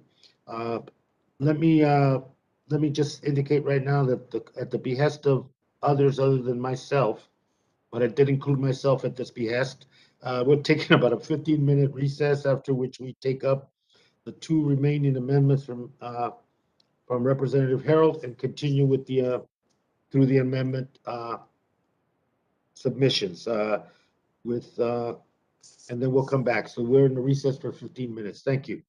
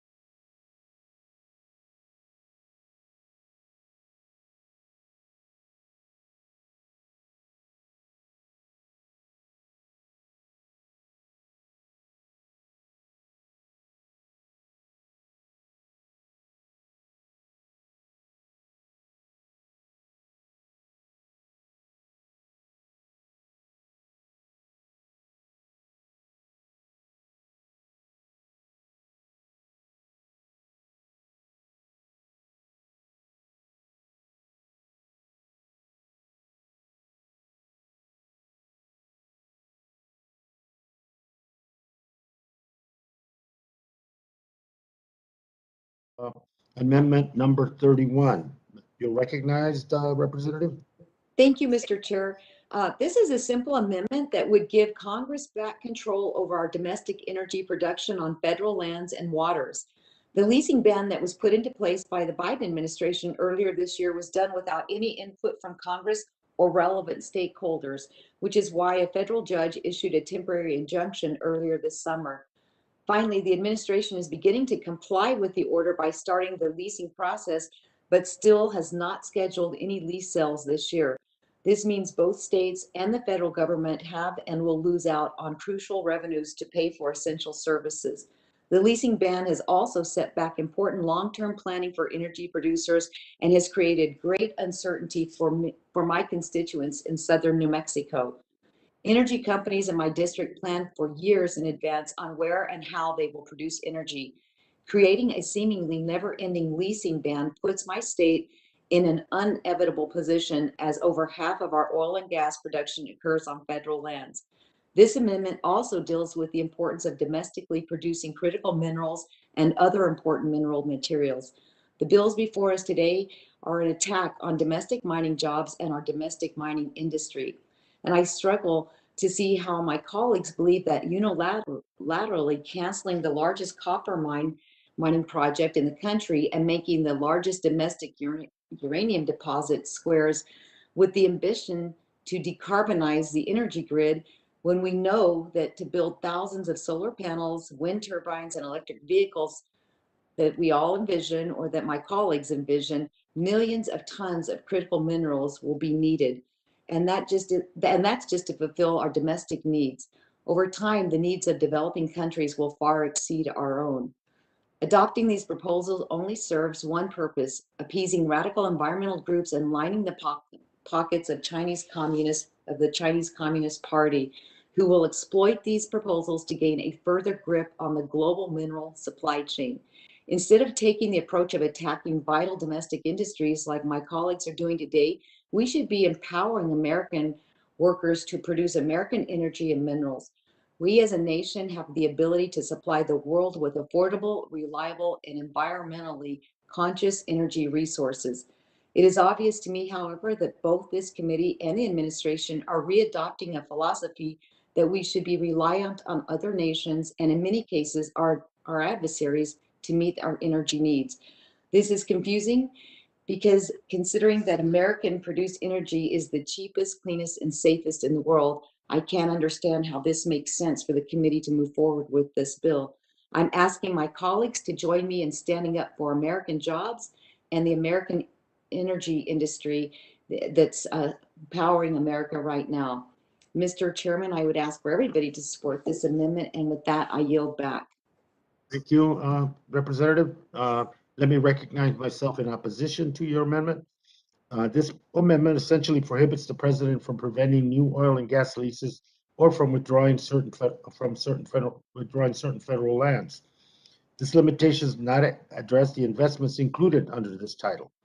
It would undermine existing law in a manner that is harmful to the climate and the environment. Most importantly, it contains the poison pill provisions that would prevent our ability to invest in our country and build back better for all Americans. I strongly urge my colleagues to oppose the amendment, and I yield back. Anyone else wish to be recognized?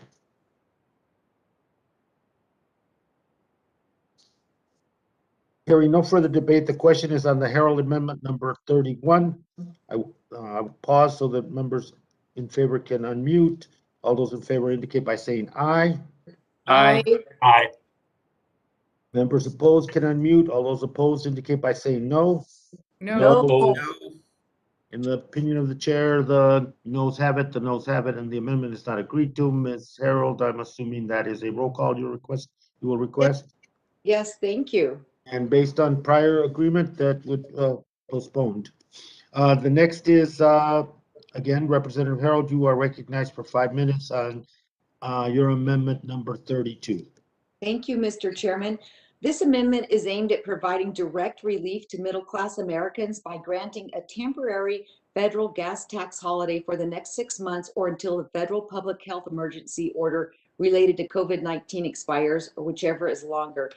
For the last 8 months, our constituents have had to toil under inflammatory policies of the Biden administration, which have been aided and abetted by this Congress.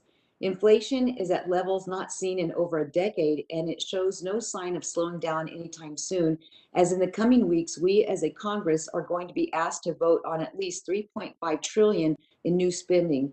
This new spending will only continue to drive up inflation and put additional pressure on consumers and businesses. Possibly the highest profile of the inflammatory pressures faced by consumers has been skyrocketing gas prices around the country. In fact, in some states, gas prices have increased 100% compared to where they were just 1 year ago. In addition, our energy infrastructure will also be tested in the coming weeks following the disruption caused by Hurricane Ida in Louisiana and the broader Gulf of Mexico region, which has shut down offshore production, refining capacity, and pipelines, which will inevitably lead to higher gas prices for our constituents. In rural districts like mine, where my constituents must drive long distances to get to town for work or to go to the grocery store, high gas prices mean they have less money to spend on other essential needs. This will have a domino effect across many other businesses and hurt overall economic activity at a time when we should be stimulating economic growth. Couple this with the rising energy costs that have and will flow from this committee's and the Biden administration's lack of concern for American energy security, our constituents will begin to feel the pinch more than before. Again, I say to my colleagues, there are many communities around my district and around the country that are still struggling to recover from the dire days of the pandemic. Help wanted signs still dot main streets across the country because the many factors, including the heavy hand of government pretending a full reopening of our economy. Providing a targeted, direct relief to a vast majority of Americans will help spur growth and help guide our constituents through what could be some of the most difficult weeks ahead. I ask my colleagues to support this amendment. And Mr. Chairman, you're going to appreciate me for this. I will not be asking for a recorded vote on this amendment. I yield back. Thank you, Representative. Anyone wish to be recognized in opposition to the amendment? Yeah, this is Congressman Lowenthal. I wish to be recognized, and I thank the So recognized. author. So recognized, sir. Thank you, and I thank the author for not wanting to have a recorded vote on this. But this amendment is just another iteration of what we've already heard, and it's really an attempt to undermine the intent of why we're here, the provisions in question, which is to raise revenue and protect taxpayers. I urge a no vote, and I oppose the amendment. Gentleman yields back. Anyone else wish to be recognized? Hearing no further debate, the question is on Herald Amendment number 32. Members in favor, please unmute and indicate by saying aye. Aye. Members opposed, please unmute, indicate by saying no. No. No. In the opinion of the chair, the noes have it, and the amendment is not agreed to. And we now move to the next amendment is designated Bobert number 2. Representative Bobert, you are recognized for 5 minutes.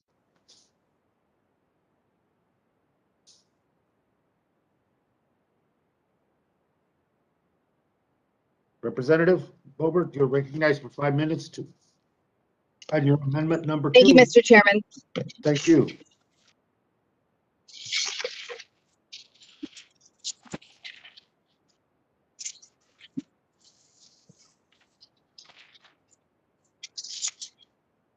This amendment strikes the language concerning royalties on all extracted methane on federal lands and on outer continental shelf. The fact is, as a result of American private sector innovation, methane emissions, including venting and flaring, have decreased significantly over the past few decades, even as energy production has gone up. Today, U.S. emissions are 15% lower than they were in 1990. Currently, less than 1% of natural gas is flared in the United States, and I urge my colleagues to support this common sense amendment. Thank you, and I yield back. Gentlelady yields back. Anybody wish to be recognized on Representative Boebert's amendment number 2?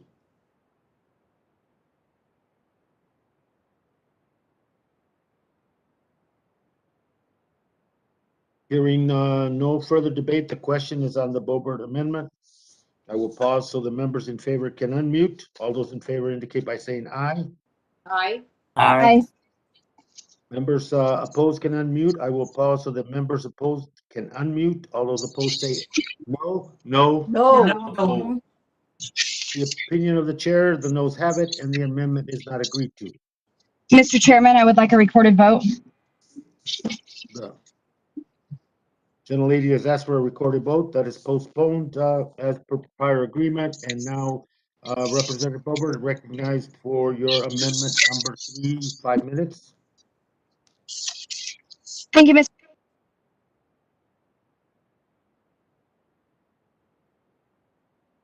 Let's see. Okay, sorry about that.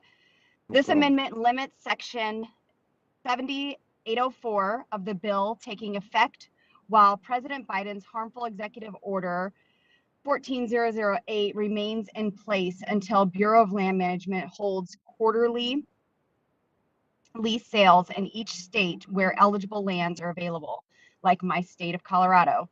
The pause on new oil and natural gas leases on public lands or in offshore waters pending comprehensive reviews has slowed down the damaged future energy extraction on federal lands. It creates uncertainty for businesses and is undermining American energy independence, which was achieved by the Trump administration.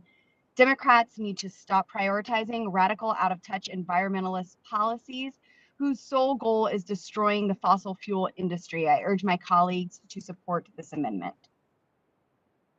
He yields back. Anyone wish to? Mr. Chair? Mr. Lowenthal? Thank you, Mr. Chair. This is just another one of the poison pills that's designed to prevent our ability to invest in our country and to build back better for all Americans. It just undermines why we're here today. It's irrelevant to the actual bill itself, and I urge my colleagues to oppose this amendment. Gentleman yields back. Anyone else wish to any further discussion on this amendment? Number 3. Westerman. Mr. Westerman? I thought you were probably missing me commenting there. I gave you a little break, Mr. Chairman, but I'm back. And back on an important amendment that's gentlelady's offered. This amendment would prevent the onerous and arbitrary fee and royalty increases on oil and gas production from taking effect until the Department of the Interior completely reinstates the onshore leasing program. And as we're well aware, the president tried to stop this through executive order. And then we were told, even though the president did this in his first week in office, the Department of Interior assured us this was only a temporary pause and that we would see a report on the leasing program in early summer. Well, here it is, September. The courts have actually stepped in and placed an injunction on the leasing ban, but we've yet to see the department's leasing report, and uncertainty over the secretary's plans for the leasing program continues. Meanwhile, we're seeing gas prices increase and the president begging OPEC to increase production. This is a common sense amendment. It would require the administration to do what the law says they're supposed to do. And again, I encourage support for this amendment, and I yield back. Anyone else? Gentleman yields. Hearing no further debate, the question is on Boebert amendment number 3. Pause so the members in favor can unmute, and please indicate so by saying aye. Aye. Aye. Aye. Thank you. Members opposed, please unmute and indicate by saying no. No. No. In the opinion of the chairs, the noes have it, and the amendment is not agreed to. Mr. Chairman, I would like to Yeah. request a recorded vote. Gentlewoman has requested a recorded vote on amendment number 3, and that with prior, based on going with prior notification that is postponed. We now have Representative Boebert, you have your amendment number 4, and you have 5 minutes. Thank you, Mr. Chairman. This is a very simple amendment. It prevents section 70804 of having any force or effect until the Secretary of Interior consults with the Secretary of Energy and determines section 7804 will not result in increased gas prices. I'm sure we're all really grateful for saving 16 cents on our 4th of July cookout, but we certainly would like the gas prices to go down. Before we start putting even more pressure on the middle class, Americans struggling to fill up their gas tank and pay their sky-high energy bills, we should certainly ensure that any new policy does not raise the price of gas. This is a common sense amendment that protects middle class workers and the middle class working Americans. I urge my colleagues to support this amendment. Thank you. Gentlelady yields, and let me ask anybody wish to Yes, I wish to be recognized, Mr. Chair. You are recognized, sir. Well, thank you. This is just another attempt to undermine the provisions of the bill, which in general, what we're talking about is raising revenues, which will enable us to protect taxpayers. We've already discussed this general topic. It's just another iteration on that. And I don't believe we need to elaborate on this subject any further. I urge a no vote. Mr. Chair, I'd speak. Anyone else wish to be recognized on Boebert Amendment number 4? Rosendale. Mr. Rosendale, you're recognized, sir, for 5 minutes. Thank you so much, Mr. Chair. I see this in a different light. I see this as the Republicans' effort to make sure that we do not raise taxes on anyone making less than $400,000 a year, as the Democrats have promised and professed that anything they do is going to uphold.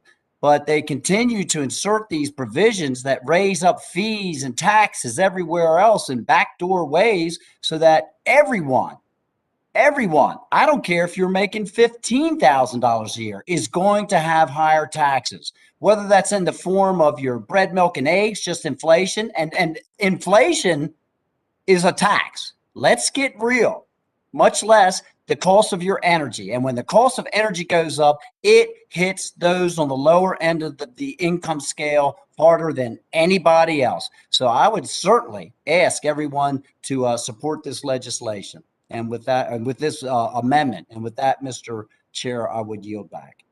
Thank you. Gentleman yields. Anyone else wish to speak to Boebert number 4 amendment? Hearing no further debate, the question is on the Boebert Amendment number 4. I will pause so members in favor can unmute. All those in favor indicate by saying aye. Aye. Aye. All those opposed, unmute. Please indicate by saying no. No. No. The opinion of the chair, the noes have it. The noes have it, and the amendment is not agreed to. Mr. Chairman, I would request a recorded vote. Gentlelady has requested a recorded vote, and that is based on prior agreement, postponed. Representative Boebert, you are now recognized for 5 minutes for your amendment number 5. Thank you, Mr. Chairman. This amendment prevents section 7804 of having any force or effect until the Secretary of Labor assesses the impacts it will have on employment, including job losses and wage rates for any projected job loss. It requires that the Secretary of Labor submit the findings of this report to the House Committee on Natural Resources and the Senate Energy and Natural Resources. Every Democrat, I certainly would hope, would vote for this fact-finding report. Accountability has certainly been a theme that we have all been demanding for, and I think that this provides excellent oversight, and I urge a yes vote in support of this amendment. I yield back. Thank you. Gentlelady yields.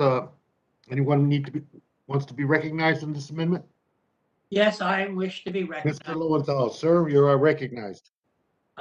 Again, this is a broken record. We've already discussed this issue. This is just another iteration, which just changes some of the words in the attempt to make sure that this bill does not go into effect and taxpayers are not protected.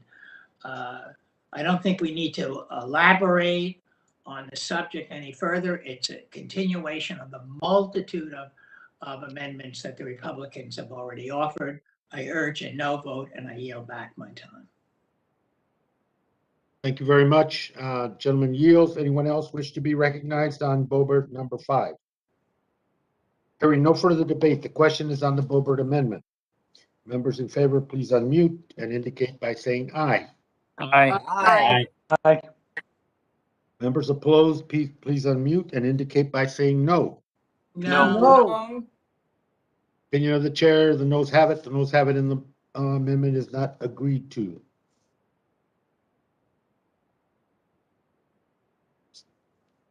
Mr. Chairman, I would like to request a recorded vote. The gentlelady is requested a recording vote, and as per prior agreement, postponed. The next amendment is designated as Carl number 1. Representative Carl, you're recognized for 5 minutes. Thank you, Mr. Chairman. My amendment is very simple. It gets rid of the increased royalty rates and all these fees that are going along with we're trying to tax on to the energy company who operate in the Gulf. Yes, we all know what this really is about. It's to ban drilling in federal waters because the fees are designed to make drilling unprofitable for companies who operate in the Gulf. I wish my colleagues on the other side of the aisle realize this does nothing to lower global greenhouse gas emissions. It just makes it more dependent on foreign oil while eliminating thousands of American jobs in the process. It does not take a rocket scientist to figure out, to know all these fees will trickle down to the customers. We see that right now, Mr. Chairman. Right now, our fuel prices are as high, Labor Day prices. I just read an article that says they haven't been this high since 2014. 2014. So that's 7 years, and we've got an all-time high. And the whole time, President Biden is encouraging OPEC to pump more oil, and that simply is to cover up that trail. The thing that disturbs me the most, what we're going to see, especially coming out of the Gulf, is natural gas. Natural gas is one component that comes out of my part of the world, and it's going to show up at the wintertime when the folks start getting those bills. I spoke earlier about the sinking ship, the Titanic mentality that I feel like the Democrat Party's got right now, and this is going to be a larger hole in this vessel than what they're planning on. These fees, they jeopardize $250 million in funding for conservative projects in our Gulf states. And Alabama will use this money to restore our shorelines, build bike trails, boat ramps, protecting wildlife habitat. We also have to turn down good projects each year because we don't have enough money.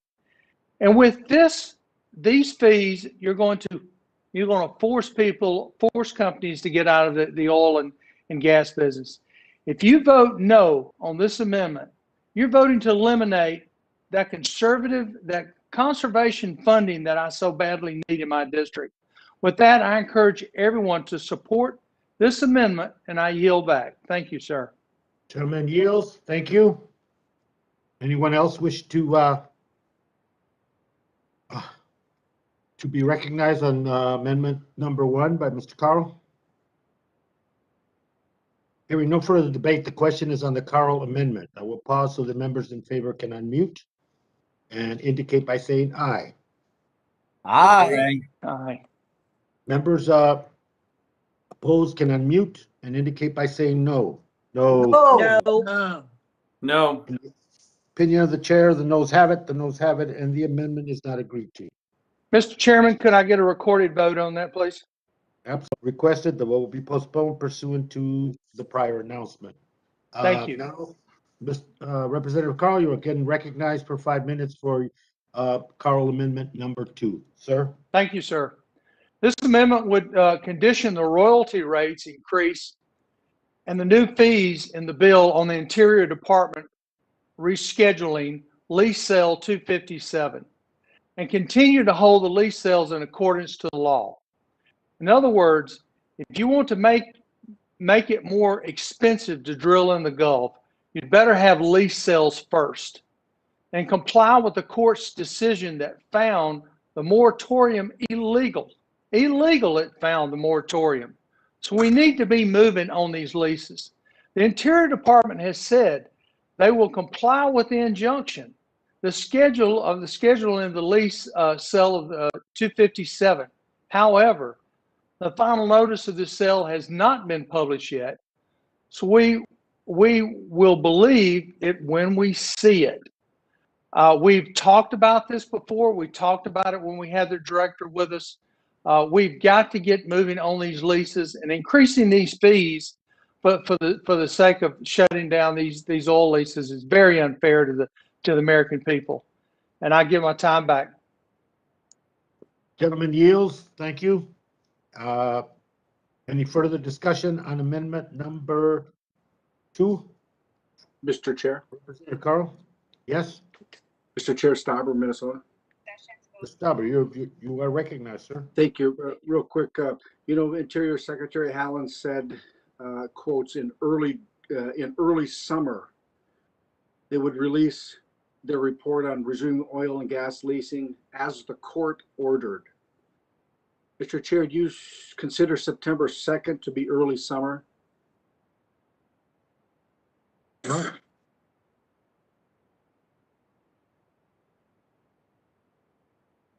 Any further debate on the amendment number 2 by Mr. Carl? Hearing no further debate, the question is on the Carl amendment number 2. I'll pause so members in favor can unmute. All those in favor indicate by saying aye. Aye. Aye. Aye. All those opposed indicate. Thank you. All those opposed indicate by saying no. No. Any of the chair, the noes have it, and the amendment is not agreed to. Mr. Chairman, a recorded vote, please.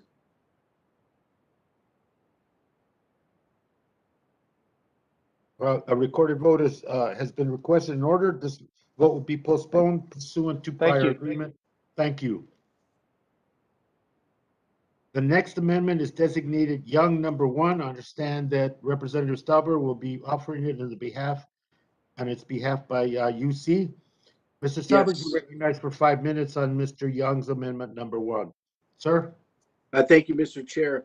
I offer this amendment today on behalf of the Dean of the House, Don Young, who is unable to join us today.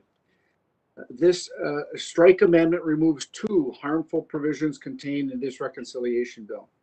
First, it removes the short-sighted repeal of the Arctic National Wildlife Refuge leasing program. And second, it removes the bill's gutting of the National Petroleum Reserve Alaska program.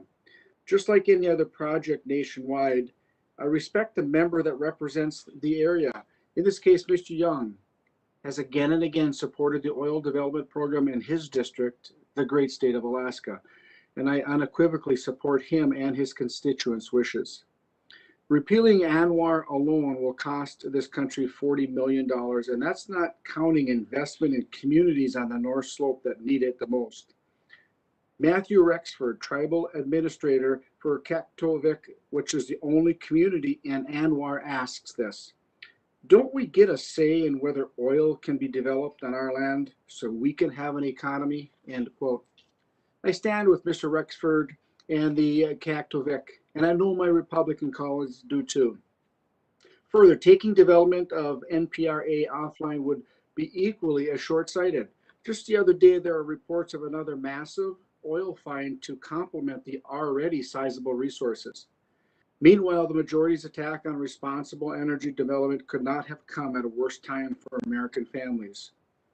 Instead of using our resources, this committee is trying to take more domestic oil resources away when gas prices are soaring and Americans' overall cost of living keeps going up.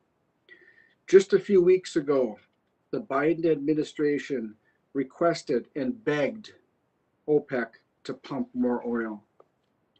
Yes, Mr. Chair, this is the same Biden administration that banned oil and gas development on federal lands, had their ban overturned, and now are dragging their feet in complying with the law. It has become abundantly clear that Democrats in D.C. and their far-left allies prefer oil pumped by Saudi Arabians, Algerians, Venezuelans, Iranians, and Libyans, and not by Alaskans, who need this investment and want to provide their country with the resources that she needs. Then they had the nerve to ask OPEC for more oil to keep prices down. If greenhouse gas emission reductions are truly the goal here, Mr. Chair, then we should be pumping oil out of Alaska and not Venezuela.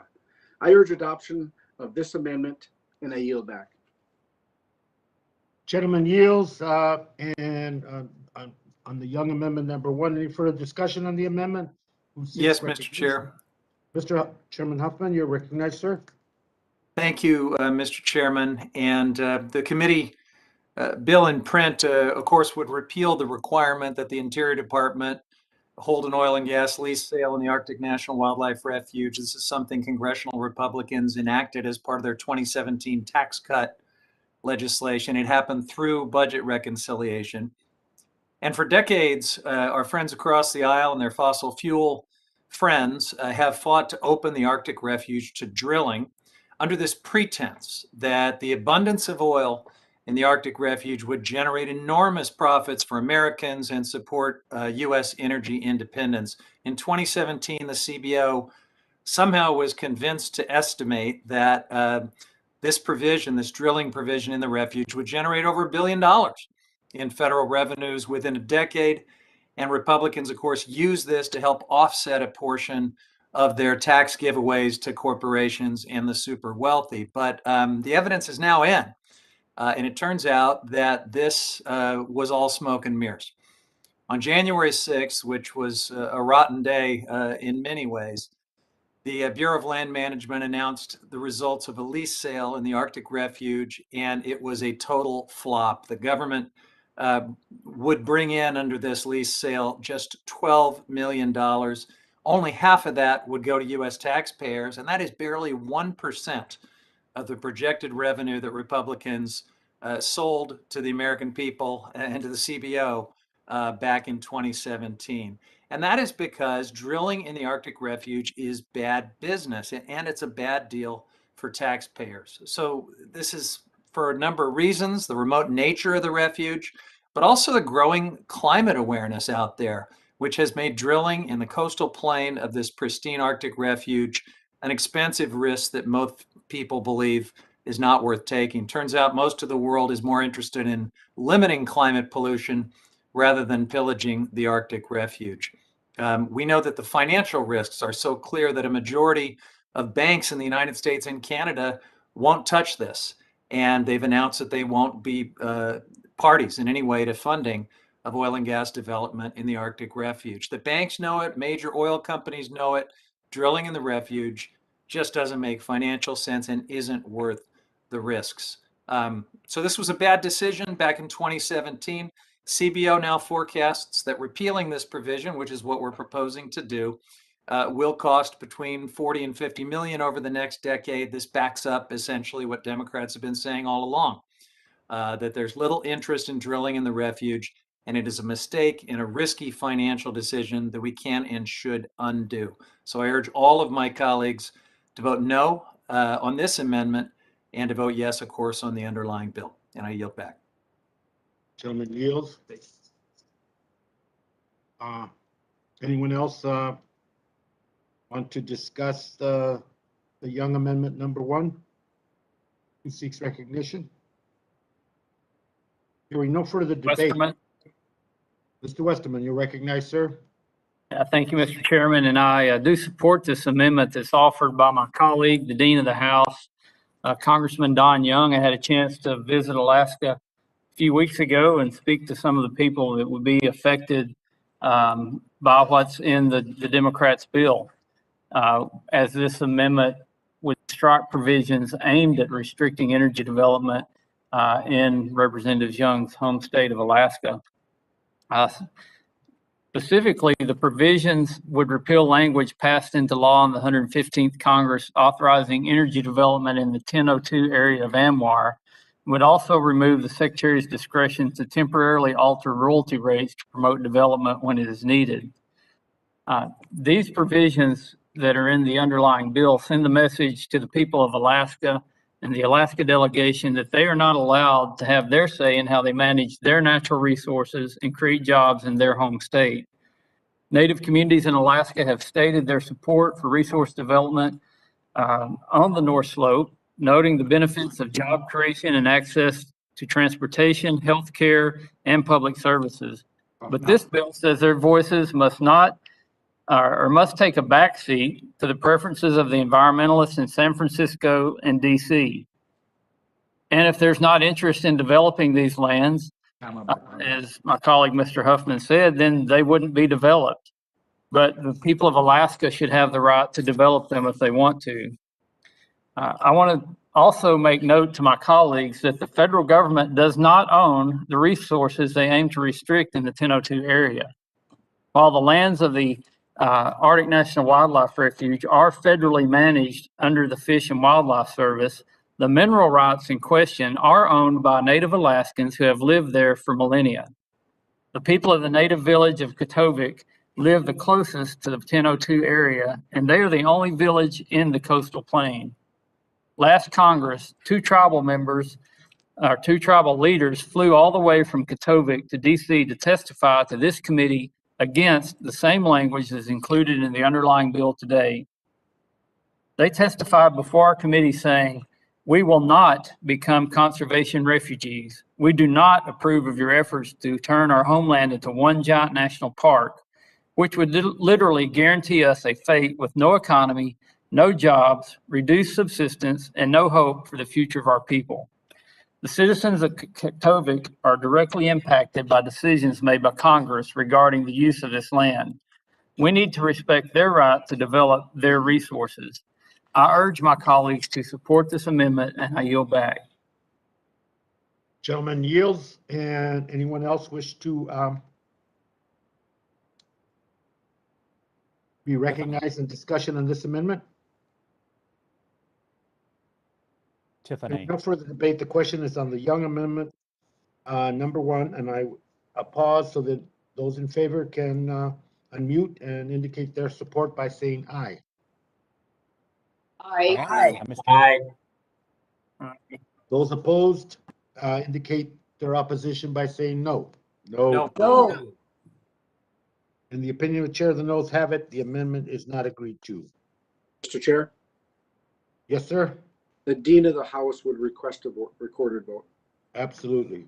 The recorded vote has been requested, and the vote will be postponed pursuant to the prior announcement. And the next amendment is that Representative Tiffany, you have the next amendment designated as number 1. Sir, you're recognized for 5 minutes.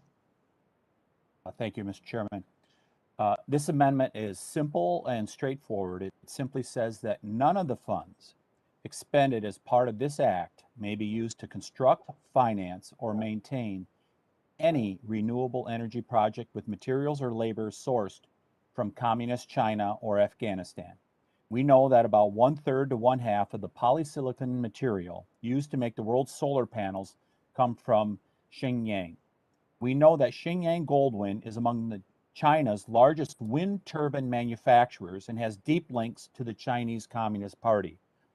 We know that the Chinese Communist regime is using forced labor and operating concentration camps in Xinjiang that hold at least 1 million people against their will. We know that the State Department has described what's happening in Xinjiang as a genocide. We know that Afghanistan, which is home to vast lithium deposits, has now fallen into the hands of the Taliban. We know that the Taliban is a radical terrorist group that has a decade-long track record of brutality, torture, and enabling attacks against the United States and our personnel. What the majority is trying to do with this package is already an insult to American taxpayers, asking them to finance a Chinese Communist Party that is carrying out a genocide and enriching the same Taliban that provided a safe haven for those who planned the 9/11 attacks to boot would add insult to that injury. If you want to stop slave labor, you'll support this amendment.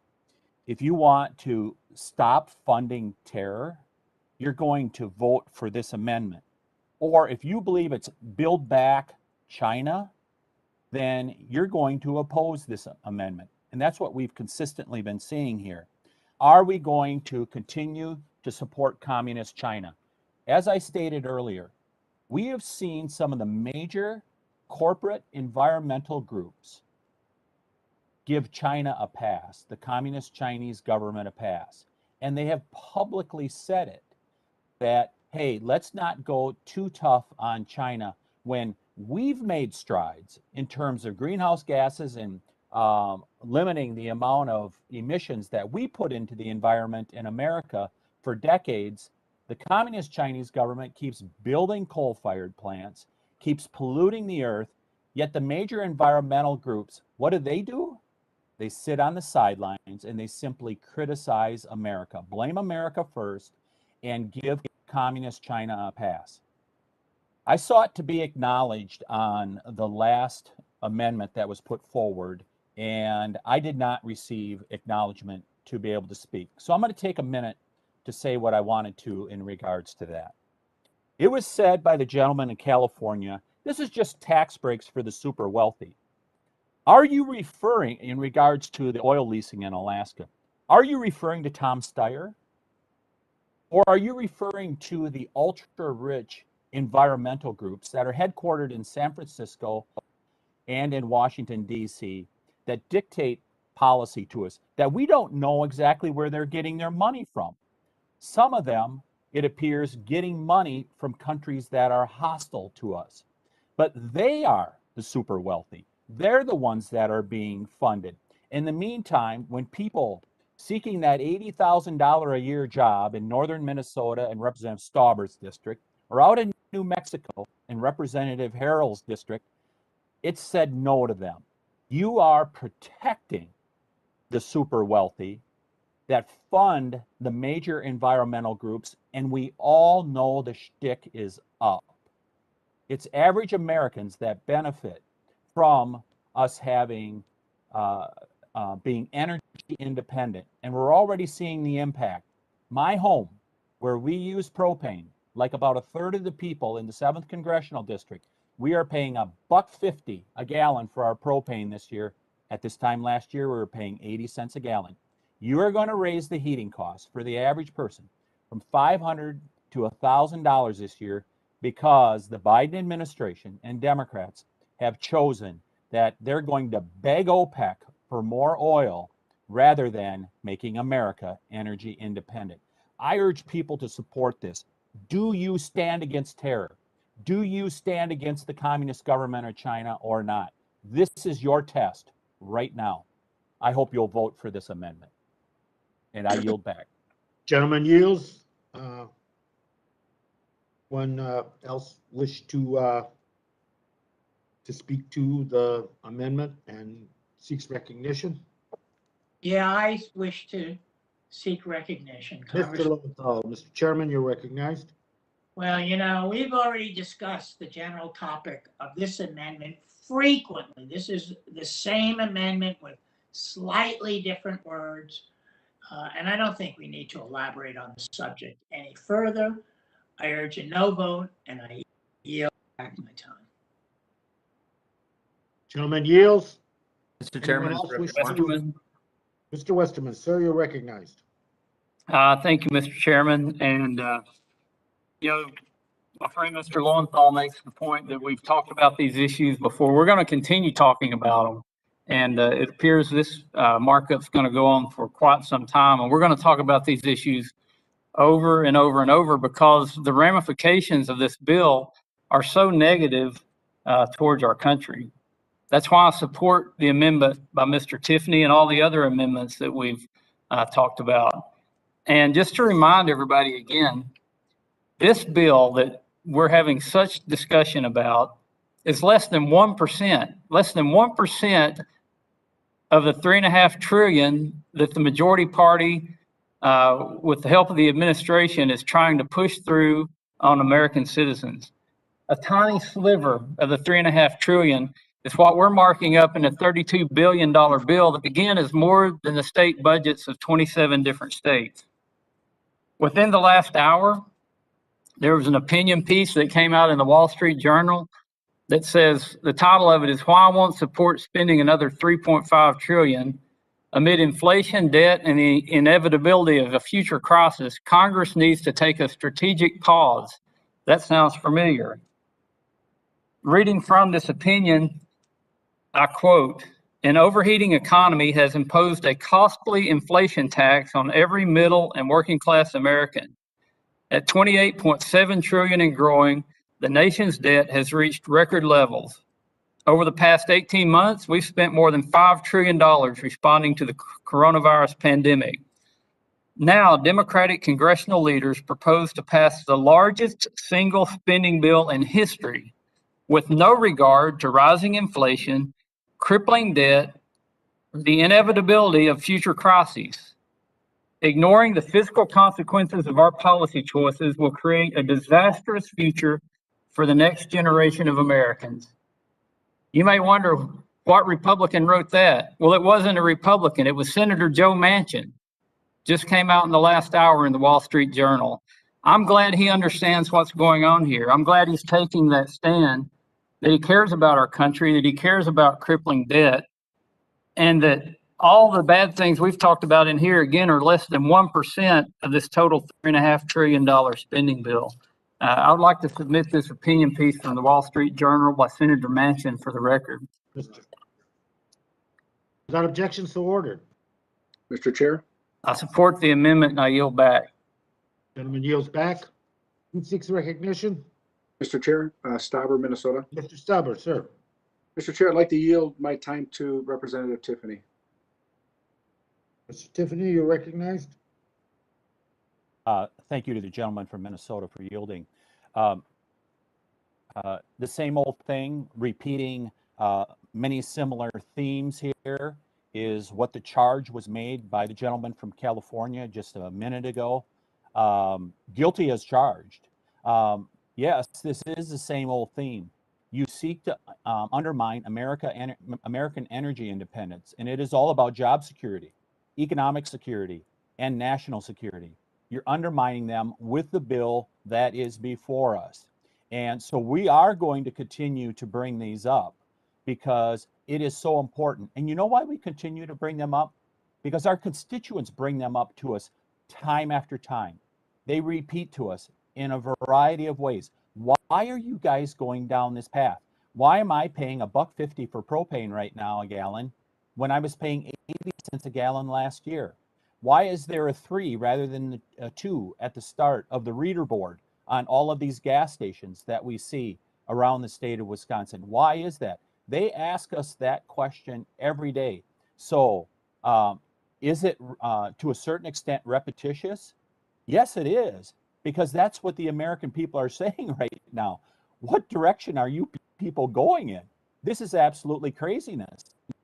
And then when they find out that Afghanistan has a huge amount of lithium and other minerals that the Chinese, that they lust for, and that the wind turbines and the solar panels are all coming to America, or many of them are coming to America from the Chinese, making us more dependent on them. That's just crazy in most people's minds. So you darn right. We're going to keep bringing up amendments and questioning what is before us today, because it's taking America in the wrong direction. I yield back. I yield back to the gentleman from Minnesota. Thank you, Mr. Chair. In just a couple of minutes I have left, I just want to state that I support Representative Tiffany's amendment prohibiting renewables to be purchased by our government from China or Afghanistan, understanding that it is about American jobs, energy and mining dominance for us is what we need. Good paying jobs to secure our dependency, as I said earlier, in the palm of our own hands and not relying on any other foreign adversarial nation. And I yield back. Thank you very much. Gentleman yields. Anyone else? And my recognize myself. I understand completely the decisions that are before us as a committee and before the House of Representatives and the Senate going forward are historic and monumental. There's no question about it. And in our jurisdiction, whether it's 1% or 2%, those are the bipartisan instructions that came from the resolution from the Senate. We're doing our job, and the job that we're doing is simply this: we have a responsibility, and our side, to take us forward, to look at the future, and then that's part of the debate as well. But the debate today is about the instructions we received, the caps that we received on what our jurisdiction was, and the net revenue raisers. That is where we're going, and that's what's going to the Senate. I'm not worried about opinions at this point. I'm worried about us doing our job, and in terms of what senators feel or don't feel. So I'm not going to argue the amendment. I'm just telling you, yeah, I think all of us and the Democrats in this committee fully understand the monumental and historic role that we're playing with this reconciliation. Absolutely. And so we're going to stay here as long as it takes. So this is not going to be won by attrition, and it's not going to be won by sabotage. It's going to be won by, at the end of the day, moving this agenda item forward so we can deal with the Senate. With that, is there anyone else that wishes to be recognized? Hearing no one, no further debate. The question is on the Tiffany Amendment number 1. Those in favor, please unmute and indicate by saying aye. Ms. Harrell votes yes. Aye. Aye. Aye. All those opposed, unmute and indicate by saying no. No. The opinion of the chair, the noes have it, and the amendment is not agreed to. Roll call will be requested on that. Mr. Tiffany is requesting a roll call, and a recorded vote will so ordered, and the vote will be postponed pursuant to the prior announcement. Representative Gonzalez Colon, you have the next amendment designated number 1, and gentlelady is recognized for 5 minutes. Thank you, Mr. Chairman. The committee print we're considering today includes a portion of H.R. 1689, the Offshore Wind for Territories Act. This is a bipartisan legislation that I was proud to introduce, and it will study and is feasible, authorize offshore wind energy development in federal waters adjacent to Puerto Rico and the rest of the U.S. territories. Unfortunately, the committee print language does not include my bill's revenue sharing and coral reef conservation provisions. My amendment will address this exclusion. It adds language included in my bill to ensure each territory receive a portion of royalty payments made to the federal government by offshore wind developers. Territories will receive 37.5% of qualifying revenues, which is similar to the revenue sharing structure established for the Gulf Coast states under the Gulf of Mexico Energy Security Act. My amendment, just like the Offshore Wind for Territories Act does, will also direct that 12.5% of the revenues be deposited into a coral reef conservation fund, providing additional dedicated funding for coral reef conservation efforts at not additional cost to the American taxpayer. I offer a similar amendment during our last committee markup, and I'd like to briefly address some of the arguments raised against at the time.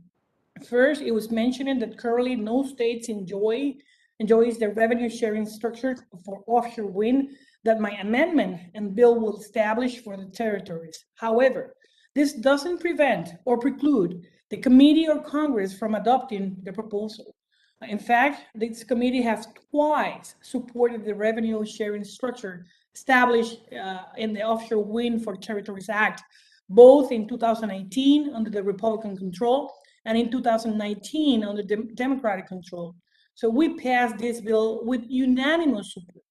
Similarly, in December of 2018, the House of Representatives considered and passed the bill unanimously under suspension. Again, it included the same revenue sharing structure that I'm proposing today.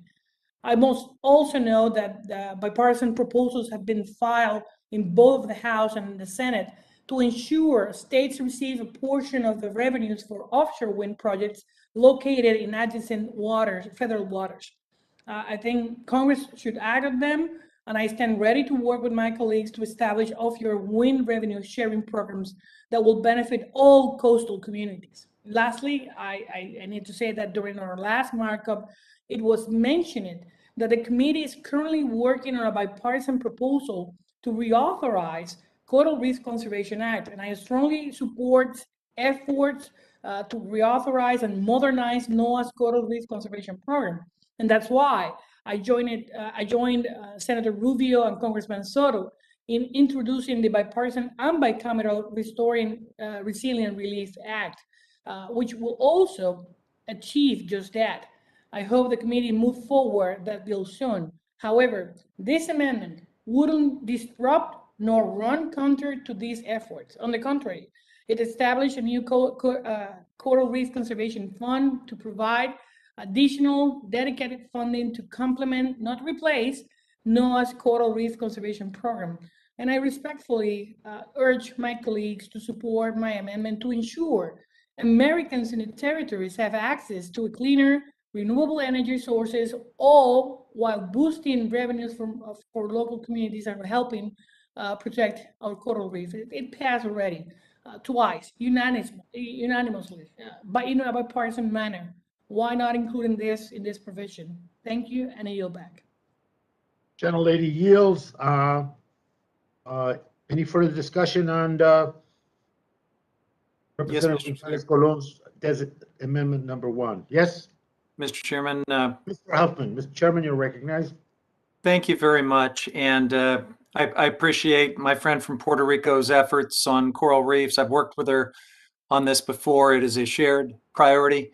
I'll work with her again. And I just want to make the point that the bill before us actually does make substantial investments in programs that protect coastal communities and ecosystems, including coral reefs. But unfortunately, I don't know if this was the intent of this amendment or not, but it actually could have the effect of undermining our efforts to do these good things in the bill, could actually have adverse procedural effects on our broader efforts as well. And so it is potentially a Trojan horse. It undermines what we're trying to accomplish in this reconciliation package, and I urge my colleagues to see it as such, although I think many of us are committed to working with our friend from Puerto Rico on that issue of coral reef restoration and protection in other ways. So urge a no vote on this amendment.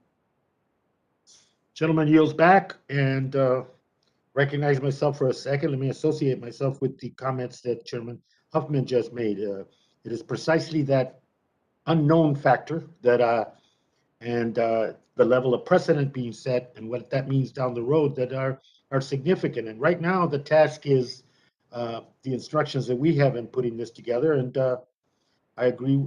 I concur with Chairman Huffman that down the road it is something that I welcome the opportunity to look at as well. With that, anyone else want to comment on Gonzalez Colon amendment number 1? Hearing no further. Who? Westerman. Mr. Westerman, you're recognized, sir. Thank you, Mr. Chairman. I do support this amendment offered by my colleague and the single voice in Congress for Puerto Rico, who represents Puerto Rico so well, Ms. Gonzalez Colon. And this is a bipartisan effort that she's worked on in the past. This amendment would guarantee that the territories benefit from offshore wind development on their coastlines. And I find it hard to believe that revenue sharing with the territory would put the whole bill in jeopardy. That's all she's asking, is to put the amendment into the underlying bill that goes along with the bipartisan work that's been done so far. I was pleased to participate in a hearing on the bill that she sponsored, the Offshore Wind for the Territories Act, which again has always enjoyed bipartisan support in this committee. In fact, several of the provisions of that bill were included in HR 2780. However, as I stated, key provisions that would ensure that the territories receive a fair return from wind development off their shoreline was surprisingly omitted. And this amendment would simply reinstate those provisions which were agreed to by a majority in negotiating the standalone bill. Currently, the territories are largely dependent on imported fuels like diesel. This amendment would ensure that the territories not only benefit from new sources of energy, but also benefit from the revenues generated by those new sources of energy. This is a common sense amendment that the gentlelady has proposed. I support it and yield back. Gentleman yields back. Thank you. Anyone else wish to discussion on this amendment? Hearing no further debate, the question is on Representative Gonzalez Colon's amendment number 1. Those members in favor could please indicate by saying aye. Aye. Aye. Those members opposed indicate by saying no. No. Opinion of the chair, the noes have it, and the amendment is not agreed to. Chairman, I ask for a recorded vote. The representative has asked for a recorded vote, and so ordered, and this vote will be postponed pursuant to prior announcement. The next amendments are designated Moore number 1, Moore number 2, Moore number 3. Representative Moore, you're recognized for amendment number 1. Thank you, Chairman. And to the comments of my colleague from California a moment ago, I do recognize that we've brought up a similar theme several times. If you would vote for one of these, we would not keep doing that. So there is an absolute solution there for you. Which one? Stew on it for a minute, and we'll get back to you. I want to thank the chairman for getting a few of my amendments today even put through in unanimous consent. I always look for opportunities to do that, so I appreciate that. In fact, 3 of my 12. So the last markup we did, 3 out of the 12 that we did through UC were from our office, and so I'm sincerely committed that when I offer something, I really do hope that there is a potential for bipartisanship. This is not just a messaging opportunity. These are sincere. This is things that I'm hearing from my district. I would love to take you all to my town halls, and I could talk to you about it. And I'm going to make a point about that in just a moment. But I do have several other amendments, and in good faith, I will look for opportunities to not call for a recorded vote if I get the sense that there's no chance. But I do hope that through some of my amendments today that you'll find at least an opportunity to hear me out and consider not just going down the partisan lines like I see so often with this committee.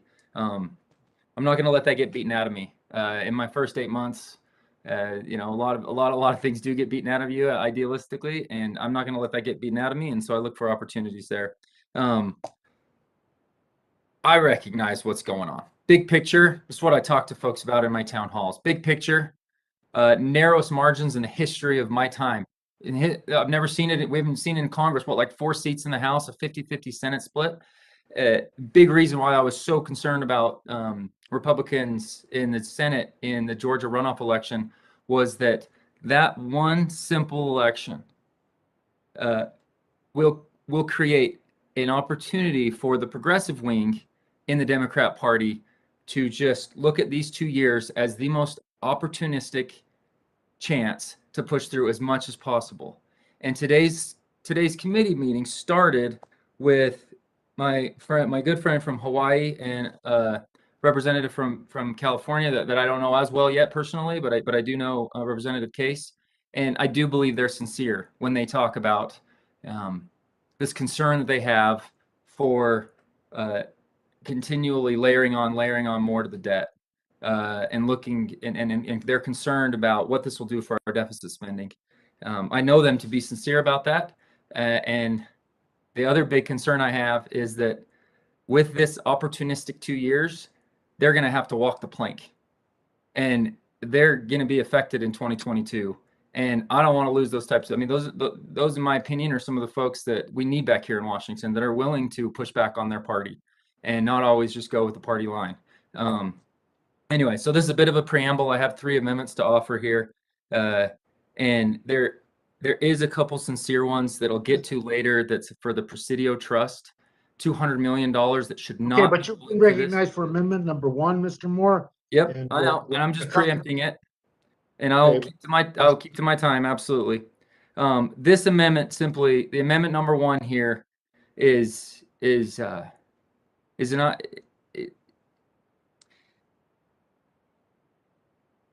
All it does is it makes us take a step back and say, is this going to create more importation of oil? Is this going to bolster OPEC? Like, I think the Democrat Party lost a lot of credibility when they come in with the secretarial order, they come in with the Keystone Pipeline, dropping that. And then when President Biden recognizes, oh no, gas is, the pump is going like crazy, it's way too expensive, to request it from OPEC. Like, we can't get to that point. Like, you lose credibility in situations like that. These are good paying jobs. I'm recognizing in my industries in Utah, they are sincere about reducing emissions. They are taking opportunities to diversify their portfolios. And all this does is for us to take a pause and look at, for the example, determines that this section will not result in an increase in foreign oil imports. I don't know how that's good for any of us. It doesn't move along the climate discussion in any way, shape, or form, in any substantive form. And it just feels to me that, we're worried politically now about the high gas prices that we all predicted when we took some of these policies. So I urge a no vote, and I urge you to support this amendment, and my time is up. Thank you. Gentleman yields back. Anyone, any further discussion on Moore Amendment number 1? Hearing no further debate, the question is on the Moore Amendment number 1. Those members in favor can please indicate by saying aye. Aye. Aye. Thank you. Those members opposed can please indicate by saying no. No. No. No. In the opinion of the chair, the nays have it. The nays have it, and the amendment is not agreed to. I thought we had it on that one. It sounded like there was more ayes. I will request a recorded vote. Thank you, sir. You're quite welcome, Mr. Moore. Recorded vote having been requested, this vote will be postponed pursuant to the prior instructions announcement. Mr. Moore, I really have a keen ear. That's the point, Representative. So when I hear voices, I can almost count them down to the minute details. So never, Mr. Moore, never distrust that count, okay? I'm just letting you know. I take that great deal of pride in that. Mr. Moore, amendment number 2. Thank you, Mr. Chairman. Amendment number 2, I'll get more to the point this time. Numerous groups and members advocating for the passage of this enormous reconciliation bill. This budget reconciliation is supposedly the key to stopping climate change. Part of the argument is that we need to dramatically increase funding for renewable energy programs and battery storage development. Look, I absolutely see the value in diversifying our energy portfolio. I am coming in with that voice to Congress. I want to be, known for that and doing good work. My colleague, Representative John Curtis, is the same way. So I'm all in on diversifying our energy portfolio. I spoke earlier today about going to our own power company here and talking about the 30% renewables that they're using. We're moving in the right direction. Industry's embracing this.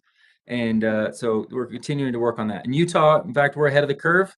The 8th largest percentage change in renewable energy production between 2010 and 2019. And our ability to maintain rapid growth relies solely on our ability to extract those processed minerals such as copper, beryllium, magnesium, lithium, and other rare earth elements that are used to build the electric vehicles. So this is my big point, is I had many colleagues tell me my previous job was in management consulting, and our whole shtick for our companies a lot of times was to help them build what we call a theory of change. All right, you determine what outcome you want or what the final impact is. You work backwards from there. You list out what your outcomes are going to be, and then you determine what your inputs will be. It's a whole strategic plan. And I think we're so rushed to look at what we ultimately want to achieve, which I think is good. That's a shared vision, but how you go about doing it in the timeline of which doing it, I do not see the strategic plan that's embedded into this. And I continue. I can't beat that out of me. A lot of my colleagues said you're going to hate it in Congress because politics is nuts. It is, but I think we can do better. U.S. mining, it helps us build and develop the world's greatest green technology. We're able to extract these minerals in an eco-friendlier manner than our major competitors abroad. That's the common theme. This amendment simply it determines that this title will not result in increased imports of minerals needed for renewable energy or battery storage from China, Russia, or Afghanistan. That's the part that we're trying to make sure that we don't continue to import from some of these countries and ultimately have to rely on that, like the trend that we're seeing. That's the gist for amendment number 2, and I'll yield back by a couple minutes and jump to number 3 unless there's significant debate. Anyone wishes to discuss Mr. Moore's amendment number 2? Westerman here, Mr. Chairman. Mr. Westerman, sir, you're recognized. I support the gentleman's amendment and also support his attitude, his desire to work across the aisles and actually solve a problem. And that's what he's trying to do with this amendment. That's what many of us have been trying to do all day with amendments, is to actually come up with solutions to problems. He very adequately stated how we all want to work towards a goal of a cleaner, safer, healthier environment. But the path that we're taking is not defined. It's kind of the ready, shoot, aim approach that was mentioned earlier. We should be sitting down and having serious conversations about how we implement new technology, how we look at things like enhanced nuclear power, more hydropower, how we utilize the fuels that we've got to make them cleaner and safer, how we develop technology that's going to cause the rest of the world to adopt our technology because it's energy that's reliable, that's low cost, and it's better for the environment. Simply regulating U.S. fossil fuels out of existence will do nothing to solve any kind of carbon issues on a global scale. And that's the crux of what this underlying bill does. It's trying to regulate some kind of utopic conditions and put all the onus on American energy, which comes back to American taxpayers and American consumers. So I applaud the gentleman from Utah for introducing a common sense bill, one that does have rationale behind it, and for his desire to solve a problem and not make a political statement. I support his amendment and I yield back. Thank you. Gentleman yields. Anyone else wish to discuss Moore amendment number 2? Let me recognize myself for just a second, and not so much in reaction to the amendment, but maybe in the dialogue that Mr. Ranking Member Westerman was having. You're absolutely right. This is about a transition away from the past in terms of energy dependency and moving in a different direction. And so part of the discussion is about investment and the investments that the Democrats are attempting to do and promoting in this underlying bill have to do with exactly that, dealing with climate change. Now, we might disagree as to the transition.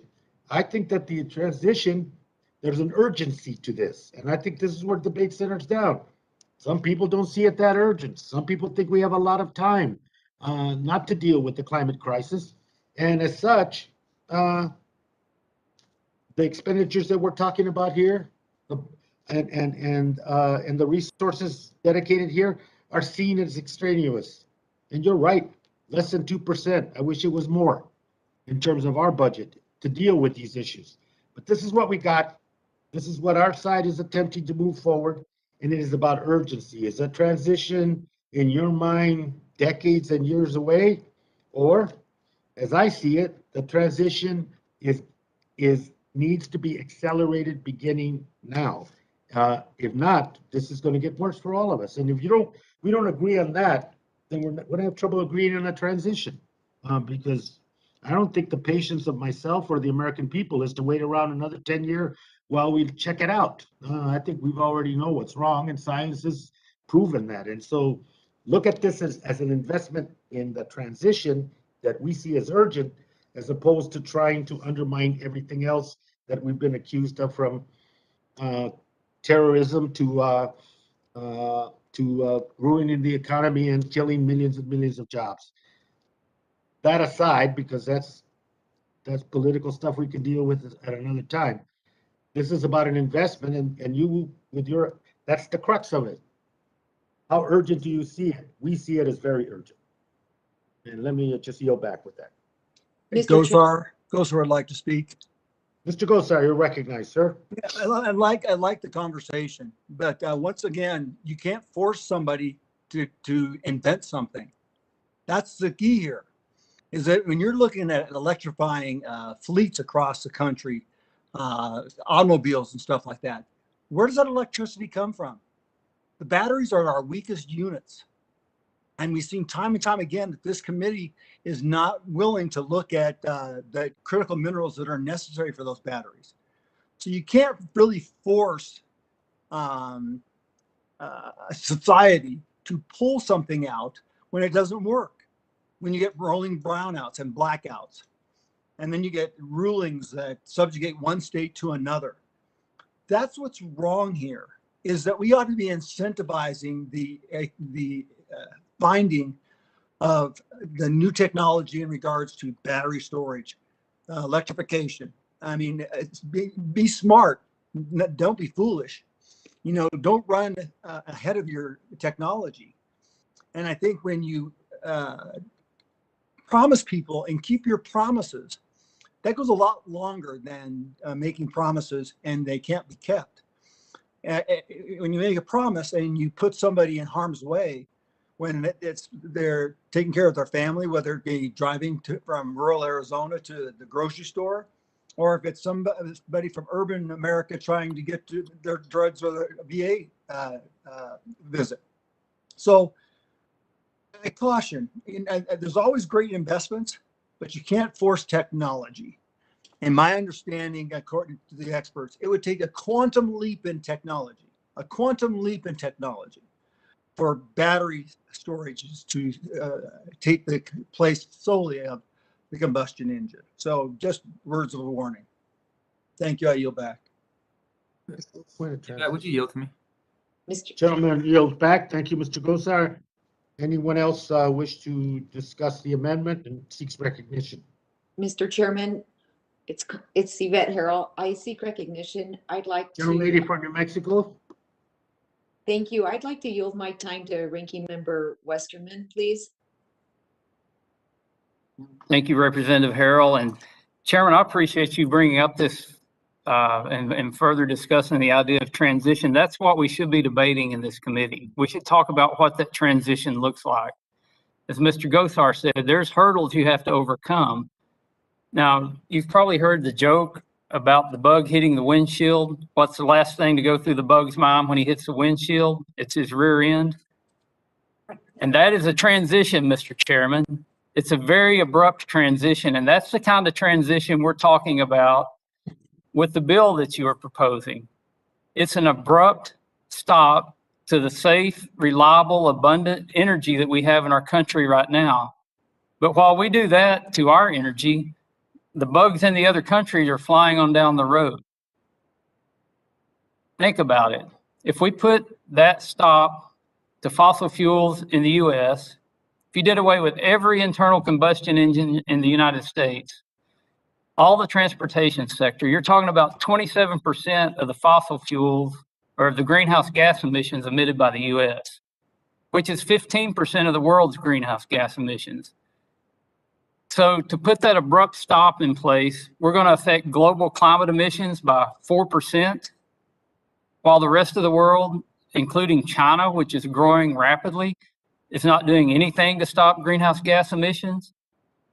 That's why we need a transition that includes the technology that Mr. Gosar talked about, that other countries want to adopt, because it's the lowest cost, most reliable, cleanest energy source. So I wish we could have a hearing on the transition and how we do that, how we do more research and development, how we take the technology that we've got, how we promote that, rather than just saying we're going to magically regulate fossil fuels out of existence. It's going to come to an abrupt stop. The transition needs to happen immediately, but it's a process. It can't happen 100% immediately, but we can certainly figure out ways to ramp that up. Again, I support the gentleman's amendment. I'm not sure if he was seeking additional time, and I would yield some of my time to him. Mr. Moore. Thanks, Ranking Member. I would just add, absolutely, transition is the key, and I'm all in on engaging on it. I interact with an organization called ClearPath that does a lot of this type of work. I'm getting involved in as many industry opportunities as possible. When Ranking Member Westerman came to my district last week, we visited our power company here, and we had them walk us through their timeline and their plan on what they're doing with renewables and their limitations with the duck curve. So I'm digging in. I'm all in, folks. I just don't want the transition to be aided by OPEC. Like, I think we can do it better and become the energy world leader in clean technology, because we're not going to be able to pressure any other country with our debt and our inability to be able to effectively change a lot of that. We're not going to be able to change Japan, China for bringing on however many coal power plants they do each year. Like, we're going to have to do it by being the better option. And I don't want to, and I want to embrace our industry, because I believe they've thoughtfully and incredibly been doing it for the last decade. When John Curtis started out the Conservative Climate Caucus, that was the point I made. Was, there's already been a ton of work, and this is going to help us, get our message going. But we've already embraced what industry's been up to. And then I've heard several times, and I'll admit, this is what the Senate has charged us to do, and this is the push, and we just need to fulfill this duty. Like, I challenge us. I challenge my Democratic colleagues. Like, I remember when candidate Biden at the time, said in his debate, has said, "I beat Bernie Sanders. I beat Bernie Sanders. I am the candidate that's more reasonable," and that's who the American people chose. They did not choose Bernie Sanders. So for us to rush through this entire $3.5 trillion Bernie bill, I don't think is what even your constituents want. I definitely know it's not what mine want. And as I try to talk them through it, I praise my colleagues on the Democrat side, my Problem Solver Caucus colleagues. I praise them all the time to my constituents. And I talk about how brave they're being, and they're pushing back as much as they possibly can. It's not easy to go against leadership. And I just offer that is not who Biden ran. That's not how he ran. And I just think because of one Georgia Senate loss, which shouldn't have happened, that they're taking an opportunity. Bernie Sanders gets all the opportunity in the world, and I just don't think that's what your constituents want as well. I yield back. I yield back to Ms. Harrell. Harold? Mr. Chair, I yield back the balance of any time. Okay, any further discussion? I'm still a little bit traumatized by the bug on the windshield that Mr. Westerman used that analogy. There's another analogy about ostriches and sand that I think also we need to avoid. But having said that, let me now ask Representative Moore for Moore 2. Any further comments on that? No, sir. Open to a vote. Okay, thank you. Hearing no further debate, the question is on the Moore amendment. Those in favor, unmute and indicate by saying aye. Aye. Aye. Okay, and all those members opposed, please unmute and indicate by saying no. No. The opinion of the chair, the noes have it. The noes have it, and the amendment is not agreed to. Request for recorded vote. Thank you, sir. You're welcome, Mr. Moore requested, Representative Moore requested a recorded vote, and the vote will be postponed pursuant to my prior announcement. And now, number 3, I think. Mr. Moore, you have number 3, and you're recognized for 5 minutes. Thank you. You've all indulged me quite a bit, and I promise to be brief on this one. This section shall have no force or effect until the Secretary of the Interior determines that this section will not result in decreased funding for conservation programs, including the Land and Water Conservation Fund.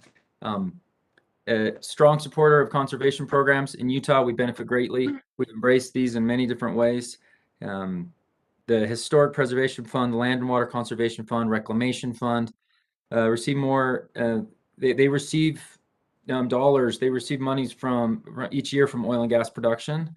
This is one of those situations where it's like, what are we doing here? Like, if we rob from Peter, Paul's going to get hurt here too. And I just wanted to make sure that we could pause and address what was ultimately going to be the issue and how this is going to affect conservation funds, because they kind of rely on the energy industry. And if we limit that, what does that ultimately do? What impact will that be?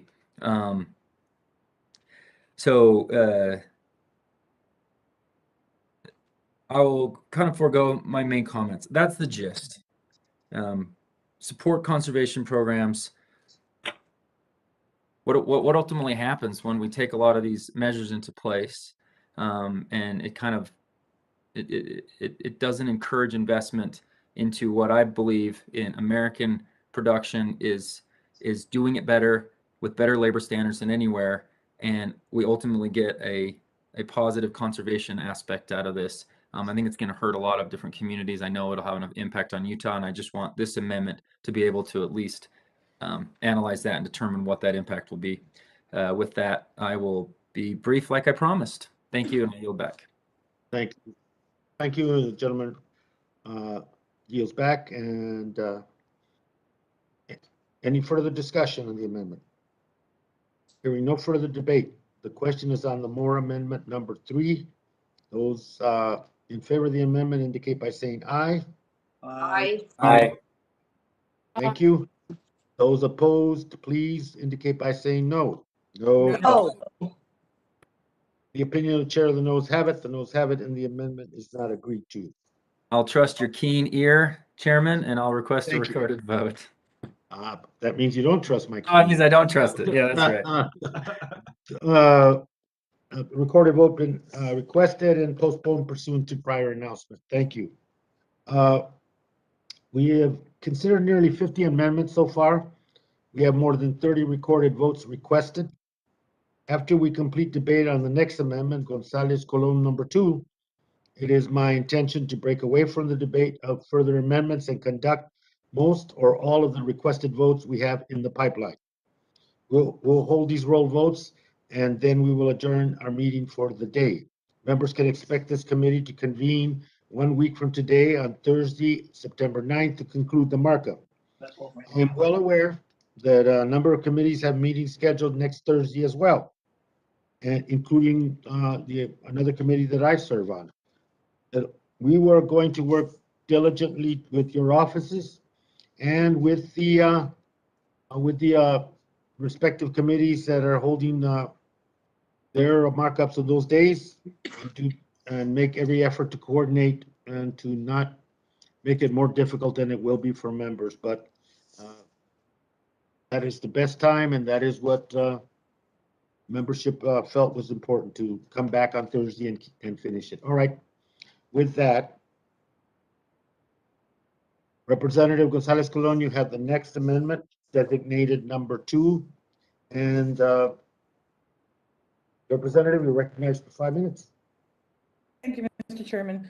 I just want to establish that Section 7703 of the underlying bill pretends to advance bipartisan legislation that I have introduced in the 116 and 117 Congress. HR 4605 and HR 1126, respectively, to set up a process for claims and compensation for health conditions in the island municipality of Vieques. In June, this committee held a legislative hearing on my bill.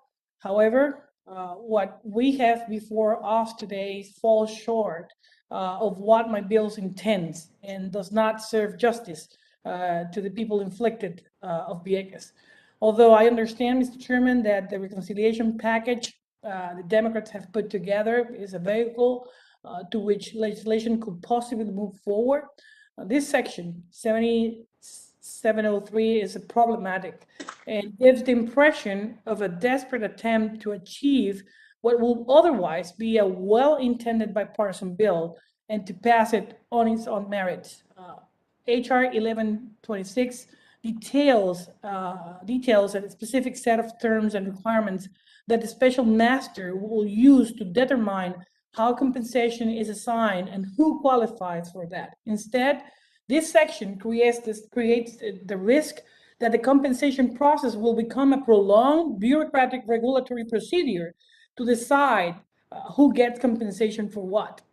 This section, again, also does not contain either the specific provisions for compensation to the municipality that include the long-term upgrades to the Vieques Medical Center and the electrical grid beyond the current disaster reconstruction. And this is one of the most critical elements of compensation to the community as a collective. Furthermore, HR 1126 proposed the compensation come from the government judgment fund as the claims become adjudicated under the jurisdiction of the Department of Justice, which has the expertise and legal authority for these matters. Instead, these sections assign a task to the Department of Interior Office of Insular Affairs. And members of the committee, Puerto Rico is not under the jurisdiction of the Department of Interior Office of Insular Affairs. It hasn't been for decades, and we don't want to go back to it. To whom we need to explain that again, I don't know, but this is yet another area that will create a bureaucratic delay. My constituents deserve better, quite frankly. And again, HR 1126, bipartisan bill, has the advantage of no new money being appropriated. It comes from an existing source and is only obligated as the claim progress. On the other hand, this section makes a new appropriation capped at $300 million in one lump sum. And it's very important we make it clear that if this is intended to be just a down payment or limit, it creates the impression that this is an effort to make sure it stays inside our committee of jurisdiction and perhaps get a headline that we are not solving the issue in the long run. And Mr. Chairman, we are creating a problem here. In an effort to make this section better, I'm proposing an amendment to place the special master exactly where our bill intends to be, in the Department of Justice, which is the office with jurisdiction over these issues. So that when the intended Vieques bill passed, which I hope it does, it will already be prepared for the implementation. To give people what they deserve is truly try to pass the Vieques bill on a properly legislate on this matter of justice for our community, and not just assign a sum of money and let the details be worked out later. Putting a cap to $300 million should not be an issue here, no new money, when you got already a fund in the Department of Justice. So let's do it the right way. I think the people of Vieques have suffered enough to just have more bureaucratic process to go through. Thank you, Mr. Chairman. I yield back. The gentlelady yields back. Any further discussion? Let me recognize myself. I and the majority is a strong supporter of the investment that the representative is seeking to amend. However, her amendment causes significant procedural problems that potentially jeopardize a whole response and an ability to coordinate with the Senate as to what that response and the resources should be. Therefore, I urge my colleagues to oppose the amendment. I do, however, look forward to working with my colleagues to ensure much needed investments in Vieques and in its people, and we'll go forward from there. But the amendment does cause significant procedural problems, and for that reason and the instructions that we are operating on, I would recommend a no vote. Having said that, anyone else wish to comment on the question of Gonzalez Colon Amendment number 2. Mr. Chairman, Graves, Louisiana. Mr. Graves, sir, you're recognized. Thank you, Mr. Chairman. Mr. Chairman, I just want to understand the procedural concerns you have about Ms. Gonzalez Colon's amendment. Complicates it in the Senate. It just complicates it in the Senate, and it complicates it with, it just complicates it in the Senate. And, we're trying to provide, through all the committee work, a product that procedurally is strong and with a strong record, and we'll go from there. And I'm happy to discuss this offline and be glad to explain all that to you. Thank you. So I mean, basically just trying to get a bill out that will pass the Senate. Is that kind of the attempt here? I wish it was that simplistic, but happy to discuss it offline. I'll yield my remaining time to Ms. Gonzalez. Thank you. Gentlemen, Thank you, yield. Mr. Chair. Thank you, Mr. Mr. Chairman. And I know I mean, the people of Louisiana are suffering right now, and thank you for being in the hearing, and we understand perfectly what's going on in Louisiana, as we got that experience many years ago. So you know, you got all support. Mr. Chairman, I know the committee did a hearing on this bill and Ms. Velasquez bill on the summer. And both bills at that time include mostly the same provisions. One limits the compensations to $1 billion, which is better than capped this bill to $300 million. And I think everybody wants to help Vieques, and we believe on this issue. That's the reason I dropped this bill in the 116th Congress, and then we did it again in this Congress. And both times it's been a bipartisan bill. I do have a real concern that having the Office of Insular Affairs managing this when they're not. First of all, Puerto Rico does not. It's not included in that office, so they don't have the expertise to deal with this. As the Department of Justice. And we're trying to do this by a judgment fund that is already being created, that the funds are there, there's no new money. Do simply run a process in a less bureaucratic way, and creating a new procedure in a new agency with a cap of $300 million, I think will not serve the interest of both bills that were introduced in the summer, and the committee saw it.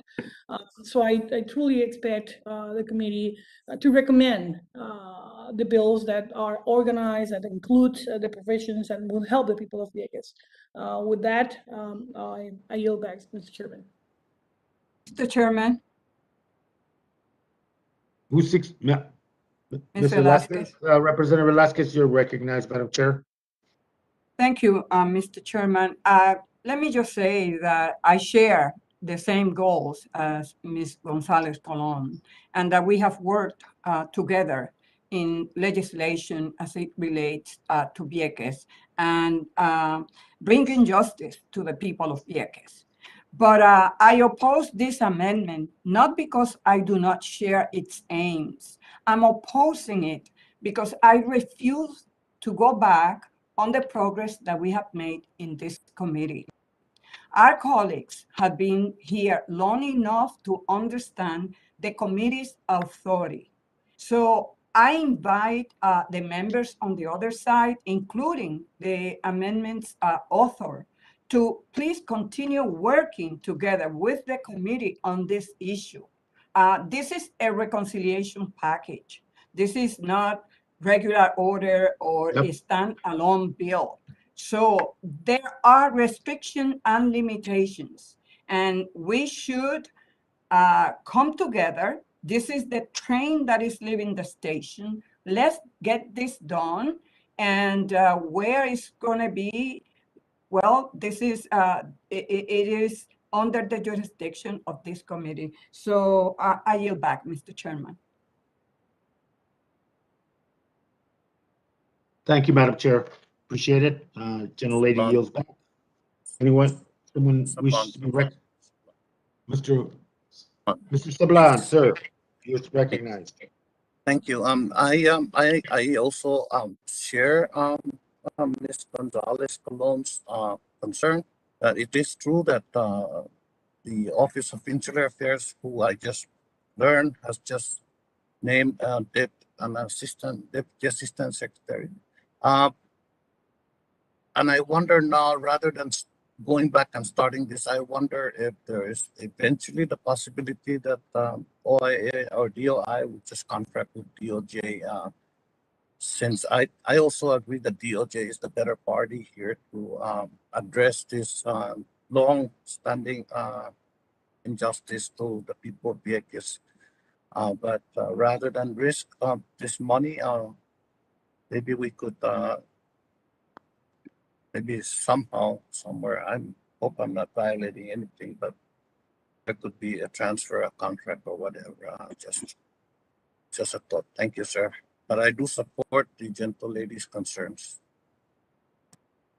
Thank you, Mr. Sablan. I think your wise advice and commentary I think people should take it to heart. This is, but we're more prepared to deal individually with members offline, and as Chair Velasquez said, that we'd be glad to talk about that.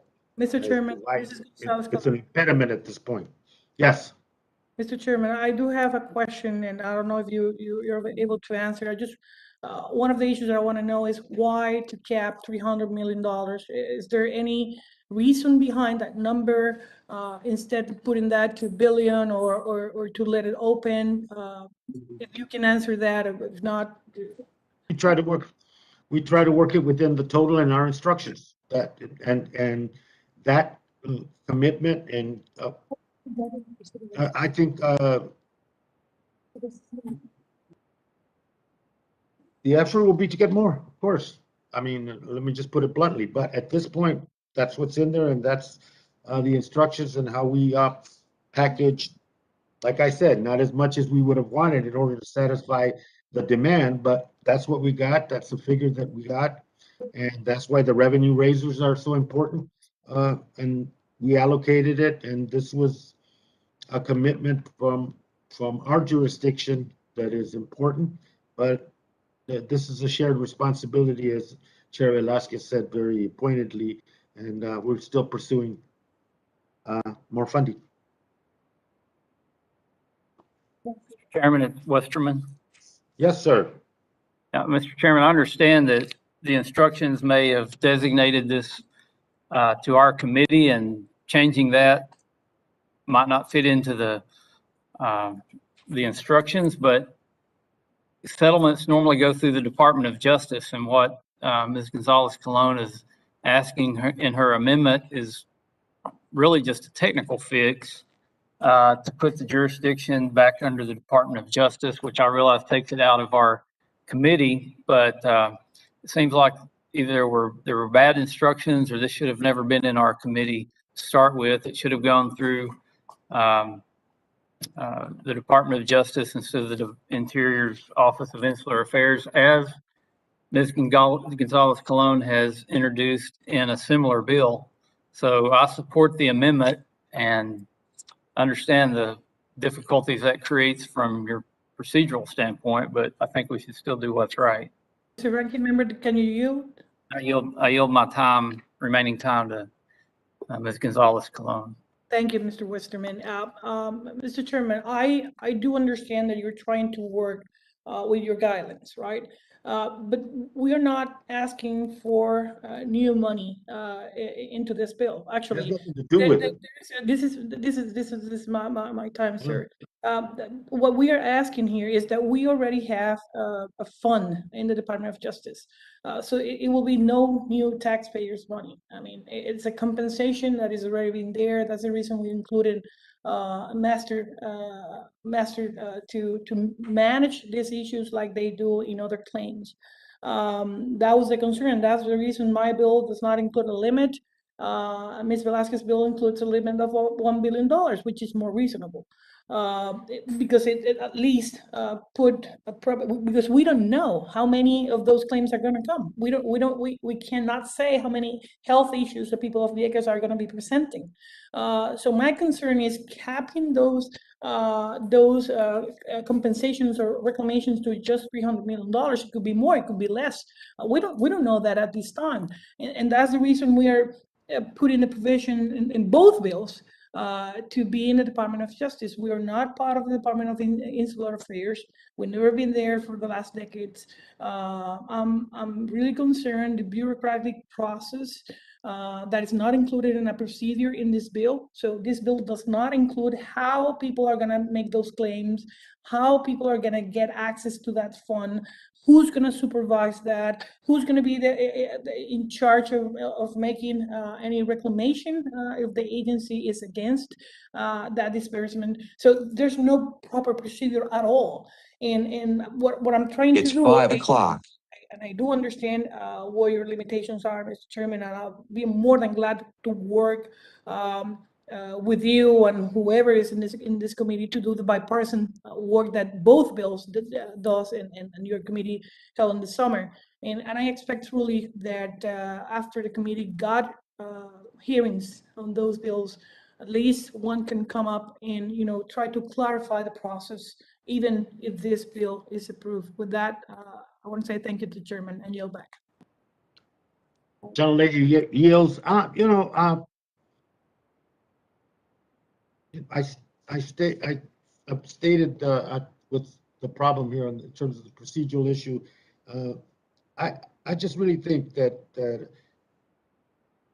everybody, we're on the same side, but we're I don't know what the debate's about, but we're on the same side, and I understand where it should fit and what the representative's bill attempts to do. Here's the deal. I think we have a better opportunity to carry out this precedent that we're setting here in terms of the cleanup that has been talked about for more than me being in Congress, to be honest with you. And we have a better chance of getting that and moving it forward procedurally, and in terms and that's why it was written the way it was. Then we have changing jurisdictions on it. But if and I think that's why I think opposing this amendment gives us an opportunity to see how far we can get with the commitment to Vieques and to the cleanup and to the people there. This is the beginning point. We'll see where we go. But to go any other direction and to move jurisdictions, I don't know if the people of Vieques or the House is prepared to, or the committee is prepared to do that. So this is where I think we have the best chance, and that's why I've promoted it the way I have, and that's why the language is the way it is. And thank you. With that, let me ask if there's anybody else that wishes to address Gonzalez Colon Amendment number 2. Mr. Chairman? Yes. Rep. Soto? Mr. Soto, please. You have 5 minutes. I appreciate both our colleagues, Gonzalez Colon and Velasquez's efforts on this key issue. The bottom line is this is the quickest way we'll get relief to the people of Vieques at the moment. We could either try to fix it now and lose the opportunity, or we could pass this bill and then fix whatever we need to later. I think it's really key we do this as prompt as we can and then work together on any additional changes we need to make. And I yield back. Gentlemen, yields. Thank you for that very good summary, Mr. Soto, and where we're at. I appreciate it, and exactly where we're at. You said it very well. Anyone else wish to be recognized on this? If not, no further debate. The question is on Gonzalez Colon Amendment number 2. Those in favor, please indicate by saying aye. Aye. Aye. Aye. Aye. Aye. Aye. Those opposed indicate by saying no. No. No. No. No. No. In the opinion of the chair, the noes have it, and the amendment is not agreed to. Mr. Chairman, I ask for a recorded vote. Gentlelady asked for a recorded vote, and pursuant to instructions, that vote is postponed till pretty soon. And the committee, 5-minute recess real quick so that all officers are contacted, and then we reconvene and begin just the roll call on the votes, okay? 5 minutes at max. Thank you so much.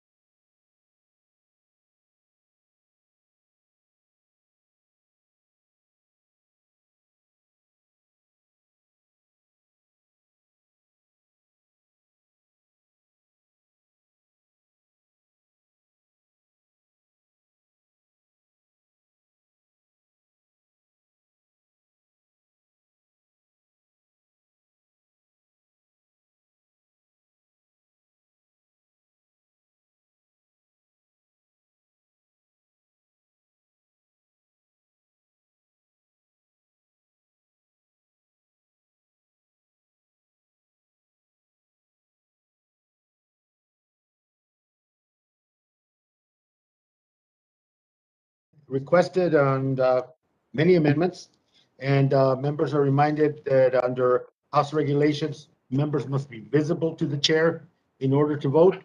There is no exception for technical issues. If a member is visible but without sound, they may visually vote with a thumbs up or thumbs down. Members should answer the clerk by saying your name and then your vote. This allows the camera enough time to switch to you, and it helps reduce confusion. The question is on the amendment.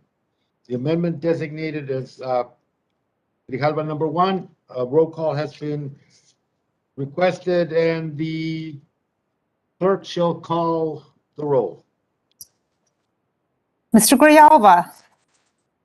Yes? Mr. Grijalva votes aye. Mr. Westerman. No.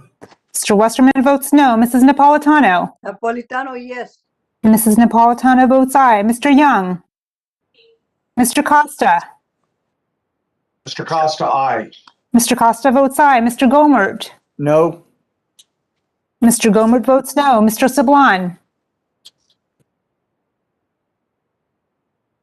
Mr. Lamborn.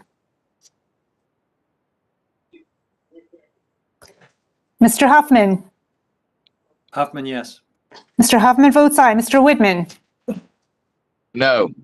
Mr. Whitman votes no. Mr. Lowenthal. Mr. Lowenthal votes yes. Mr. Lowenthal votes aye. Mr. McClintock. Oh. Mr. McClintock votes no.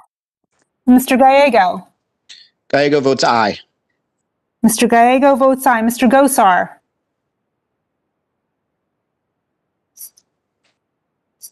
Mr. Neguse. Aye. Mr. Neguse votes. Mr. Gosar? I'm a no. Mr. Gosar votes no. Mr. Graves? Mr. Levin? Aye. Mr. Levin votes aye. Mr. Heiss? Ice, no. Mr. Heiss votes no. Ms. Porter? Yes. Ms. Porter votes aye. Mrs. Radawagon? Radawagon, nay.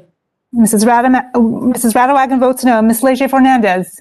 Leger Fernandez votes yes. Leger Fernandez votes aye. Mr. Webster? Webster votes yay. No, nay, I'm sorry, nay. Mr. Webster votes no. Ms. Stansberry? Stansbury votes aye. Stansberry votes aye. Ms. Gonzalez-Colon? Gonzalez-Colon votes no. Ms. Gonzalez-Colon votes no. Ms. Velasquez? Velasquez votes aye. Ms. Velasquez votes aye. Mr. Fulcher? Ms. DeGette? DeGette votes aye. Ms. DeGette votes aye. Mr. Stauber?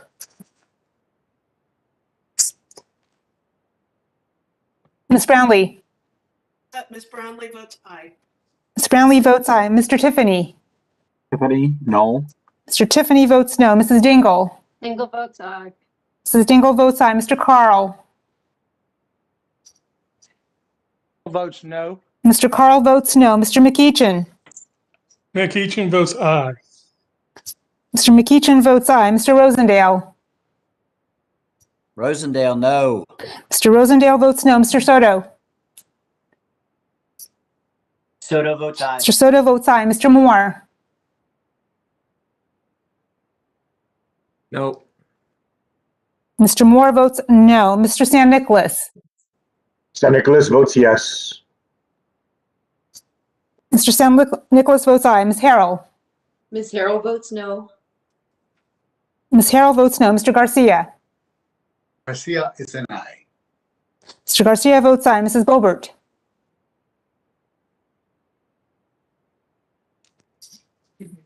Mrs. Bobert, you're muted. I can't hear you. Sorry about that.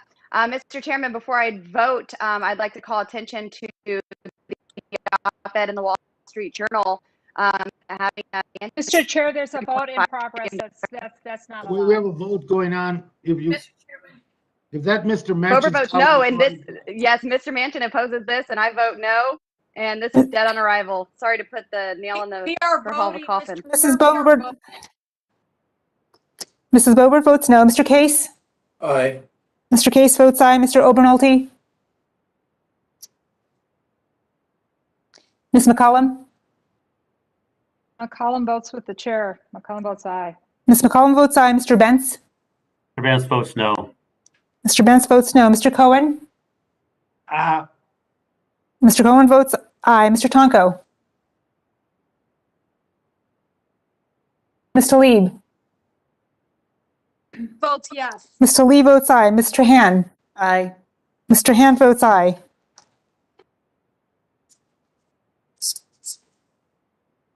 How was Starbird recording? Are there any members who wish to vote or change their vote? Mr. Yeah, Chair, Sablon. Mr. Sablon? Oh, is Mr. Sablon recorded? Mr. Sablon is not recorded. Aye, please. Mr. Sablon votes aye. Mr. Chairman, Oh, how's Starbird Mr. recorded? Lamborn recorded? Mr. Lamborn's not recorded. I vote no. Mr. Lamborn votes no. Thank you. how was Chairman, Starbird recorded? Mr. Fulcher, I think he's on, but something's wrong with the audio. Is he recorded? Mr. Fulcher is not recorded.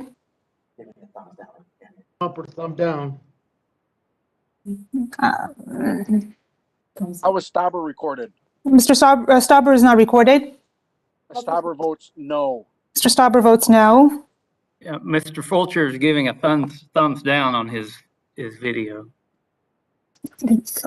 Mr. Fulcher votes no. Thank you. Mr. Graves? Mr. Graves is not recorded.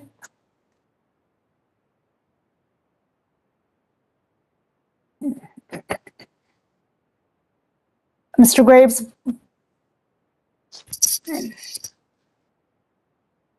Mr. Graves, you are not recorded. Mr. Graves votes no. Mr. Gray votes no.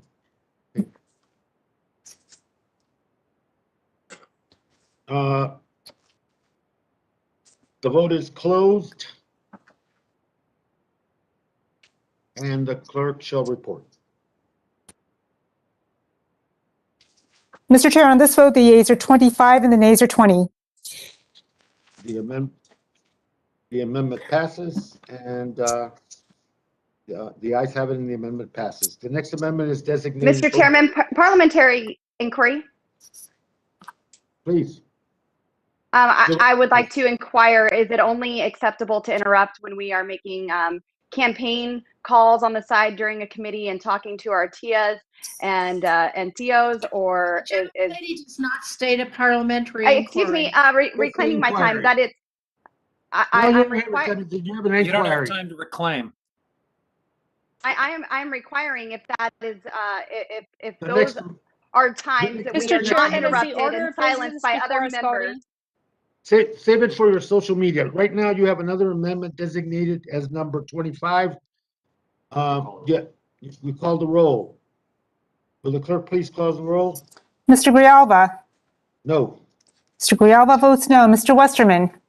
Aye. Mr. Westerman votes aye. Mrs. Napolitano. Napolitano, no. Mrs. Napolitano votes no. Mr. Young. Mr. Costa. Mr. Gomert. Mr. Sablon. No. Mr. Sablon votes no. Mr. Lamborn. Lamborn votes aye. Mr. Lamborn votes aye. Mr. Huffman. No. Mr. Huffman votes no. Mr. Woodman. Whitman votes aye. Mr. Woodman votes aye. Mr. Woodman, I don't have a visual.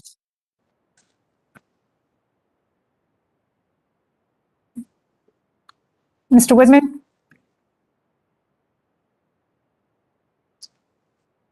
Mr. Lowenthal? Lowenthal votes no. Mr. Lowenthal votes no. Mr. McClintock? Aye. Mr. Whitman votes aye. Mr. McClintock votes aye. Mr. Woodman? Don't see a Votes aye. visual. I'm sorry, I don't see a visual. Let me search.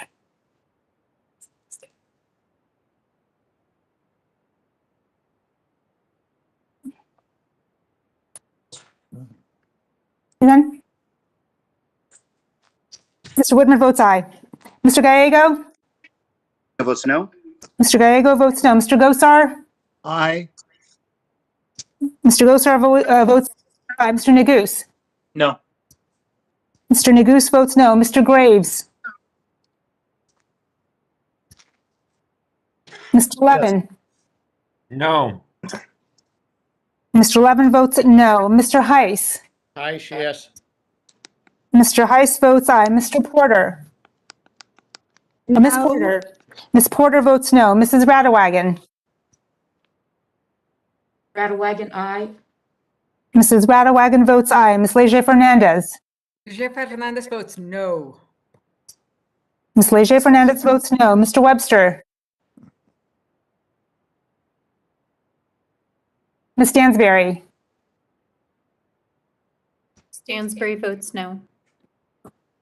Ms. Stansberry votes no. Ms. Gonzalez Colon. Gonzalez Colon votes aye. Ms. Gonzalez Colon votes aye. Ms. Velasquez. Velasquez votes no. Ms. Velasquez votes no. Mr. Fulcher. Ms. DeGette. DeGette votes no. Ms. DeGette votes no. Mr. Sauber. Ms. Brownlee. Brownlee votes no. Ms. Brownlee votes no. Mr. Tiffany. Tiffany, aye. Mr. Tiffany votes aye. Mrs. Dingle. Dingle votes no. Mrs. Dingle votes no. Mr. Carl. Yes. Mr. Carl votes aye. Mr. McEachin. McEachin votes no. Mr. McEachin votes no. Mr. Rosendale. Rosendale, aye. Mr. Rosendale votes aye. Mr. Soto. Votes no. Mr. Soto votes no. Mr. Moore. Aye. Mr. Moore votes aye. Mr. San Nicolas. San Nicolas votes no. Mr. San Nicolas votes no. Ms. Harrell. Ms. Harrell votes yes. Ms. Harrell votes aye. Mr. Garcia. No. Mr. Garcia votes no. Mrs. Bobert. Bobert votes aye. Mrs. Bobert votes aye. Mr. Case. No. Mr. Case votes no. Mr. Obernolte. Ms. McCollum. McCollum votes no. Ms. McCollum votes no. Mr. Bentz. Mr. Vance votes yes. Mr. Bentz votes aye. Mr. Cohen. No. Mr. Cohen votes no. Mr. Tonko. Taco votes no. Mr. Tonko votes no. Ms. Talib. Talib votes no. Ms. Talib votes no. Mr. Han. No. Mr. Han votes no.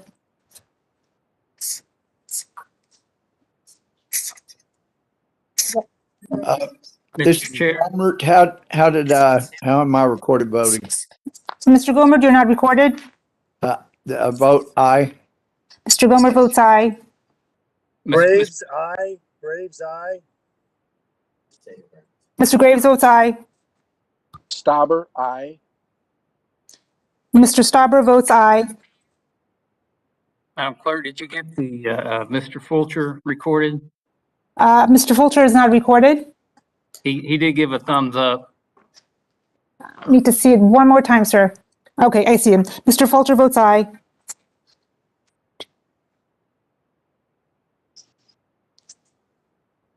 Are there any members? If not, any members who wish to vote or change their vote? If not, the vote is closed and the clerk shall report. Mr. Chair, on this vote, the yeas are 19 and the nays are 25. The nays have it and the amendment is not accepted. Amendment designated Bobert number 218. The clerk will read the names. The clerk shall call the roll. Mr. Grijalva. No. Mr. Grijalva votes no. Mr. Westerman. Aye. Mr. Westerman votes aye. Mrs. Napolitano. Napolitano, no. Mrs. Napolitano votes no. Mr. Young. Mr. Costa. No. Mr. Costa votes. No. Mr. Costa, I don't have a visual. No. I see. Mr. Costa votes no. Mr. Gomert. Aye.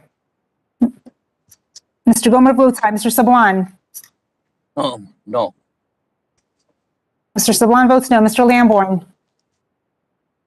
Lamborn votes no, yes. Mr. Lamborn votes aye. Mr. Huffman. No. Mr. Huffman votes no. Mr. Woodman. Yes. Whitman votes yes. Mr. Woodmitz votes aye. Mr. Lowenthal. Lowenthal votes no. Mr. Lowenthal votes no. Mr. McClintock. Aye. Mr. McClintock votes aye. Mr. Gallego. Gallego votes no. Mr. Gallego votes no. Mr. Gosar. Yes. Mr. Gosar votes aye. Mr. Neguse. No. Mr. Neguse votes no. Mr. Graves. Mr. Levin. No. Mr. Levin votes no. Mr. Heiss. Aye, yes. Mr. Heiss votes aye. Ms. Porter. No.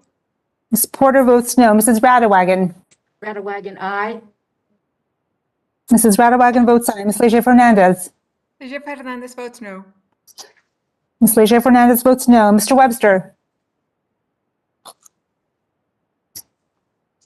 Ms. Stansberry. Stansberry votes no. Ms. Stansberry votes no. Ms. Gonzalez Colon. Gonzalez Colon votes aye. Ms. Gonzalez Colon votes aye. Ms. Velasquez. Sasker votes no. Ms. Velasquez votes no. Mr. Fulcher. Fulcher is aye. Mr. Fulcher votes aye. Ms. DeGette. Get votes no. Ms. DeGette votes no. Mr. Stauber. Ms. Brownlee.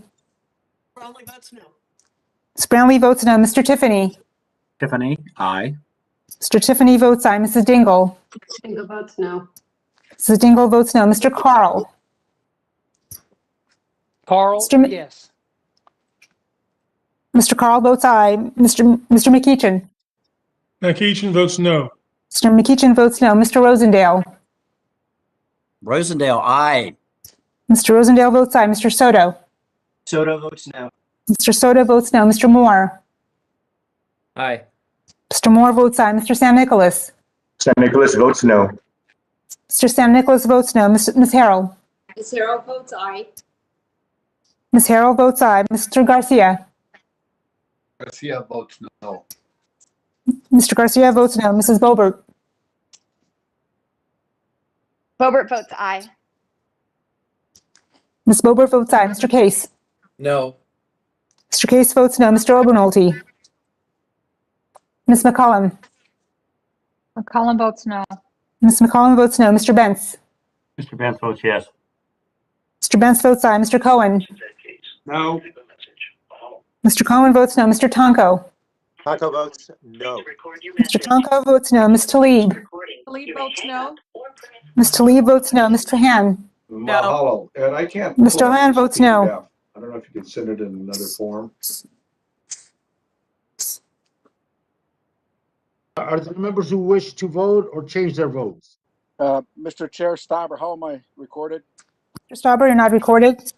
Stauber is a yes. Mr. Stauber votes aye.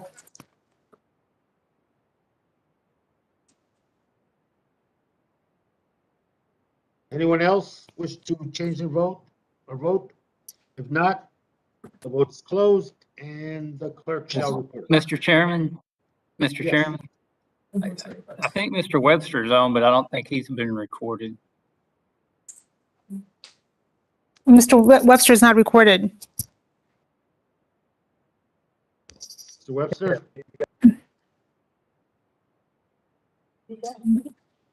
Mr. Webster? Yes. I don't see, I don't have a visual, sir. I'll get back on that. Let me see. Yeah, I lost it. My sound just went off. Wasn't sure what happened. Okay, Mr. Webster votes, how do you vote, sir? No. Mr. Webster votes no. Vote is closed and the clerk shall report. Is there a way to get my video Mr. back Chair, on? on this vote, the yeas are 18 and the nays are 27.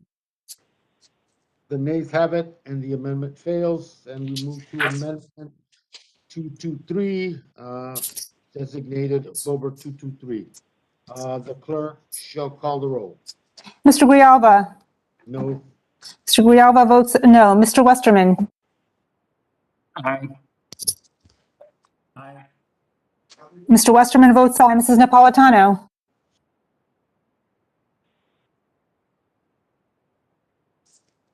Mr. Young?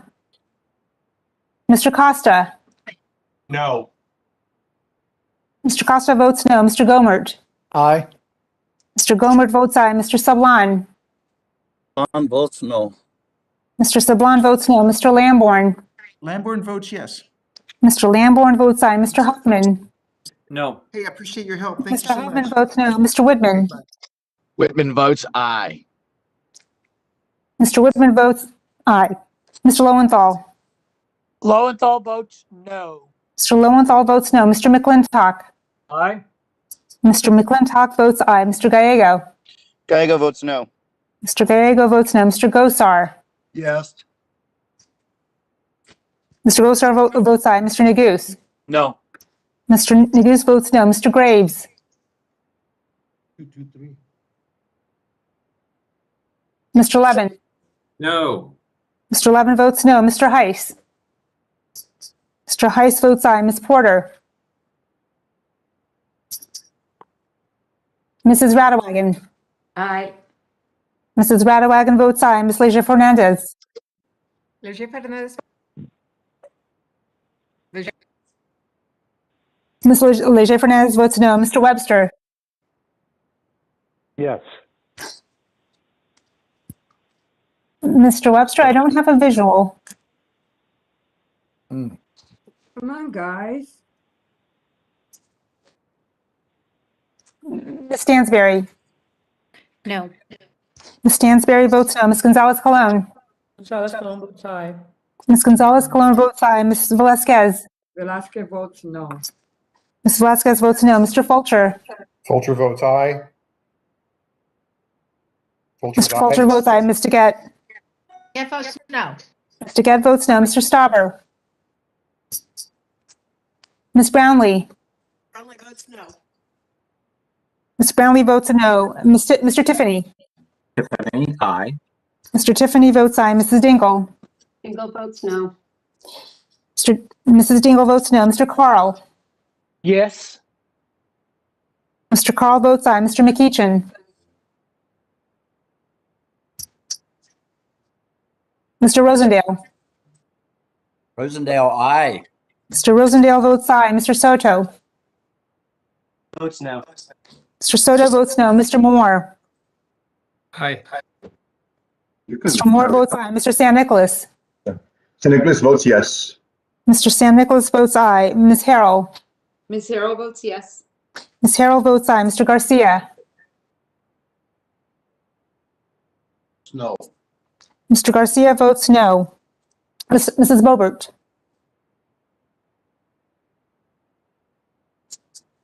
Mr. Case? No. Mr. Case votes no. Mr. Obernolte? Ms. McCollum? No. Ms. McCollum votes no. Mr. Bentz?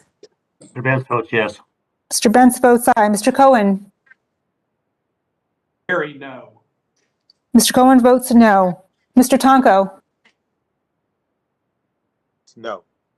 Mr. Tonko votes no. Ms. Talib? Talib votes no. Ms. Talib votes no. Mr. Han? No. Mr. Han votes no. Ms. Napolitano vote. How is Votes aye. Napolitano recorded? How's Ms. Napolitano recorded? Ms. Napolitano is not recorded. No. Ms. Napolitano votes no. This is Representative Porter. How am I recorded? Ms. Porter, you're not recorded. Ms. Porter votes no. Ms. Porter votes no. Mr. Chairman, this is Mr. McEachin. How am I recorded? Mr. McEachin, you're not recorded. I would like to be recorded as no, please. Mr. McEachin votes no. Is Lamborn recorded? Yes, sir, you're recorded. Thank you. San Nicolas. Yay. Mr. San Nicolas, I have you recorded as a yes. I change vote to no, please. Mr. San Nicolas votes no. recorded? I'm sorry, can you repeat, who's speaking? How is Stauber recorded? Oh, Mr. Stauber, you are not recorded. I'm a yes, and I apologize with, I've got troubles with my connection here. Mr. Stauber votes aye. Recorded? No, Mr. Webster, you're not recorded. I would vote aye. Mr. Webster votes aye. Bobert votes aye. Ms. Bobert votes aye.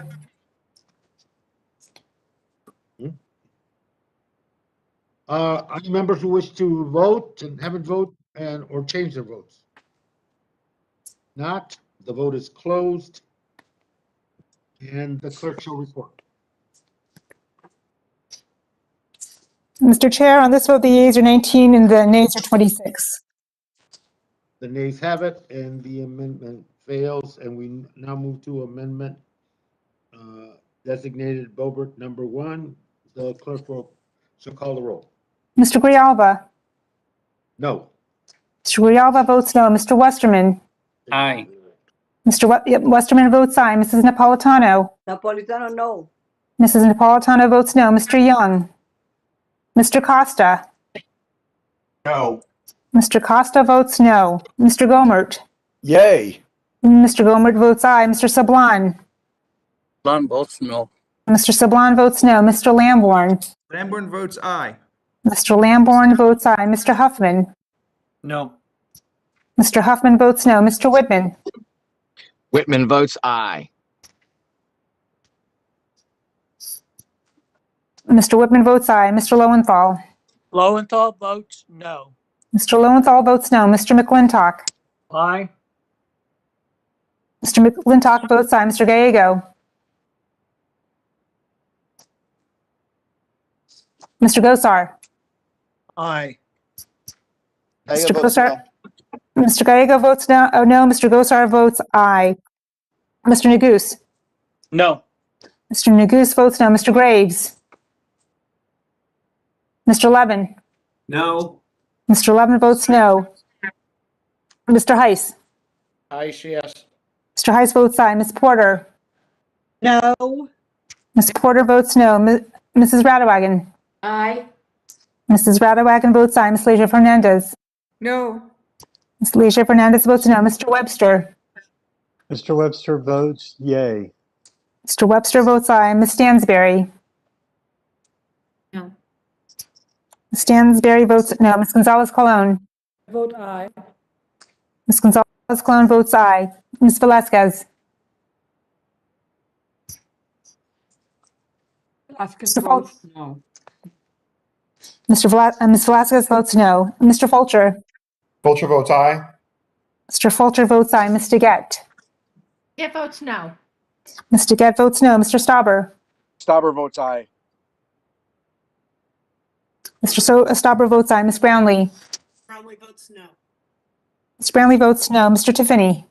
Tiffany, aye. Mr. Tiffany votes aye. Mrs. Dingle? Dingle votes no. Mrs. Dingle votes no. Mr. Carl? Aye. Mr. Carl votes aye. Mr. McEachin? McEachin votes no. Mr. McEachin votes no. Mr. Rosendale? Mr. Soto? Aye. Mr. Rosendale votes aye. Mr. Soto? Soto votes no. Mr. Soto votes no. Mr. Moore? Aye. Mr. Moore votes aye. Mr. San Nicolas?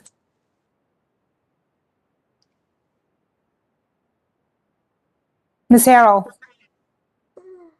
Votes yes. Ms. Harrell votes aye. Mr. Garcia? Garcia votes no. Mr. Garcia votes no. Mrs. Bobert? Mr. Case? Case is a no. Mr. Case is a no. Mr. Obernolte? Ms. McCollum? One votes no. Ms. McCollum votes no. Mr. Bentz? Mr. Bentz votes yes. Mr. Bentz votes aye. Mr. Cohen? No. Mr. Cohen votes no. Mr. Tonko? Tonko votes no. Mr. Tonko votes no. Ms. Talib? Talib votes no. Ms. Talib votes no. Mr. Han? No. Mr. Han votes no.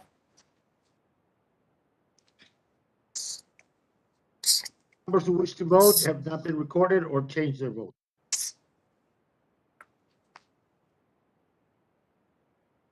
Not, the vote is closed. How is Boebert recorded? Ms. Boebert, it's not recorded. Boebert votes aye. Ms. Boebert votes aye. St. Nicholas votes no. Mr. San Nicolas votes no. Mrs. Boebert votes aye. Graves, yes. Graves, yes. Mr. Graves votes aye. Anyone else? Vote is closed, and the clerk shall report. Mr. Chair, on this vote, the yeas are 20 and the nays are 26. The amendment, the nays have it, the amendment fails, and we move to amendment designated Stauber number 1. The clerk shall call the roll. Mr. Rialba. No. Mr. Rialba votes no. Mr. Westerman.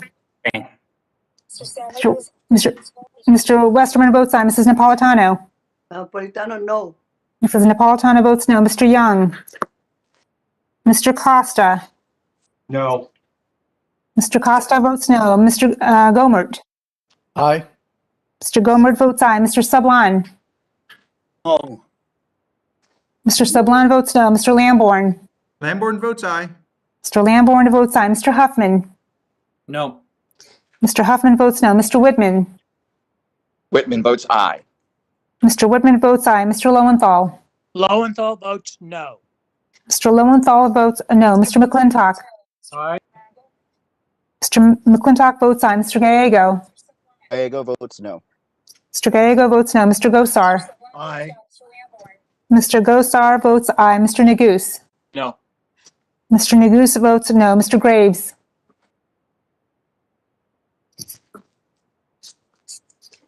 Mr. Levin. No. Mr. Levin votes no. Mr. Heiss. Aye, yes. Mr. Heiss votes aye. Ms. Porter. No. Ms. Porter votes no. Mrs. Radewagen. Aye. Mrs. Radewagen votes aye. Ms. Leger Fernandez. No. Ms. Leger Fernandez votes no. Mr. Webster. Ms. Stansberry. No. Webster votes yes. Ms. Stansberry votes no. Mr. Webster votes aye. Ms. Gonzalez Colon. Gonzalez Colon votes aye. Ms. Gonzalez Colon votes aye. Ms. Velasquez. Velasquez votes no. Ms. Velasquez votes no. Mr. Fulcher. Fulcher votes aye. Mr. Fulcher votes aye. Ms. DeGette. Dick votes no. Ms. DeGette votes no. Mr. Stauber. Stauber votes yes.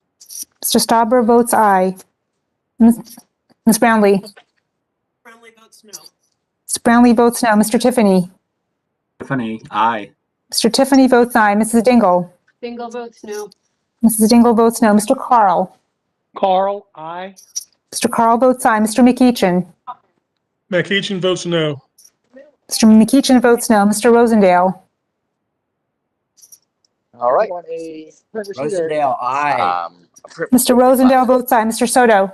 Soto votes no. Mr. Soto votes no. Mr. Moore. Aye. Mr. Moore votes aye. Mr. San Nicolas. St. Nicholas votes no. Mr. San Nicolas votes no. Ms. Harrell. Albert votes yes. Ms. Harrell votes aye. Mr. Garcia. Garcia votes no. Mr. Garcia votes no. Mrs. Boebert. Boebert votes aye. Ms. Boebert, I don't have a visual. Ms. Boebert, I see you. Mrs. Boebert votes aye. Mr. Case? No. Mr. Case votes no. Mr. Obernolte? Ms. McCollum? Votes no. Ms. McCollum votes no. Mr. Bentz? Mr. Benz votes yes. Mr. Bentz votes aye. Mr. Cohen? No. Mr. Cohen votes no. Mr. Tonko? Tonko votes no. Mr. Tonko votes no. Ms. Talib? Votes no. Ms. Talib votes no. Mr. Han?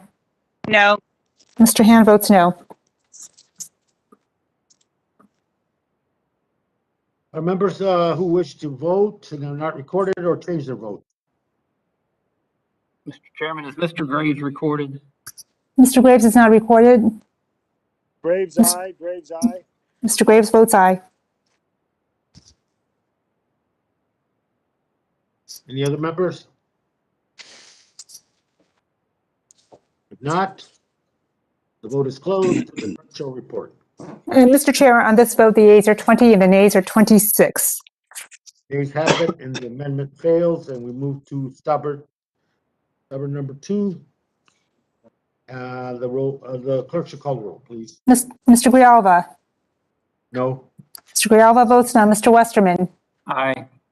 Mr. Westerman votes aye. Mrs. Napolitano. No. Mrs. Napolitano votes no. Mr. Young. Mr. Costa. Mr. Costa votes no. Mr. Costa votes no. Mr. Gomert. Aye. Mr. Gomert votes aye. Mr. Sablon. No. Mr. Sablon votes no. Mr. Lamborn. Lamborn votes aye. Mr. Lamborn votes aye. Mr. Huffman. No. Mr. Huffman votes no. Mr. Whitman. Whitman votes aye. Mr. Whitman votes Mr. Whitman votes aye. Mr. Lowenthal. Lowenthal votes no. Mr. Lowenthal votes no. Mr. McClintock. Aye. Mr. McClintock votes aye. Mr. Gallego. Gallego votes no. Mr. Gallego votes no. Mr. Gosar.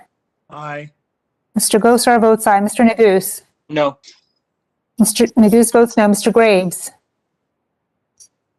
Graves votes aye. Mr. Graves votes aye. Mr. Levin. No. Mr. Levin votes no. Mr. Heiss. Heiss votes yes. Mr. Heiss votes aye. Ms. Porter. No. Ms. Porter votes no. Mrs. Radewagen. Aye. Mrs. Radewagen votes aye. Ms. Leger Fernandez. No. Leger Fernandez votes no. Mr. Webster. Webster votes yay. Mr. Webster votes aye. Ms. Stansberry. No.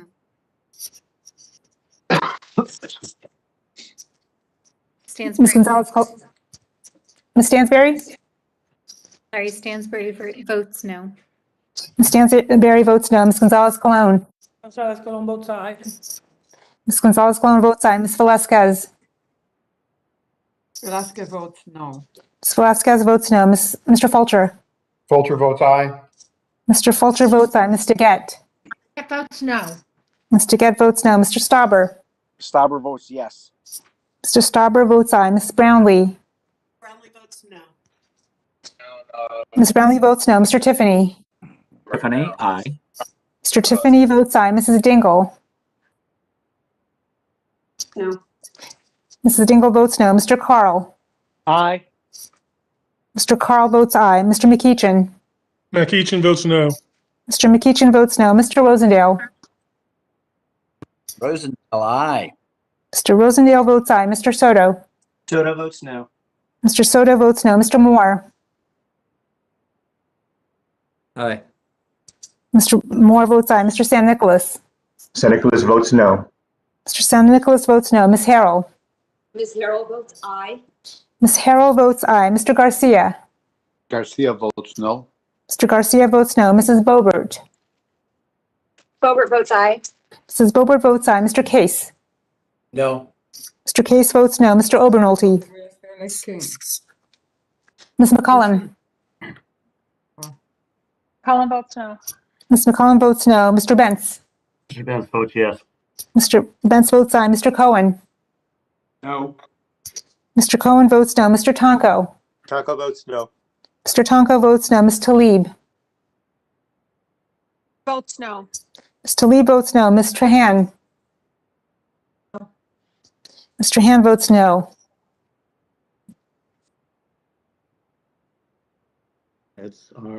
Are the members who have not voted and wish to be recorded or change their vote?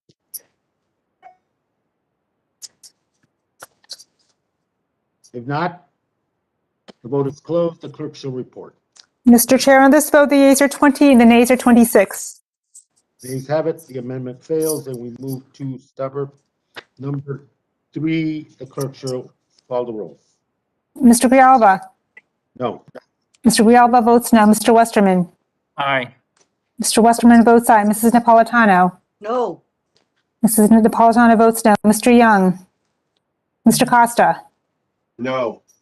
Mr. Costa votes no. Mr. Gomert. Aye. Mr. Comer votes aye. Mr. Sablon? Mr. Sablon votes no. Mr. Lamborn? Lamborn votes aye. Mr. Lamborn votes aye. Mr. Huffman? No. Mr. Huffman votes no. Mr. Whitman? Mr. Lowenthal? Lowenthal votes no. Mr. Lowenthal votes. Mr. Lowenthal, I don't have a visual. Now do you have a visual? No, sir. Now do you have a visual? Yes. Mr. Lowenthal votes no. Mr. Okay, McClintock? Aye. I'm sorry, Mr. Lowenthal? Yes. Mr. Lowenthal votes aye. Mr. McClintock? Aye. No, Mr. Lowenthal votes no. Mr. McClintock? Mr. Lowenthal votes no. Mr. McClintock? Aye. Mr. McClintock votes aye. Mr. Gallego? Gallego votes no. Mr. Gallego votes no. Mr. Gosar? Aye. Mr. Gosar votes aye. Mr. Neguse? No. Mr. Neguse votes no. Mr. Graves? This is yes. Graves, yes. Mr. Graves votes aye. Mr. Levin? No. Mr. Levin votes no. Mr. Heiss? Aye, yes. Mr. Heiss votes aye. Ms. Porter? No. Ms. Porter votes no. Mrs. Radewagen? Aye. Mrs. Radewagen votes aye. Ms. Leisure Fernandez?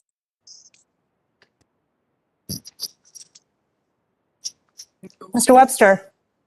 Leger Fernandez Yes. votes no. Webster votes yes. Ms. Leisure Fernandez votes no. Mr. Webster votes aye. Ms. Stansberry? Stansberry votes no. Ms. Stansberry votes no. Ms. Gonzalez Colon? Gonzalez Colon votes aye. Ms. Gonzalez Colon votes aye. Ms. Velasquez? Velasquez votes no. Ms. Velasquez votes no. Mr. Fulcher? Fulcher votes aye. Mr. Fulcher votes aye. Mr. Gett? DeGette votes no. Mr. Gett votes no. Mr. Stauber? Stauber votes aye. Mr. Stauber votes aye. Ms. Brownlee? Brownlee votes no. Ms. Brownlee votes no. Mr. Tiffany? Tiffany, aye. Mr. Tiffany votes aye. Mrs. Dingle? Votes no. Mrs. Dingle votes no. Mr. Carl? Carl votes yes. Mr. Carl votes aye. Mr. McEachin? Ed? McEachin votes no. Mr. McEachin votes no. Mr. Rosendale? Rosendale, aye. Mr. Rosendale votes aye. Mr. Soto? Soto votes no. Mr. Soto votes no. Mr. Moore? Aye. Mr. Moore votes aye. Mr. San Nicolas? San Nicolas votes no. Mr. San Nicolas votes no. Ms. Harrell? Votes yes. Ms. Harrell votes aye. Mr. Garcia?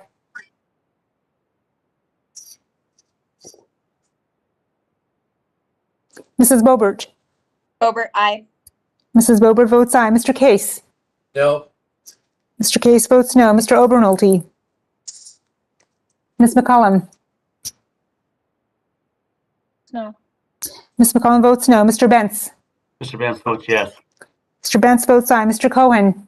No. Mr. Cohen votes no. Mr. Tonko? Tonko votes no.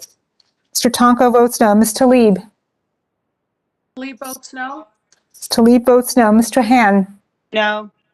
Mr. Han votes no.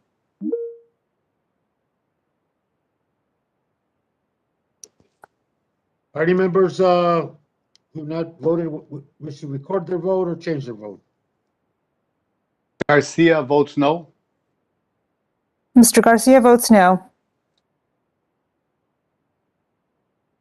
If no one else, the vote is closed and the clerk shall report.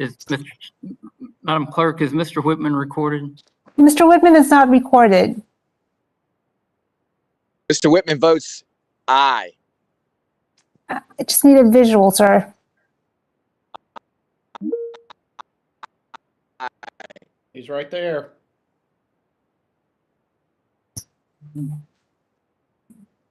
I don't have a visual, sir.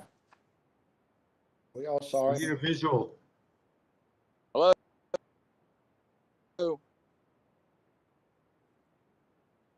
He is currently having connectivity issues. I do not have a visual. Okay. There he is. Mr. Whitman? How do you vote, sir? Mr. Woodman, we had a visual. How do you vote, sir? He said Thumbs yes. up or down? Mr. Woodman votes aye. Yeah.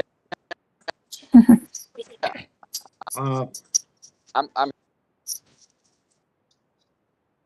The vote is closed and the clerk shall report. Mr. Chair, on this vote, the yeas are 20 and the nays are 26. The nays have it, the amendment fails, and we move to stubborn number 4. Mr. Grijalva. Call the roll. Yes, excuse me. Yeah. No. Mr. Grijalva votes no. Mr. Westerman. Aye. Mr. Westerman votes aye. Mrs. Napolitano. No. Mrs. Napolitano votes no. Mr. Young. Mr. Costa. No. Mr. Costa votes no. Mr. Gomert. Mr. Sablan. No. Mr. Sablan votes no. Mr. Lamborn. Lamborn votes aye. Mr. Lamborn votes aye. Mr. Huffman. No. Mr. Huffman votes no. Mr. Whitman. Mr. Whitman votes aye. Mr. Lowenthal. Lowenthal votes. Mr. Lowenthal votes no. Mr. McClintock. Aye. Mr. McClintock votes aye. Mr. Gallego. Gallego votes no. Mr. Gallego votes no. Mr. Gosar. Aye. Mr. Gosar votes aye. Mr. Neguse. Mr. Neguse votes no. Mr. Graves. Votes aye. Mr. Graves votes aye. Mr. Levin. No. Mr. Levin votes no. Mr. Heiss. Yes. Mr. Heiss votes aye. Ms. Porter. No. Ms. Porter votes no. Mrs. Radewagen. Radewagen, aye. Mrs. Radewagen votes aye. Ms. Leja Fernandez. Leja Fernandez votes no. Ms. Leja Fernandez votes no. Mr. Webster. Webster votes yay. Mr. Webster votes aye. Ms. Stansberry. No.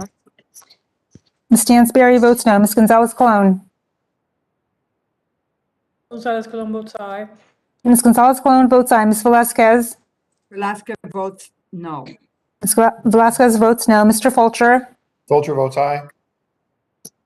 Mr. Fulcher votes aye. Ms. Degat. Get votes no. Ms. Degat votes no. Mr. Stauber. Stauber votes yes. Mr. Stauber votes aye. Ms. Brownlee. Brownlee votes no. Ms. Brownlee votes no. Mr. Tiffany. Tiffany, aye. Mr. Tiffany votes aye. Mrs. Dingle. Dingle votes no. Mrs. Dingle votes no. Mr. Carl. Yes. Mr. Carl votes aye. Mr. McEachin. McEachin votes no. Mr. McEachin votes no. Mr. Rosendale. Rosendale, aye. Mr. Rosendale votes aye. Mr. Soto. Soto votes no. Mr. Soto votes no. Mr. Moore. Aye. Mr. Moore votes aye. Mr. San Nicolas. San Nicolas votes no. Mr. San Nicolas votes no. Ms. Harrell. Miss Harrell votes aye. Ms. Harrell votes aye. Mr. Garcia. Garcia votes no. Mr. Garcia votes no. Mrs. Boebert. Robert votes aye.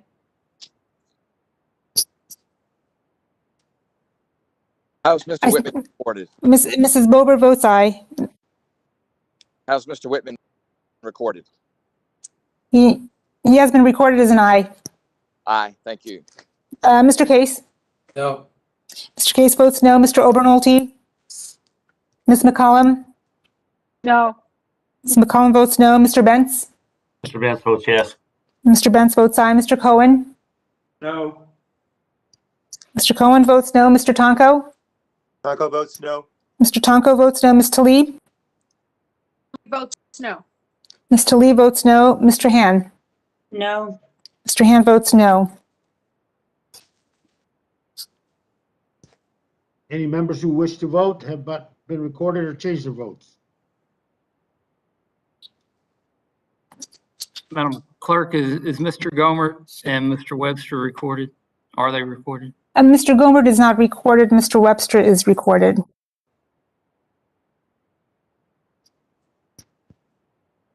Mr. Gomert?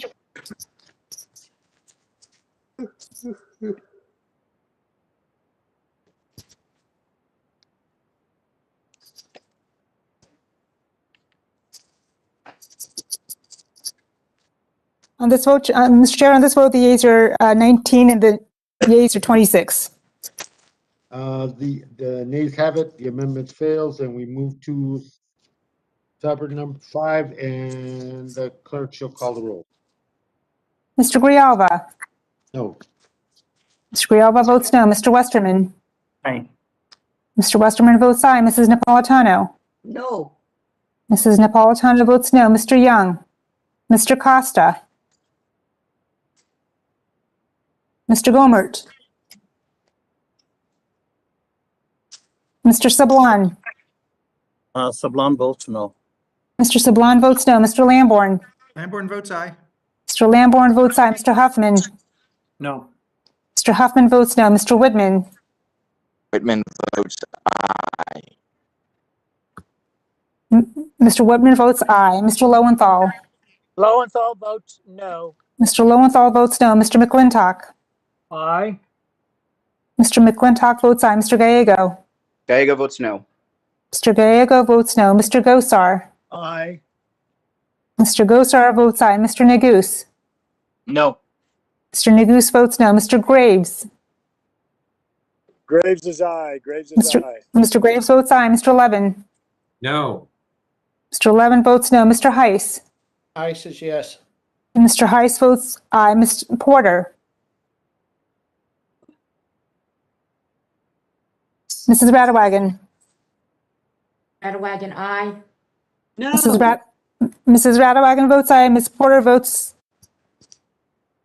How do you vote, Ms. Porter? No. Ms. Porter votes no. Ms. Leger Fernandez? No. Ms. Leger Fernandez votes no. Mr. Webster? Yes. Mr. Webster votes yea. aye. Ms. Stansberry? Stansberry votes no. Ms. Stansberry votes no. Ms. Gonzalez Colon? Gonzalez Colon votes aye. Ms. Gonzalez Colon votes aye. Ms. Velasquez? Velasquez votes no. Ms. Velasquez votes no. Mr. Fulcher? Fulcher votes aye. Mr. Fulcher votes aye. Ms. DeGette? Get votes no. Ms. DeGette votes no. Mr. Stauber? Stauber votes aye. Mr. Stauber votes aye. Ms. Brownlee? Brownlee votes no. Ms. Brownlee votes no. Mr. Tiffany? Tiffany, aye. Mr. Tiffany votes aye. Mrs. Dingle?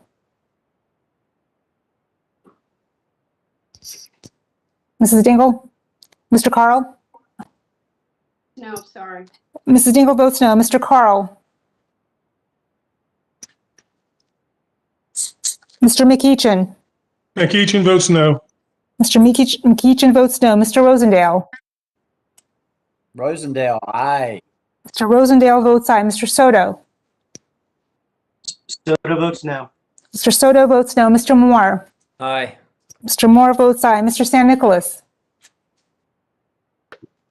San Nicolas votes no.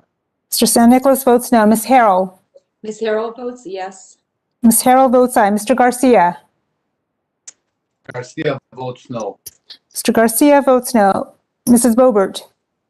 Boebert votes yes. Mrs. Boebert votes aye. Mr. Case? No. Mr. Case votes no. Mr. Obernolte? Ms. McCullum? No. Ms. McCullum votes no. Mr. Bentz? Mr. Benz votes yes.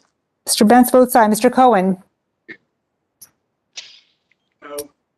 Mr. Cohen votes no. Mr. Tonko? Tonko votes no. Mr. Tonko votes no. Ms. Talib? Talib votes no. Ms. Talib votes no. Ms. Trahan? No. Ms. Trahan votes no. I didn't know about it. Okay, so let me send this to Melissa. Any members who wish to vote or? How am I recorded, Mr. Chairman? How's Mr. Costa recorded? Mr. Costa is not recorded. Mr. Costa votes nay. Mr. Costa votes no.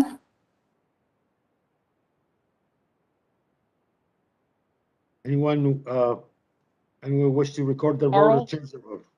How's Carl recorded? Mr. Carl, you're not recorded. Please put me down yes. Aye. Mr. Carl votes aye. Anyone else? If not, the vote is closed and the clerk shall report. Mr. Chair, on this vote, the yeas are 19 and the nays are 26. The amendment fails, and we move to amendment, stubborn amendment number 6. The clerk, please. Mr. Grijalva? No. Mr. Grijalva votes no. Mr. Westerman? Aye. Mr. Westerman votes aye. Mrs. Napolitano? No. Mrs. Napolitano votes no. Mr. Young? Mr. Costa? Costa votes no. Mr. Costa votes no. Mr. Gomert? Mr. Sablon? Votes no. Mr. Sablon votes no. Mr. Lamborn? Lamborn votes aye. Mr. Lamborn votes aye. Mr. Huffman? No. Mr. Huffman votes no. Mr. Whitman? Whitman votes aye. Mr. Whitman votes aye. Mr. Lowenthal? Lowenthal votes no. Mr. Lowenthal votes no. Mr. McClintock? Aye. Mr. McClintock votes aye. Mr. Gallego? Gallego votes no. Mr. Gallego votes no. Mr. Gosar? Aye. Mr. Gosar votes aye. Mr. Neguse? No. Mr. Neguse votes no. Mr. Graves? Mr. Graves votes aye. Mr. Levin? No. Mr. Levin votes no. Mr. Heiss? Heiss votes yes. Mr. Heiss votes aye. Ms. Porter? No. Ms. Porter votes no. Mrs. Radewagen? Radewagen, aye. Mrs. Radewagen votes aye. Ms. Leger Fernandez? Leisure Fernandez votes no. Ms. Leger Fernandez votes no. Mr. Webster? Webster votes yay. Mr. Webster votes aye. Ms. Stansberry? Stansberry votes no. Ms. Stansberry votes no. Ms. Gonzalez Colon? Gonzalez Colon votes aye. Ms. Gonzalez Colon votes aye. Ms. Velasquez?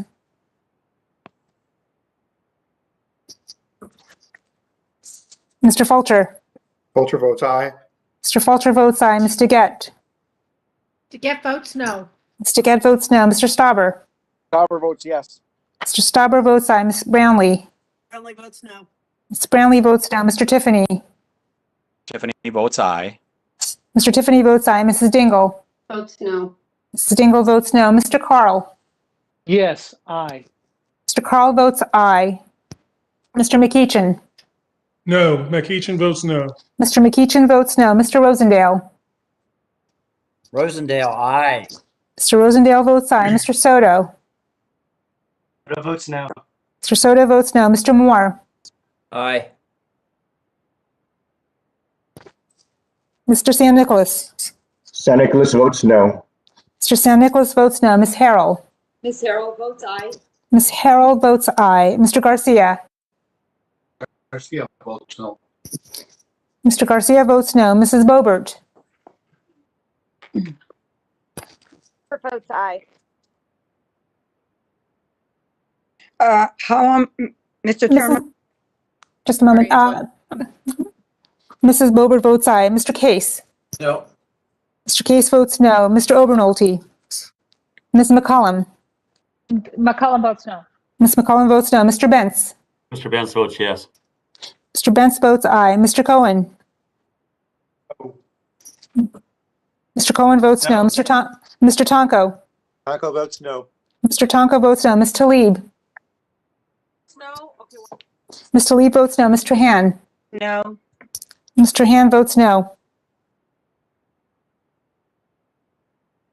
Are there any members who have not voted and wish to be recorded or change their vote? yes, Mr. Chairman, Ms. Velasquez. Ms. Velasquez, you're not recorded. Velasquez votes no. Ms. Velasquez votes no. Anyone else? If not, the vote is closed. The clerk shall report. Mr. Chair, on this vote, the yeas are 19 and the yeas are 19 and the nays are 26.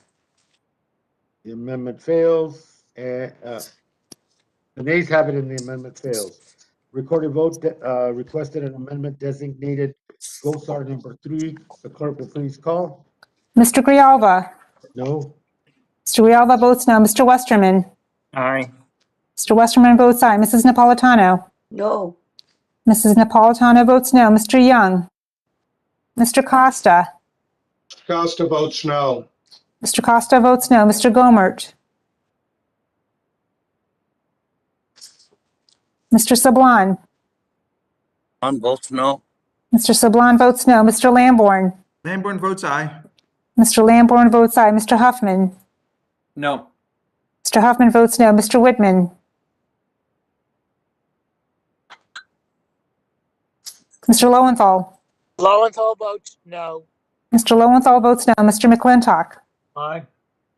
Mr. McClintock votes aye. Mr. Gallego. Votes no. Mr. Gallego votes no. Mr. Gosar. Mr. Neguse. No. Mr. Neguse votes no. Mr. Graves. Yes. Mr. Graves votes aye. Mr. Levin. No. Mr. Levin votes no. Mr. Heiss. Heiss, yes. Mr. Heiss votes aye. Mr. Gosar votes aye. Ms. Porter. No. Ms. Porter votes no. Mrs. Radawagon. Radawagon, aye. Mrs. Radawagon votes aye. Ms. Leger Fernandez. No. Ms. Leger Fernandez votes no. Mr. Webster. Webster votes yay. Mr. Webster votes aye. Ms. Stansberry. Stansberry votes no. Ms. Stansberry votes no. Ms. Gonzalez Colon. Gonzalez Colon votes aye. Ms. Gonzalez Colon votes aye. Ms. Velasquez. Velasquez votes no. Ms. Velasquez votes no. Mr. Fulcher. Fulcher votes aye. Mr. Fulcher votes aye. Ms. DeGette. Get votes no. Ms. DeGette votes no. Mr. Stauber. Stauber votes aye. Mr. Stauber votes aye. Ms. Brownlee. Brownlee votes no. Ms. Brownlee votes no. Mr. Tiffany. Mrs. Dingle. No. Mrs. Dingle votes no. Mr. Carl. Yes, aye. Mr. Carl votes aye. Mr. McEachin. McEachin votes no. Mr. McEachin votes no. Mr. Rosendale.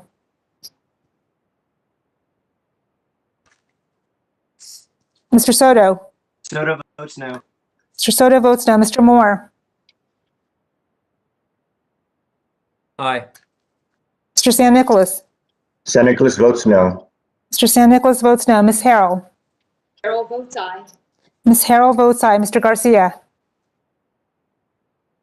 Garcia is no. Mr. Garcia votes no. Mrs. Bobert.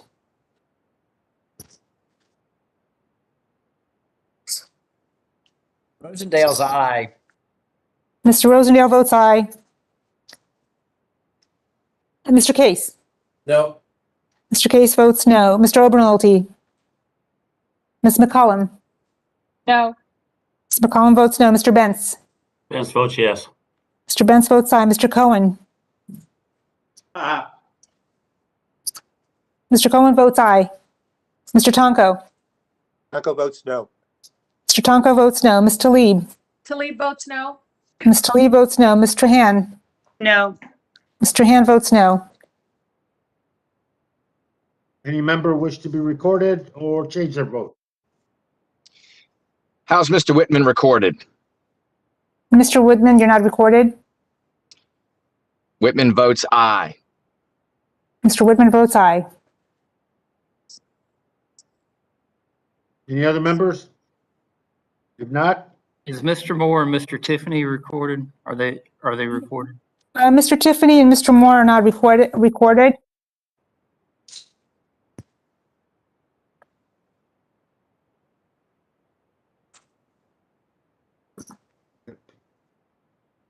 Thank you.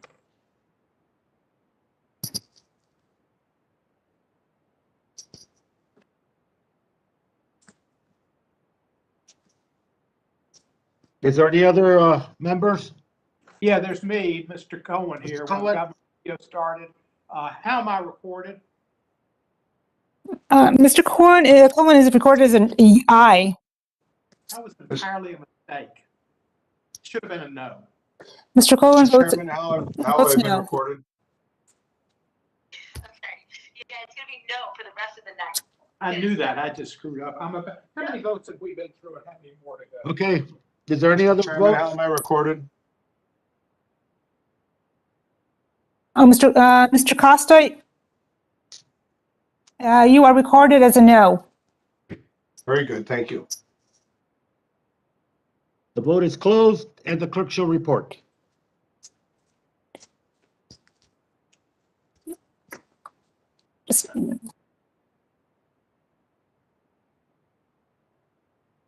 Mr. Chair, on this vote, the yeas are 16 and the nays are 26. The nays have it, the amendment fails, and we move to amendment designated GOSAR number 4, and the clerk will call the roll. Mr. Grijalva? No. Mr. Grijalva votes no. Mr. Westerman? Aye. Mr. Westerman votes aye. Mrs. Napolitano? No. Mrs. Napolitano votes no. Mr. Young? Mr. Costa? Mr. Costa votes no. Mr. Costa votes no. Mr. Gomert? 2000 evacuations at Fort McCoy. Mr. Sablon? Sablon votes no. Mr. Sablon votes no. Mr. Lamborn? Lamborn votes aye. Mr. Lamborn votes aye. Mr. Huffman? No. Mr. Huffman votes no. Mr. Woodman?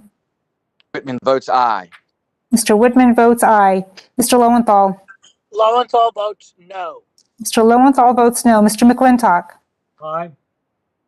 Mr. McClintock votes aye. Mr. Gallego? Gallego votes no. Mr. Gallego votes no. Mr. Gosar? Aye. Mr. Gosar votes aye. Mr. Neguse? No. Mr. Neguse votes no. Mr. Graves? Mr. Levin? No. Mr. Levin votes no. Mr. Heiss? Aye, yes. Mr. Heiss votes aye. Ms. Porter? No. Ms. Porter votes no. Mrs. Radewagen? Radewagen, aye. Mrs. Radewagen votes aye. Ms. Leisure Fernandez? Leisure Fernandez votes no. Ms. Leisure Fernandez votes no. Mr. Webster? Webster votes yay. Mr. Webster votes aye. Ms. Stansberry? Stansberry votes no. Ms. Stansberry votes no. Ms. Gonzalez Colon? Gonzalez Colon votes aye. Ms. Gonzalez Colon votes aye. Ms. Velasquez? Velasquez votes no. Ms. Velasquez votes no. Mr. Fulcher? Fulcher's aye. Mr. Fulcher votes aye. Mr. Gett? Get votes no. Mr. Gett votes no. Mr. Stauber? Stauber votes yes. Mr. Stauber votes aye. Ms. Brownlee? Brownlee votes no. Got it. All right. Ms. Brownlee votes no. Mr. Tiffany? I've got my lows. Mrs. Dingle? Single votes no. Mrs. Dingle votes no. Mr. Carl? Carl votes yes. Mr. Carl votes aye. Mr. McEachin? McEachin votes no. Mr. McEachin votes no. Mr. Rosendale? Rosendale, aye. Mr. Rosendale votes aye. Mr. Soto? Soto votes no. Mr. Soto votes no. Mr. Moore? Aye. Mr. Moore votes aye. Mr. San Nicolas? San Nicolas votes no. Mr. San Nicolas votes no. Ms. Harrell? Ms. Harrell votes yes. Ms. Harrell votes aye. Mr. Garcia? Yes, a no. Mr. Garcia votes no. Mrs. Bobert? Mr. Case? No. Mr. Case votes no. Mr. Obernolte? Ms. McCollum? No. Ms. McCollum votes no. Mr. Bentz? Bentz votes yes. Mr. Bentz votes aye. Mr. Cohen? No. Mr. Cohen votes no. Mr. Tonko? Taco votes no. Mr. Tonko votes no. Ms. Talib? Talib votes no. Ms. Talib votes no. Mr. Han? No. Mr. Han votes no.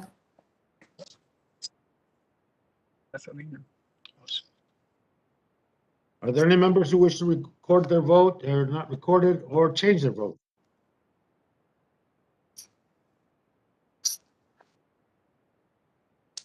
The vote is closed and the clerk shall report. Mr. Chair, on this vote, the yeas are 16 and the nays are 26. The nays have it and the amendment fails. Amendment designated GOSAR number 5. The clerk shall call, please. Mr. Grijalva? No. Mr. Grijalva votes no. Mr. Westerman? Aye. Mr. Westerman votes aye. Mrs. Napolitano? No. Mrs. Napolitano votes no. Mr. Young? Mr. Costa? Costa votes no. Mr. Costa votes no. Mr. Gomert? Aye. Mr. Gomert votes aye. Mr. Sablon? No. Mr. Sablon votes no. Mr. Lamborn? Lamborn votes aye. Mr. Lamborn votes aye. Mr. Huffman? No. Mr. Huffman votes no. Mr. Whitman? Whitman votes aye. Mr. Whitman votes aye. Mr. Lowenthal?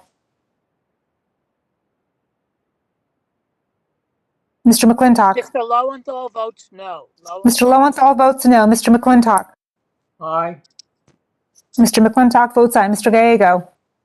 Gallego votes no. Mr. Gallego votes no. Mr. Gosar. Aye. Mr. Gosar votes aye. Mr. Neguse. Mr. Graves. Mr. Levin. No. Mr. Levin votes no. Mr. Heiss. Aye, yes. Mr. Heiss votes aye. Ms. Porter. No. Ms. Porter votes no. Mrs. Radewagen. Radewagen, aye. Mrs. Radewagen votes aye. Ms. Leger Fernandez. Aye. Ms. Leger Fernandez votes aye. Mr. Webster. Webster votes yay. Mr. Webster votes aye. Ms. Stansberry. No. Ms. Stansberry votes no. Ms. Gonzalez-Colon. Gonzalez-Colon votes aye. Ms. Gonzalez-Colon votes aye. Ms. Velasquez. Mr. Fulcher. Fulcher votes aye. Mr. Fulcher votes aye. Ms. DeGette. Get votes no. Ms. DeGette votes no. Mr. Stauber. Stauber votes yes. Mr. Stauber votes aye. Ms. Brownlee. Brownlee votes no. Ms. Brownlee votes no. Mr. Tiffany. Tiffany, aye. Mr. Tiffany votes aye. Mrs. Dingle. Dingle votes no. Mrs. Dingle votes no. Mr. Carl. Aye. Mr. Carl votes aye. Mr. McEachin. McEachin votes no. Mr. McEachin votes no. Mr. Rosendale. Hi, sweetie. Rosendale, aye. Mr. Rosendale votes aye. Mr. Soto. Soto votes no. Mr. Soto votes no. Mr. Moore. Aye. Mr. Moore votes aye. Mr. San Nicolas. San Nicolas votes no. Mr. San Nicolas votes no. Ms. Harrell. Ms. Harrell votes aye. Ms. Harrell votes aye. Mr. Garcia. Mrs. Bobert. Garcia's a no. Mr. Garcia votes no. Mrs. Bobert. Mr. Case. No. Mr. Case votes no. Mr. Obernolte. Ms. McCollum. Votes no. Ms. McCollum votes no. Mr. Bentz. Spence votes yes. Mr. Bentz votes aye. Mr. Cohen. No. Mr. Cohen votes no. Mr. Tonko. Taco votes no. Mr. Tonko votes no. Mrs. Talib. Votes no. Ms. Talib votes no. Mr. Han. No. Mr. Han votes no. Chair, how am I recorded? This is Joe Neguse. Mr. Neguse, you're not recorded. Neguse votes no. Mr. Neguse votes no.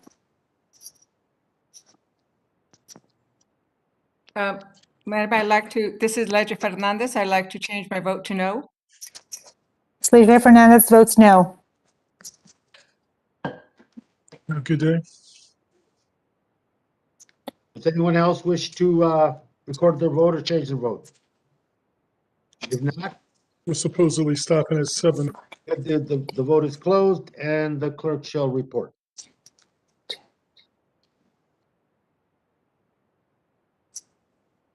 Just a moment. I got 1825. 2, 4, 6, 8, 10. Mr. Chairman, this is Velasquez. How am I recorded?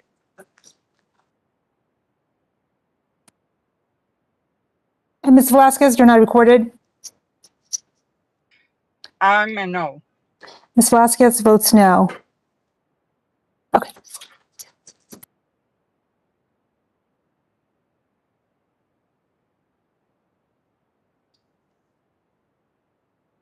Messed up.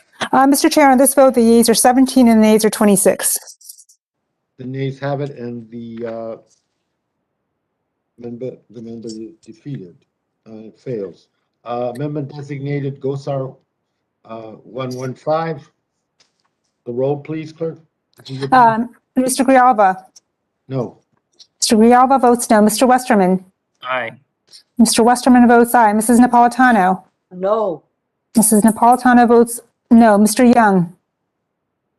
Mr. Costa. Mr. Costa votes no. Mr. Costa votes no. Mr. Gomert. Yay. Mr. Gomert votes aye. Mr. Sablan. No. Mr. Sablan votes no. Mr. Lamborn. Lamborn votes aye.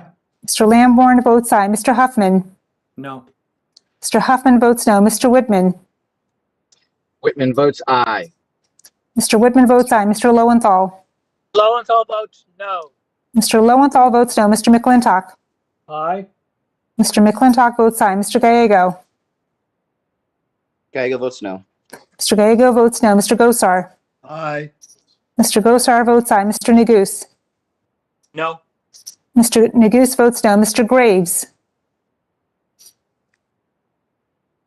Mr. Levin? No. Mr. Levin votes no. Mr. Heiss? Aye, yes. Mr. Heiss votes aye. Ms. Porter? No. Ms. Porter votes no. Mrs. Radewagen? Radewagen, aye. Mrs. Radewagen votes aye. Ms. Leger Fernandez? Leger Fernandez, no. Leger Fernandez votes no. Mr. Webster? Webster votes yay. Mr. Webster votes aye. Ms. Stansberry? Stansberry votes no. Ms. Stansberry votes no. Ms. Gonzalez Colon? Gonzalez Colon votes aye. Ms. Gonzalez Colon votes aye. Ms. Velasquez? Velasquez votes no. Ms. Velasquez votes no. Mr. Fulcher? Fulcher votes aye. Mr. Fulcher votes aye. Ms. DeGette? DeGette votes no. Ms. DeGette votes no. Mr. Stauber? Stauber votes aye. Mr. Stauber votes aye. Ms. Brownlee? Brownlee votes no. Mr. Brownlee votes no. Mr. Tiffany? Me, aye. Mr. Tiffany votes aye. Mrs. Dingle? Dingle votes no. Mrs. Dingle votes no. Mr. Carl? Aye. Mr. Carl votes aye. Mr. McEachin?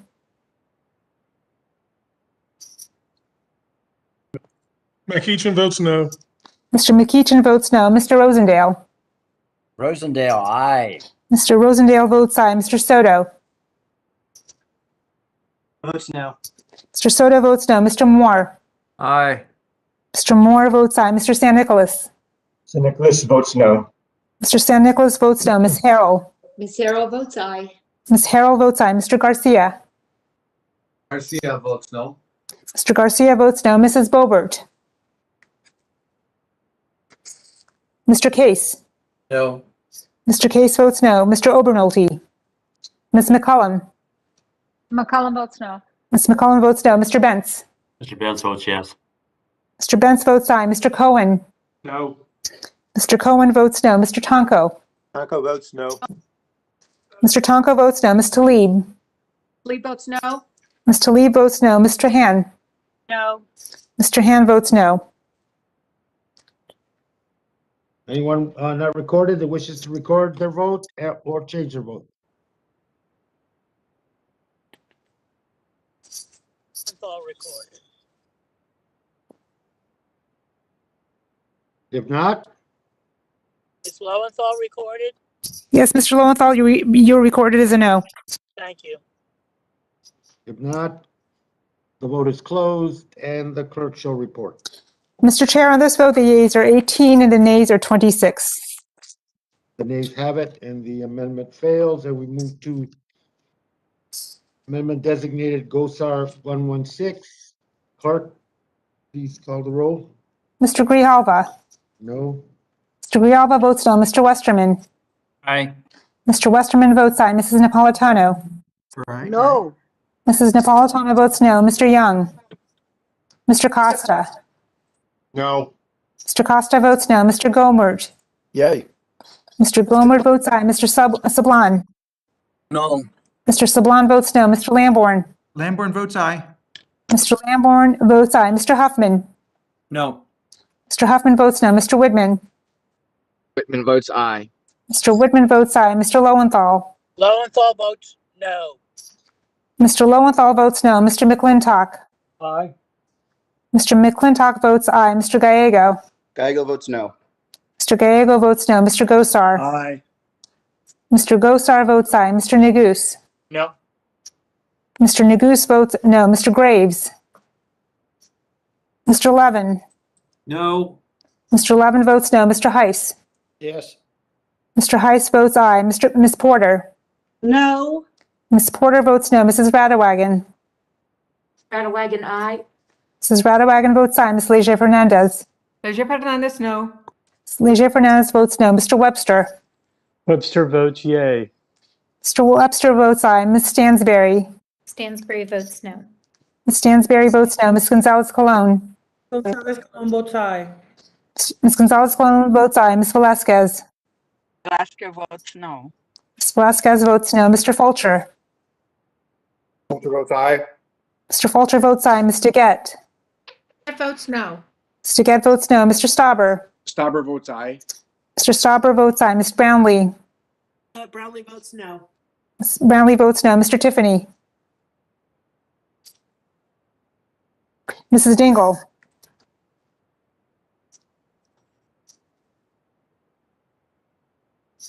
Mrs. Dingle?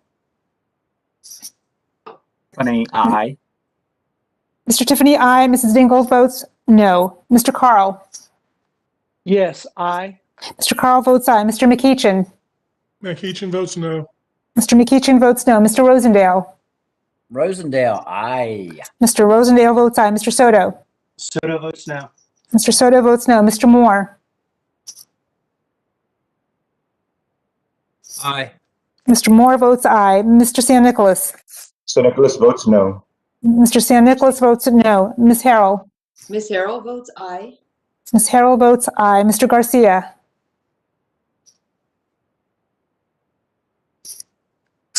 Mrs. Bobert? Mr. Case? No. Mr. Case votes no. Mr. Obernolte? Ms. McCollum? McCollum votes no. Ms. McCollum votes no. Mr. Bentz? Mr. Benz votes yes.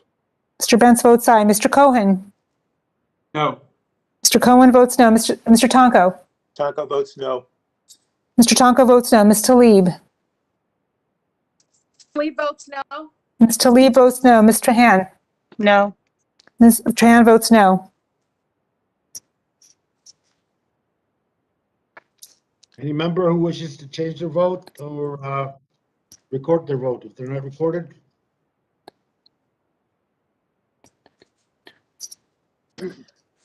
If not, the vote is closed and the clerk shall report.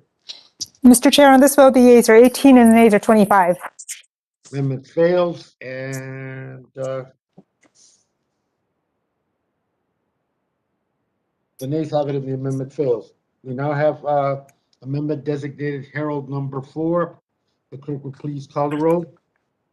Mr. Grijalva? No. Mr. Grijalva votes no. Mr. Westerman? Aye. Mr. Westerman votes aye. Mrs. Napolitano? No. Sounds very interesting. Mrs. Napolitano votes no. Mr. Young? Can you wait about 2 seconds? Mr. Costa? No. Mr. Costa votes no. Mr. Gomert?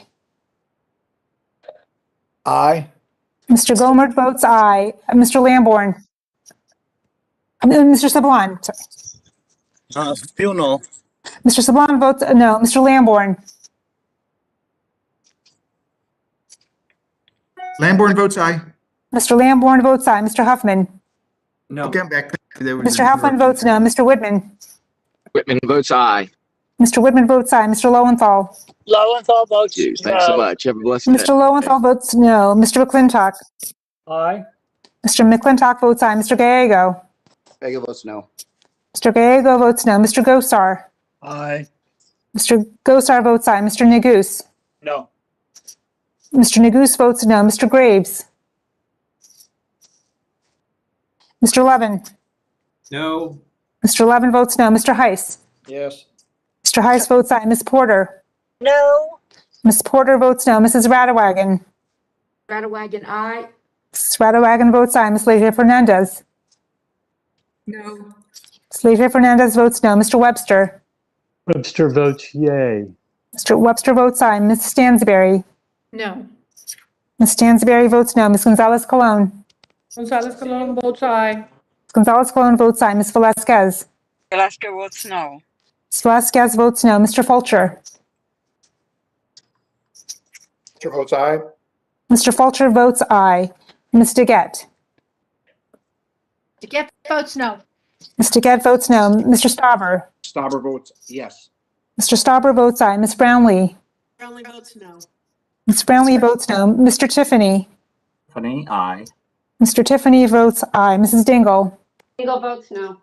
Mrs. Dingle votes no. Mr. Carl? Aye. Mr. Carl votes aye. Mr. McEachin? McEachin votes no. Mr. McEachin votes no. Mr. Rosendale? Rosendale, aye. Mr. Rosendale votes aye. Mr. Soto? Soto votes no. Mr. Soto votes no. Mr. Moore? Aye. Mr. Moore votes aye. Mr. San Nicolas? Nicholas votes no. Mr. San Nicolas votes no. Ms. Harrell. Ms. Harrell votes aye. Ms. Harrell votes aye. Mr. Garcia. Garcia, the no. Mr. Garcia votes no. Mrs. Boebert. Mr. Case. No. Mr. Case votes no. Mr. Obernolte. Ms. McCollum. No. Ms. McCollum votes no. Mr. Bentz. Mr. Bentz votes yes. Mr. Bentz votes aye. Mr. Cohen. No. Mr. Cohen votes no. Mr. Tonko. Tonko votes no. Mr. Tonko votes no. Ms. Talib. Talib votes no. Ms. Talib votes no. Mr. Han. No. Mr. Han votes no. Members wish to record their vote that's not recorded or change their vote.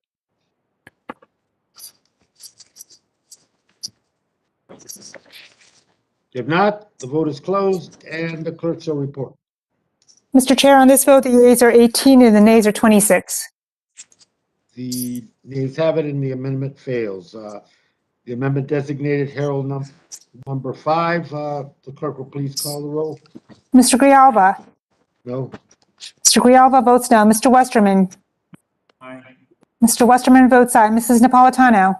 No. Mrs. Napolitano votes no. Mr. Young. Mr. Costa. No. Mr. Costa votes no. Mr. Gomert. Aye. Mr. Gomert votes aye. Mr. Sablan. Oh. Mr. Sablan votes no. Mr. Lamborn. Lamborn votes aye. Mr. Lamborn votes aye. Mr. Huffman. No. Mr. Huffman votes no. Mr. Whitman. Whitman votes aye. Mr. Whitman votes aye. Mr. Lowenthal. Mr. McClintock. Lowenthal votes no. Mr. Lowenthal votes no. Mr. McClintock. Aye. Mr. McClintock votes aye. Mr. Gallego. Gallego votes no. Mr. Gallego votes no. Mr. Gosar. Aye. Mr. Gosar votes aye. Mr. Neguse. No. Mr. Neguse votes no. Mr. Graves. Mr. Levin. No. Mr. Levin votes no. Mr. Heiss. Yes. Mr. Heiss votes aye. Ms. Porter. No. Ms. Porter votes no. Mrs. Radawagon. Radawagon, aye. Mrs. Radawagon votes aye. Ms. Leger Fernandez. No.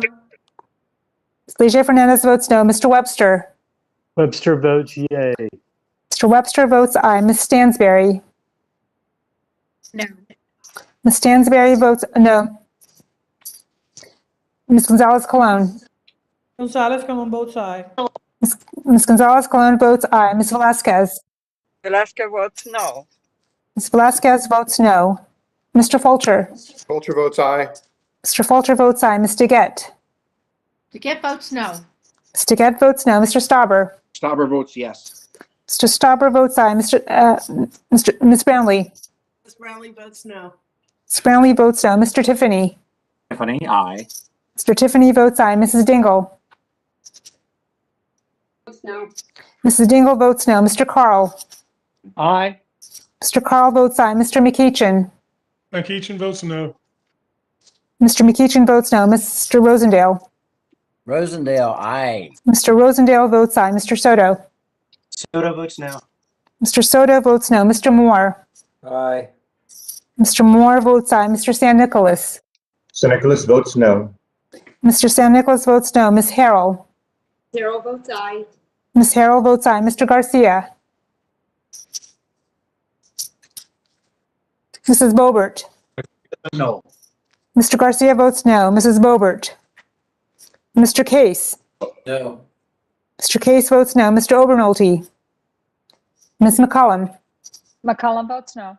Ms. McCollum votes no. Mr. Bentz. Bentz votes yes. Mr. Bentz votes aye. Mr. Cohen. No. Mr. Cohen votes no. Mr. Tonko. Tonko votes no. Mr. Tonko votes no. Ms. Talib. Talib votes no. Ms. Talib votes no. Mr. Han. No. Mr. Han votes no.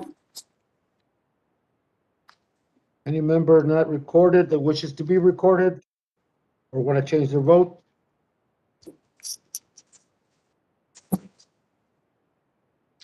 If not, The vote is closed. The clerk shall report. Mr. Chair, on this vote, the yeas are 18 and the nays are 26.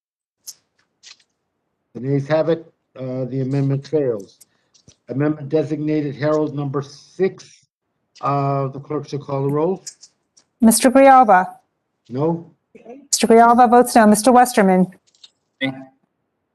Mr. Westerman votes aye. Mrs. Napolitano? No. Mrs. Napolitano votes no. Mr. Young? Mr. Costa?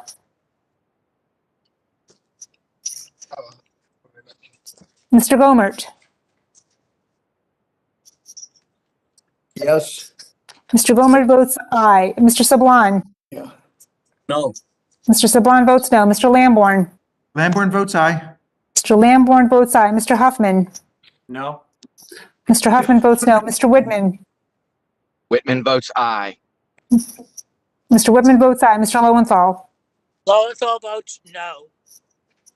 Mr. Lowenthal votes no. Mr. McClintock? Aye. Mr. McClintock votes aye. Mr. Gallego? Gallego votes no. Mr. Gallego votes no. Mr. Gosar? Aye. Mr. Gosar votes aye. Mr. Neguse? No. Mr. Neguse votes no. Mr. Graves? Mr. Levin? No. Mr. Levin votes no. Mr. Heiss? Yes. Mr. Heiss votes aye. Ms. Porter? No. Ms. Porter votes no. Mrs. Radawagon? Radawagon, aye. Mrs. Radawagon votes aye. Ms. Leisure Fernandez? Leisure Fernandez votes no. Ms. Leisure Fernandez votes no. Mr. Webster? Webster votes yay. Mr. Webster votes aye. Ms. Stansberry? No. Ms. Stansberry votes no. Ms. Gonzalez Colon? Gonzalez Colon votes aye. Ms. Gonzalez Colon votes aye. Ms. Velasquez? Velasquez votes no. Ms. Velasquez votes no. Mr. Fulcher? Fulcher votes aye. Mr. Fulcher votes aye. Ms. DeGette? Get votes no. Ms. DeGette votes no. Mr. Stauber?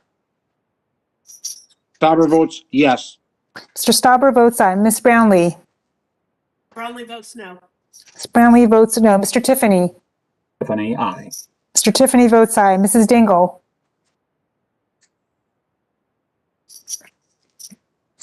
Mr. Carl? Aye. Mr. Carl votes aye. Mr. McEachin? McEachin votes no. Mr. McEachin votes no. Mr. Rosendale? Rosendale, aye. Mr. Rosendale votes aye. Mr. Soto? Soto votes no. Mr. Soto votes no. Mr. Moore? Aye. Mr. Moore votes aye. Mr. San Nicolas?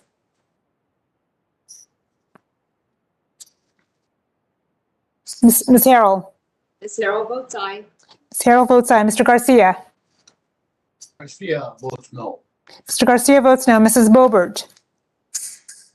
Mr. Case? No. Mr. Case votes Mr. Case votes no. Mr. Obernolte? Ms. McCollum? McCullough votes no. Ms. McCollum votes no. Mr. Bentz? Pence votes yes.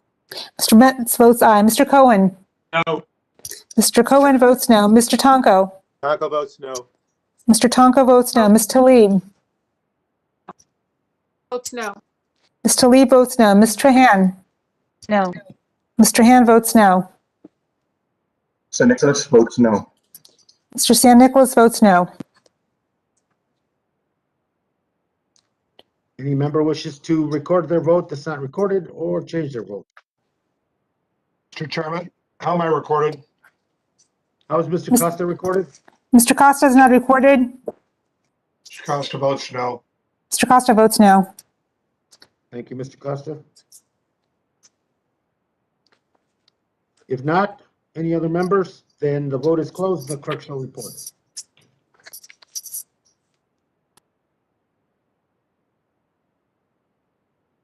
Mr. Chair, on this vote, the yeas are 18 and the nays are 25. The nays have it and the amendment fails, and we move to amendment designated Herald 31. And the clerk should call the roll, please. Mr. Grijalva? No? Mr. Grijalva votes no. Mr. Westerman? Aye. Mr. Westerman votes aye. Mrs. Napolitano? No. Mrs. Napolitano votes no. Mr. Young? Mr. Costa? Costa votes no. Mr. Costa votes no. Mr. Gomert? Aye. Mr. Gomer votes aye. Mr. Sablan? No. Mr. Sablan votes no. Mr. Lamborn? Lamborn votes aye. Mr. Lamborn votes aye. Mr. Huffman? No. Mr. Huffman votes no. Mr. Whitman? Whitman votes aye. Mr. Whitman votes aye. Mr. Lowenthal? Lowenthal votes no. Mr. Lowenthal votes no. Mr. McClintock? Aye. Mr. McClintock votes aye. Mr. Gallego? Gallego votes no. Mr. Gallego votes no. Mr. Gosar? Aye. Mr. Gosar votes aye. Mr. Neguse? No. Mr. Neguse votes no. Mr. Graves? Mr. Levin? No. Mr. Levin votes no. Mr. Heiss? Yes. Mr. Heiss votes aye. Ms. Porter? No. Ms. Porter votes no. Mrs. Radawagon? Radawagon, I. Mrs. Radawagon votes aye. Ms. Leisure Fernandez? Leisure Fernandez votes no. Ms. Leisure Fernandez votes no. Mr. Webster? Webster votes yay. Mr. Webster votes aye. Ms. Stansberry? No. Ms. Stansberry votes no. Ms. Gonzalez Colon? Gonzalez Colon votes aye. Ms. Gonzalez Colon votes aye. Ms. Velasquez? Velasquez votes no. Ms. Velasquez votes no. Mr. Fulcher? Fulcher votes aye. Mr. Fulcher votes aye. Ms. DeGette? Get votes no. Ms. DeGette votes no. Mr. Stauber? Stauber votes yes. Mr. Stauber votes aye. Ms. Brownlee? Brownlee votes no. Ms. Brownlee votes no. Mr. Tiffany? Tiffany, aye. Mr. Tiffany votes aye. Mrs. Dingle? No. Mrs. Dingle votes no. Mr. Carl? Aye. Mr. Carl votes aye. Mr. McEachin? McEachin votes no. Mr. McEachin votes no. Mr. Rosendale? Rosendale, aye. Mr. Rosendale votes aye. Mr. Soto? Soto votes no. Mr. Soto votes no. Mr. Moore?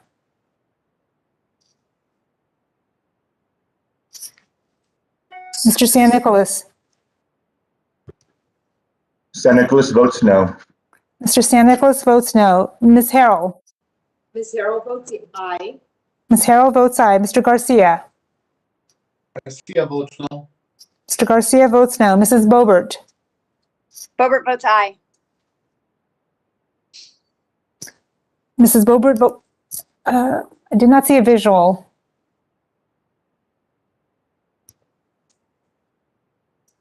Okay. Mrs. Bobert votes aye. Mr. Case? No. Mr. Case votes no. Mr. Obernolte? Ms. McCollum? McCollum votes no. Ms. McCollum votes no. Mr. Bentz? Vance votes yes. Mr. Bentz votes aye. Mr. Cohen? Mr. Tonko? Tonko votes no. Mr. Tonko votes no. Ms. Talib? Talib votes no. Ms. Talib votes no. Ms. Trahan? No. Mr. Han votes no. Any member wishes to have their vote recorded or to change their Moore. vote? Moore is an aye. Mr. Moore votes aye. Mr. Cohen wants to vote no. Mr. Cohen votes no.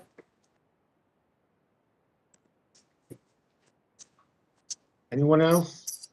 Any other member? If not, the vote is closed and the clerk shall report. Mr. Chair, on this vote, the yeas are 19 and the nays are 26. The nays have it, the amendment fails.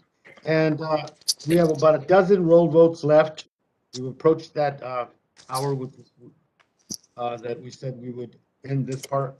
We have a dozen roll votes in the pipeline, as well as a volume of amendments left to consider.